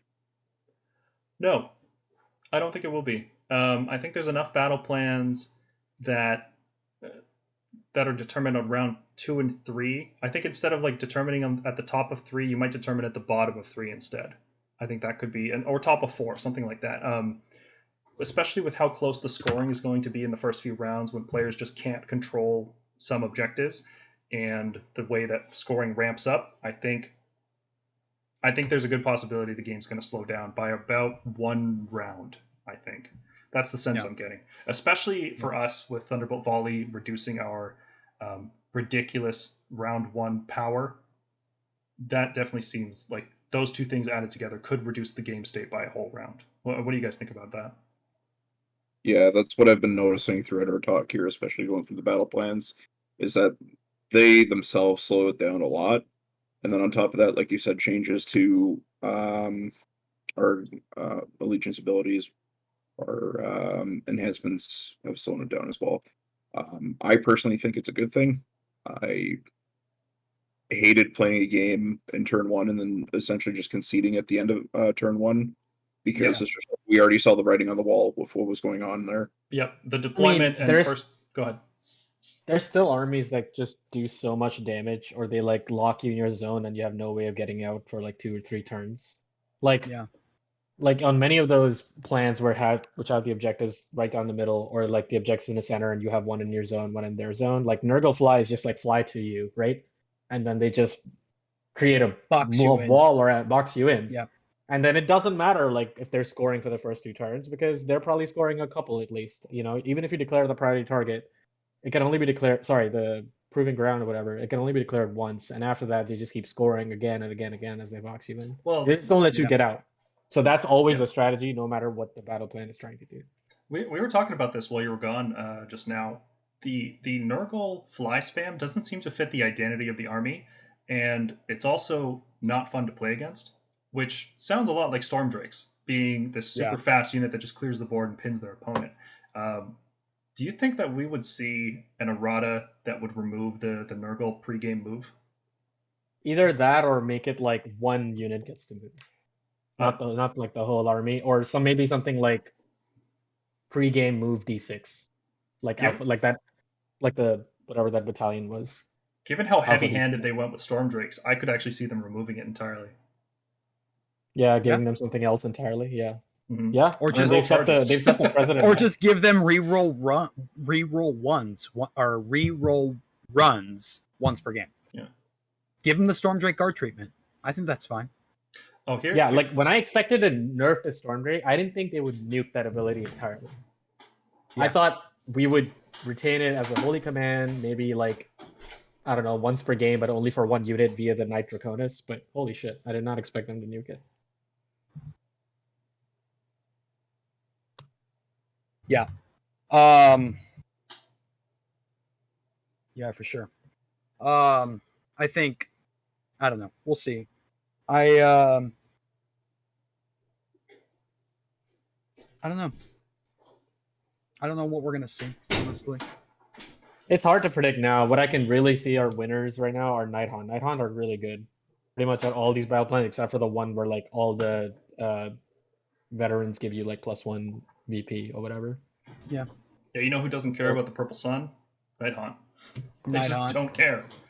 Yeah. And like with 10 bravery, like yeah, they're gonna care about the horror gas, but not as much as some other armies are. Yeah.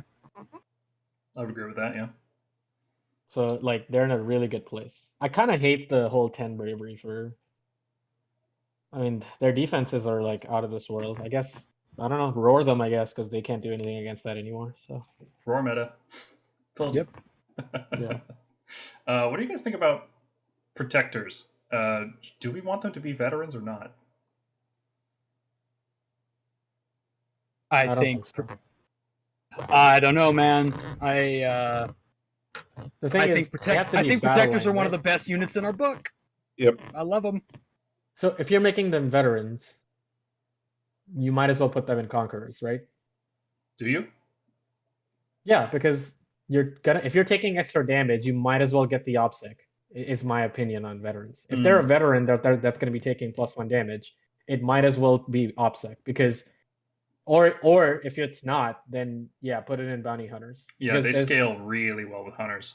Yeah, so yeah. I would say here's the thing. So like, don't make your hammer units take more damage. So if you're taking it in bounty hunters, don't make it battle line. If you are making it battle line, put it in conquerors. Yes. So it's a little different than Grand Hammers. Grand Hammers, it doesn't matter because they're only 9 wounds. Taking +1 damage is like, it literally doesn't matter. They're going to die all the same, right? Protectors are a different story because they're 15 wounds per squad, and you typically run protectors in squads of 10, so that's 30 wounds. And when 30 wounds are taking +1 damage, that is a lot more meaningful. That means your opponent can cut through them. But protectors are a 2-up save, and you can save stack them further. Yes. So if any veteran unit is going to be able to tank damage, it is protectors. Right. So taking them in OPSEC has its value, right? However, if you take them in OPSEC, you're losing a lot of damage in that list because their damage scales so well in bounty hunters.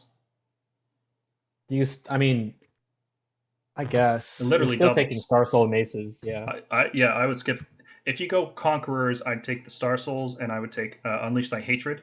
And if I was going bounty hunters, I would take all glaives. Decimators are another interesting choice. I don't know if we talked about them, but I love Decimators now. Especially Good. Let me run you guys through the Decimator hype train. I've already seen it. For the chat, come on. So Decimators get 7 attacks apiece if they fight any unit that is bigger than them. So we're looking at 5 models, 7 attacks each. That's 35 attacks and 1 more for the leader, so 36 attacks. If you're in Knights Excelsior and you're fighting a unit that's bigger than you, which is when you get these bonus attacks, you also get to give that unit +1/+1. So now you're at 36 attacks at 2s and 2s, Ren 2. And if you're fighting a veteran unit, which most veteran units will have 6 or more models, you also get +1 damage. So you're looking at 72 damage on 2s and 2s, Ren 2, from 5 models. Pretty nuts. That are also veterans for the sake of proving grounds. Decimators are disgustingly efficient. They do so much damage for like 215 points. It's unreal. Yeah. If you're looking at getting the maximum efficiency out of a bounty hunter unit, Decimators are excellent. I think they might be the best. The single best unit. I would never reinforce them because it's massive overkill. The fact that they do that much damage in a squad of 5 is unreal. I mean, you'd only reinforce them in Knights Excelsior, but that's not necessarily where you're taking them. Exactly, because if you reinforce them, you maybe lose attacks because even if you reinforce them, right, you get right back into the do you take 2 fulminators or 4 fulminators discussion, right? Like 4 fulminators 99% of the time is absolutely overkill. You're gonna do more damage than anything you can hit. Let me put it this way: 5 decimators hitting the right target do more damage than 4 fulminators. Yes, they do. And cost less than half the points. Yes, they do. They're so grossly efficient, while also being veterans, which fulminators are not. So I would definitely take decimators in a Knights Excelsior list. The fact that they're veterans there is all bonus. Protectors are a different discussion. They're weird, right? It's like you can play them in different ways. Yeah, that was my big thing with the paladin units, is that each of the paladin units has a specific role that is almost unique to that unit. Like paladin protectors become a almost like multi-tool, because you can do a shit ton of damage with them, or you can do a bunch of mortal wounds with them, or you can absorb a lot of damage. So if you're looking for a versatile paladin unit to put in your Knights Excelsior list, protectors are great. But they are not going to beat a dedicated offensive unit, or a dedicated fast unit, or a dedicated defensive unit. I don't know. Defensive units probably be okay with, because they're on a 2-up save. But protectors are good. Their problem is always their speed. Yeah. I think we're going to be pivoting to Battle Mage Relictor in a lot of lists, so maybe that speed doesn't matter because we can get those drop them in charges. Yeah. It's worth considering. The thing is, like, Battle Mage tax, right? For every It's time 100 points. It's the best wizard in our book, and it's not even in our book. Anyone want to split seas that Collegiate Arcana box from GW? I got Got mine two on. more on sprue. There you go. What? I've got 2 more on sprue. Oh shit! Can you ship them to me, or ship one to me? Are Do you coming need- to wedding? Morgant, do you need a battle mage? I need a battle. I just bought the. I've been running a proxy, like, but I don't want to. I just bought the box that you get 4 mages, right? When you buy the box of battle It's mage. the Collegiate Arcana. Yeah. stuff. Yeah, you need one. Yeah. Yeah, shoot me your. Oh, I don't have it on a sprue. It's already built. That's fine. Who cares? Okay. Yeah, I'll throw it in a box for you, man. Because if I find out people are running that stupid battle plan with no reserves over and over, then fulminators might have to come back. Fulminators and decimators in. Yep. That'd be a strong list with Battle Mage and Relictor. I refuse to buy another paladin kit. Oh god, yeah. Yeah. They're crazy expensive now. My god, Yeah. I picked them up before 3rd edition. I was like, these might be stonks. I picked up like 5 boxes for like $30 each when people were just selling them. Nice. Same. That's where all my Yeah. protectors went into. And they're $60 now, so yeah. Yep. Also, I think they're GW exclusive. Yep. Like they don't sell them anymore. So Yeah, I don't know. I'll just proxy them for now, because especially if we lose the bounty hunters, then they'll roll off, won't they? do you think the hunt will come back? They'll try to fix No. Nurgle flies the same way? Like first put them on a priority target list and then see. I don't know. They have to know about flies, right? That can't be off their radar. It's like the most obnoxious thing to play with now that Storm Drakes are gone. It's won multiple GTs in a row. Mm-hmm. Well, how much credit are we giving them here? They said they're monitoring. I believe them. It's just I don't understand how like Storm Drakes go through like a pre-Battle Tome release nerf, but that doesn't get hit. That's a weird one. It's a bit of a delay. It's fine. I guess see. they're hoping Nurgle will switch to taking some flies out and putting in some Blight Kings, which I think they sort of have eats to. Some up- Blight Kings. I think they Yeah. have Yeah, to. they're gonna have to. They're gonna have to. Also, They're Blight gonna Kings are have to. good now. Like fighting in 2 ranks with like a butt ton of attacks. That's actually a good, Yeah. solid They're unit, s- and it's tough. They're solid. Tough unit. They're real solid. Yeah. It is not Yep. easy to shift. So like if wards, every army starts doing ward save, Quicksilver Swords actually becomes pretty decent. I think it's always decent. 4 mortal wounds all the time is always good. Yeah. In the hero phase, you stack that with volley. That becomes like the old volley, almost. Oh yeah, I didn't even think about that. What's the range on those things? It's short. It's like 8-inch setup. I think 6 or 8-inch move, and you have to pass over too, which, yeah, none of this Ouch. 1-inch thing anymore. So there's the argument for the Lord Arcanum, so that you can shotgun those things a Move little bit 20. further. 20 inches, yeah. It's not great though. I think I'd rather just translocate and then cast it. So, yeah, last minute meta predictions. What do we think? Ideneth, better, worse? I think better. Better, but they can't run the pure sharks anymore. They have to like tech into some reavers Yeah. or thralls. I think Yeah. I think they'll probably go like heavier on the reavers than the thralls, but they'll probably bring 2 units of thralls for tactics and objective control. Also, they'll try to take advantage of the new endless spell. So their hero lineup used to just be like Lotan, Tidecaster, and Achillean King. It might go Achillean King, Tidecaster, and Eidolon of the Sea, aspect of the sea, because the 2-cast constant rolling unbinds cast is pretty good actually for endless spells. Well, especially the high value ones. He can still only cast 1 endless spell per turn though. Oh sure, but if you're trying to cast like a Purple Sun, rerolls are great. Yeah, you can tide steep yourself forward and then get that off. And if it's successful, you can keep chaining using that command tree. Yeah. Well, you run out of spells eventually, but yeah. Well, yeah, but like a Mystic Shield, I don't know, like the teleport spell for the caster for the Eidolon himself. It's good value. And then Purple Sun, yeah, that's amazing value. Yeah. How do we feel about Cities of Sigmar? Is Living City dead? Yeah, I think so. Their main thing was striking power, and like now they don't have that. I mean, they still have like their main thing was like they could deal with hordes because they could just take a bunch of cheap crossbows and then fulminators and dragons or everything else. And now they don't have that. Yeah. So I think they go, if they want to play Stormkeep Guard Living Cities, you go, I think, Tempest Eye, because you get better moves, you get wound rolls, I think, become better for shooting or something. Or you can go Hallowheart and then try to just cast a bunch of spells. Yeah. Chase says we may have Master of Magic generals instead of High Priest. Yeah. High Priest actually, I think, is going down a tier. I think it's going down to A tier. Yep. Master of Magic seems Thunderbolt Volley got weaker. Yep. Yep. High Priest depending on the build. Yeah, depending on the build.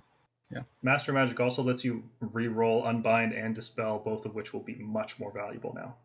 Oh yeah, especially against Purple Sun. You need a 9 to unbind that. Yep. Incredible. It's like Vortex, which is pretty good. We don't really care about the Purple Sun, right? Like killing one Liberator, who cares? It's the -1. It's the listen, man, no one cares about the roll of 1 to kill a model. It's the -1 to save is the reason you're taking that. Because I was talking to my friend about this. KO might switch from Warp Lightning Vortex to Purple Sun. Yeah, I would.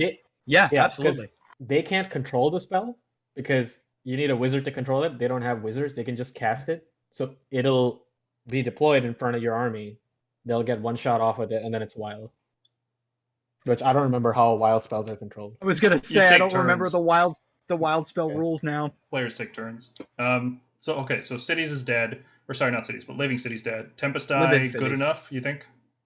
I think it's a good. Yeah, you can build a good list out of it. Hallowheart. I think Stormcast do better than Hallowheart does now.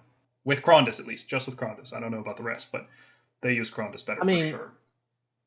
Yeah, Hallowheart, they just have more spells, and there's some of their damage spells are really good. But they can't translocate. That's true. That's the big downside. Yeah, and if like you want to stack like a Purple Sun with the Krondys spell and give Cities of Sigmar crossbowmen who are shooting on 3s and 2s or something, a bunch of shots at -2 rend or 3 rend. Yeah, that's the place to do it. But you know what's better than crossbowmen? Adjudicators dropping out of Scions anywhere you need them. Yeah. Pretty good. Yeah, I think Stormcast just do it a little bit better than Hallowheart, especially now that we can give Krondys cogs. The reliability is pretty much up there. It's good enough. Yeah. Okay. Daughters of Cain looking better, right? They don't need bounty hunters. I think they actually just go Conquerors or Battle Regiment or like a 3-drop because they do not need the bonus damage. I mean, they still always had like 4 or 5 heroes, so might as well go for the enhancement. Like, you think you think they pivot to Crystal Heart to double range on the spells? No, I think I could see a build. I think what they definitely have to do is take Heart of Fury to avoid the bounty hunter +1 damage. Or actually, you don't care about dying because if you're a glass cannon, you'll probably just die. Exactly. Disposable veterans. Stick the disposable ones in Bounty Hunter so that your 10 witches can be even more efficient. You don't have to give them Mind Razor to get 2 damage, which would be great. I think Daughters are looking better. The fact that they take bonus damage doesn't matter. They weren't. Problem is Battle Shock is like a huge issue for them. Yeah. Because if you kill we have spells or like a area of effect things. If you kill 5 Witch Elves in every group that Drayshigan list you're talking about, that list loses a lot of Witch Elves. Yeah, Just off of Battle Shock. and the 30 blocks that were set up to be like defensive and hold off an army for a turn, those just run away now unless you get the prayer on them. And the prayer's not guaranteed. Yeah. It is a 2+, and you have to take it, and I don't see anybody taking it yet. So, yeah.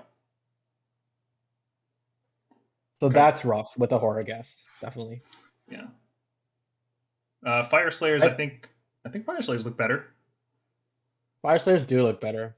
I don't know. Are they too slow for some of these battle plans, you think? No, because you can always run in charge with a Battle Mage. You can Magma Drop or Magma Tunnel in a bunch of dudes, and you got Magma Drops as well. I think they have enough speed. It's still going to be a limitation for them, but I think they have enough. They're not just dead. Yeah, but shooting getting weaker makes them good. Yeah. They have one of the best abilities to avoid their Galatian veterans just getting blown out, which is Counter-Strike or whatever. But I guess you could roar that, so they are weaker to monsters in that sense. They could also start utilizing the Firewall, which I don't see a lot of people talking about, and I think the Firewall's phenomenal. So I think Fire Slayers are looking better, yeah. I think it's going to be a build. It's going to be a build shift, right? Because you're going to get Magma Droths, infantry, heroes instead of either going a infantry heavy list or a Magma Droth heavy list. I think you mix, yeah. Yeah, absolutely. You go like father and son on Rune on Magma Droths, and then you fill with infantry and you don't max out your Magma Droths. You don't bring like 4. You maybe bring like 2 or 3, and then you bring some hard card. You bring 2 of them, right? And then a bunch of infantry.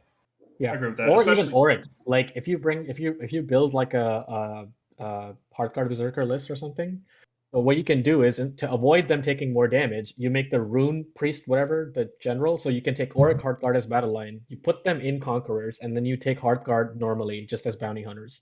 And then that stops them from taking the 1 damage, because then they're not battle line, because the Rune Father is in your general. Yeah. I don't know how recently this was done, but Am I wrong? Am I wrong about this? Or did they change that? No. I was going to bring up something else, so we'll finish this conversation first. Because Auric Heart Guard, because Auric Heart Guard become battle line with a Priest General.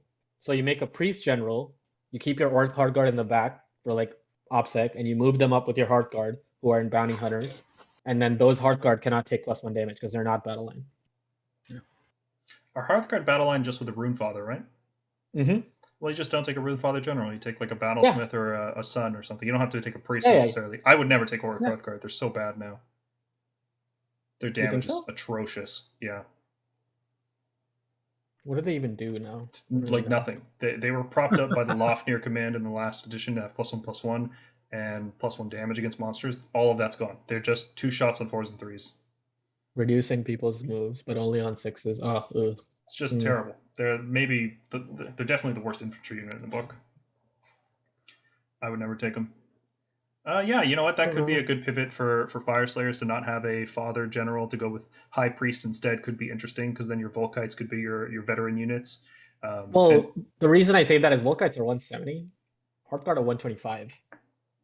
Yeah, like that's cheap battle line, right? Like because like if you're so if Lofnir makes the Magmadrots battle line, right? So you take 2 Magmadrots, one of them is battle line, then you take 2 Auric Heartguard, and then you put them in Conquerors, and that's 250 points on. I get that, but 125, like if you're going for the cheapest battle line, sure, but 125 points on Oryx is almost wasted. It's almost like getting you no value, whereas 170 points of Volkites could be a shield wall, or it could be an extra charge unit. But I mean, doesn't that present you with the same discussion point that we always bring up about spending 115 points on Liberators because they're cheap? Sure, but the option there is like 115 on Liberators, or 125 on Vanquishers, or 130 on Vindictors. All these units have the same footprint, same models. There's so many similarities that it's like it really does just come down to points. Whereas 5 Auric Hearthguard versus 10 Volkites is a big difference in footprint, model count, damage output. These are all significant changes. So if you just want to shave as many points as possible to have as many Hearthguard as possible, maybe just make them battle line with a Rune Father, right? Like, they're veterans, that's good. A hammer veteran is a good thing to have, right? And you don't have to go double reinforce. You could just single reinforce these units and not give up too many points when your opponent charges and kills 250 points. No, We know I how- don't think I make. If I want to 320. rely on hard card, I don't think I'm making them battle line. I think I am just relying on Magma Drought battle line in that sense, or You don't or think a card combo. between magma dross that could screen, a firewall that can't be run through, Volkite screens in front of them, and the fight first command, you don't think you could get away with having them as veterans? The fight first command, I think, is really big on that list. Hmm. Maybe, but that can also be roared really easily. True. Then you're taking extra damage from something like Stormdrakes or a Maw-Crusher in your face.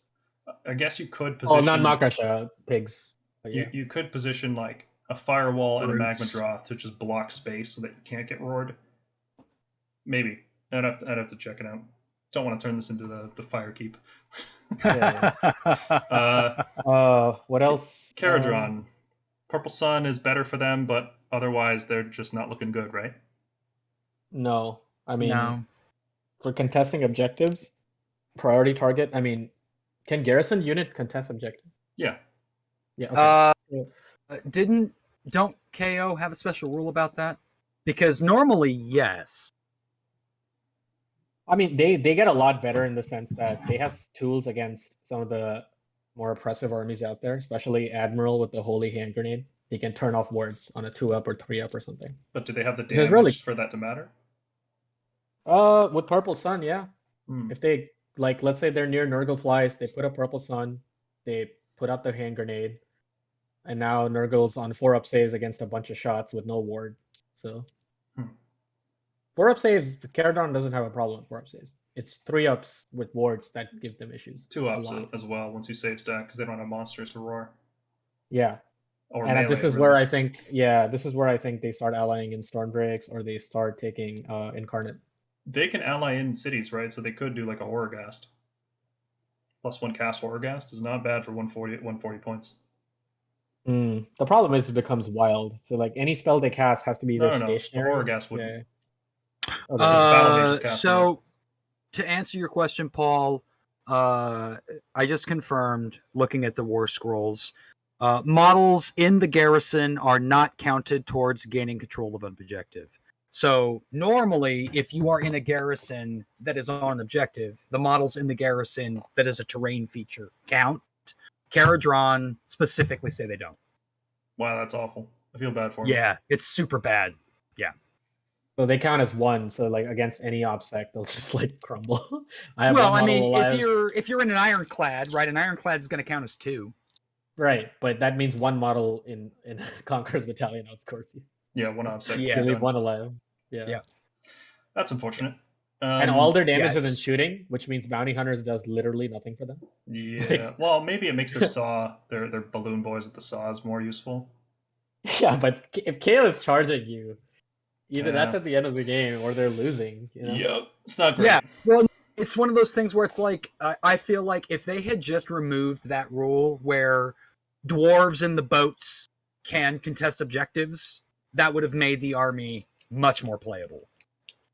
Just them bouncing around the table, capping objectives would be. Oh my god, what are they? obnoxious. Yeah, and then there's that battle plan that doesn't allow teleports. So like, good luck getting your guns in range. On Oh that yeah, one. no Like, joke. Yeah, for sure. they have 18-inch on 18 and like 14 on most of their guns, which means with 8-inch movement, that's like 26 effective. That's it basically.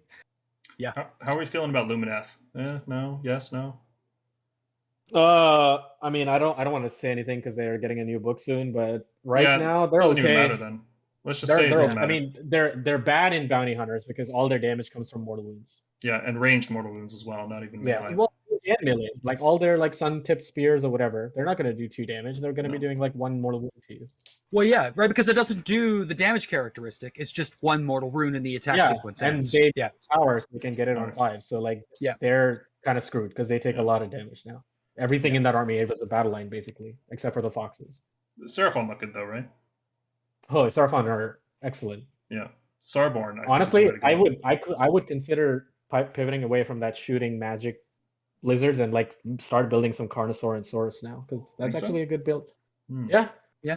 Like their monsters all became better because they don't no longer give away points and they retain their monsters rampages. Their Slann became a bit worse, but you could always bodyguard a Slann with Saurus, giving them extra wounds. That's fine. Mhm.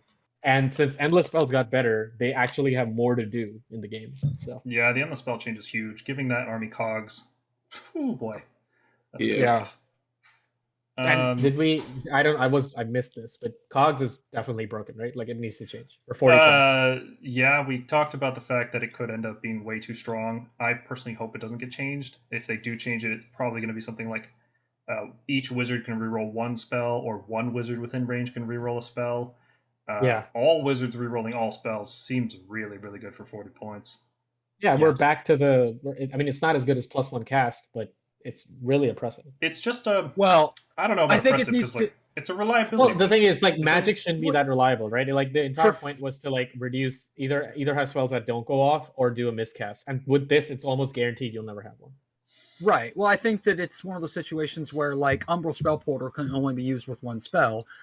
Cogs should be set up where it allows one wizard to reroll one cast and one unit to reroll one charge. Done. I'd be okay That's if it was. I would be okay if it was every wizard can reroll one spell per turn. Nah. Because then you wouldn't have abuse cases like Nagash. You don't even know if it's an abuse case yet, but I'm assuming it will be. Rerolling all of the spells seems really good. Whereas if it's like 3 wizards in a list get to reroll a spell each, that doesn't seem so bad, right? Like Hallowheart, if you have 5 wizards rerolling 10 spells per turn, seems really, really good. I think if I'd it be was okay one with spell? one wizard rerolling all their spells instead of all wizards rerolling one spell. Really? Like Nagash rerolling because- everything? Yeah, I'd be better with. I'm okay with that more than I am with like all wizards because like I don't want the entirety of Lumineth to be rolling every single spell. Yeah. Well, that's a problem with Lumineth, Mergonk. Like, Because honestly, they're all one casts in Lumineth mostly, and they're Yeah. all going to be rolling that. I don't want that. Hmm. I'd rather have I- Nagash is fine, man. Like okay, whatever.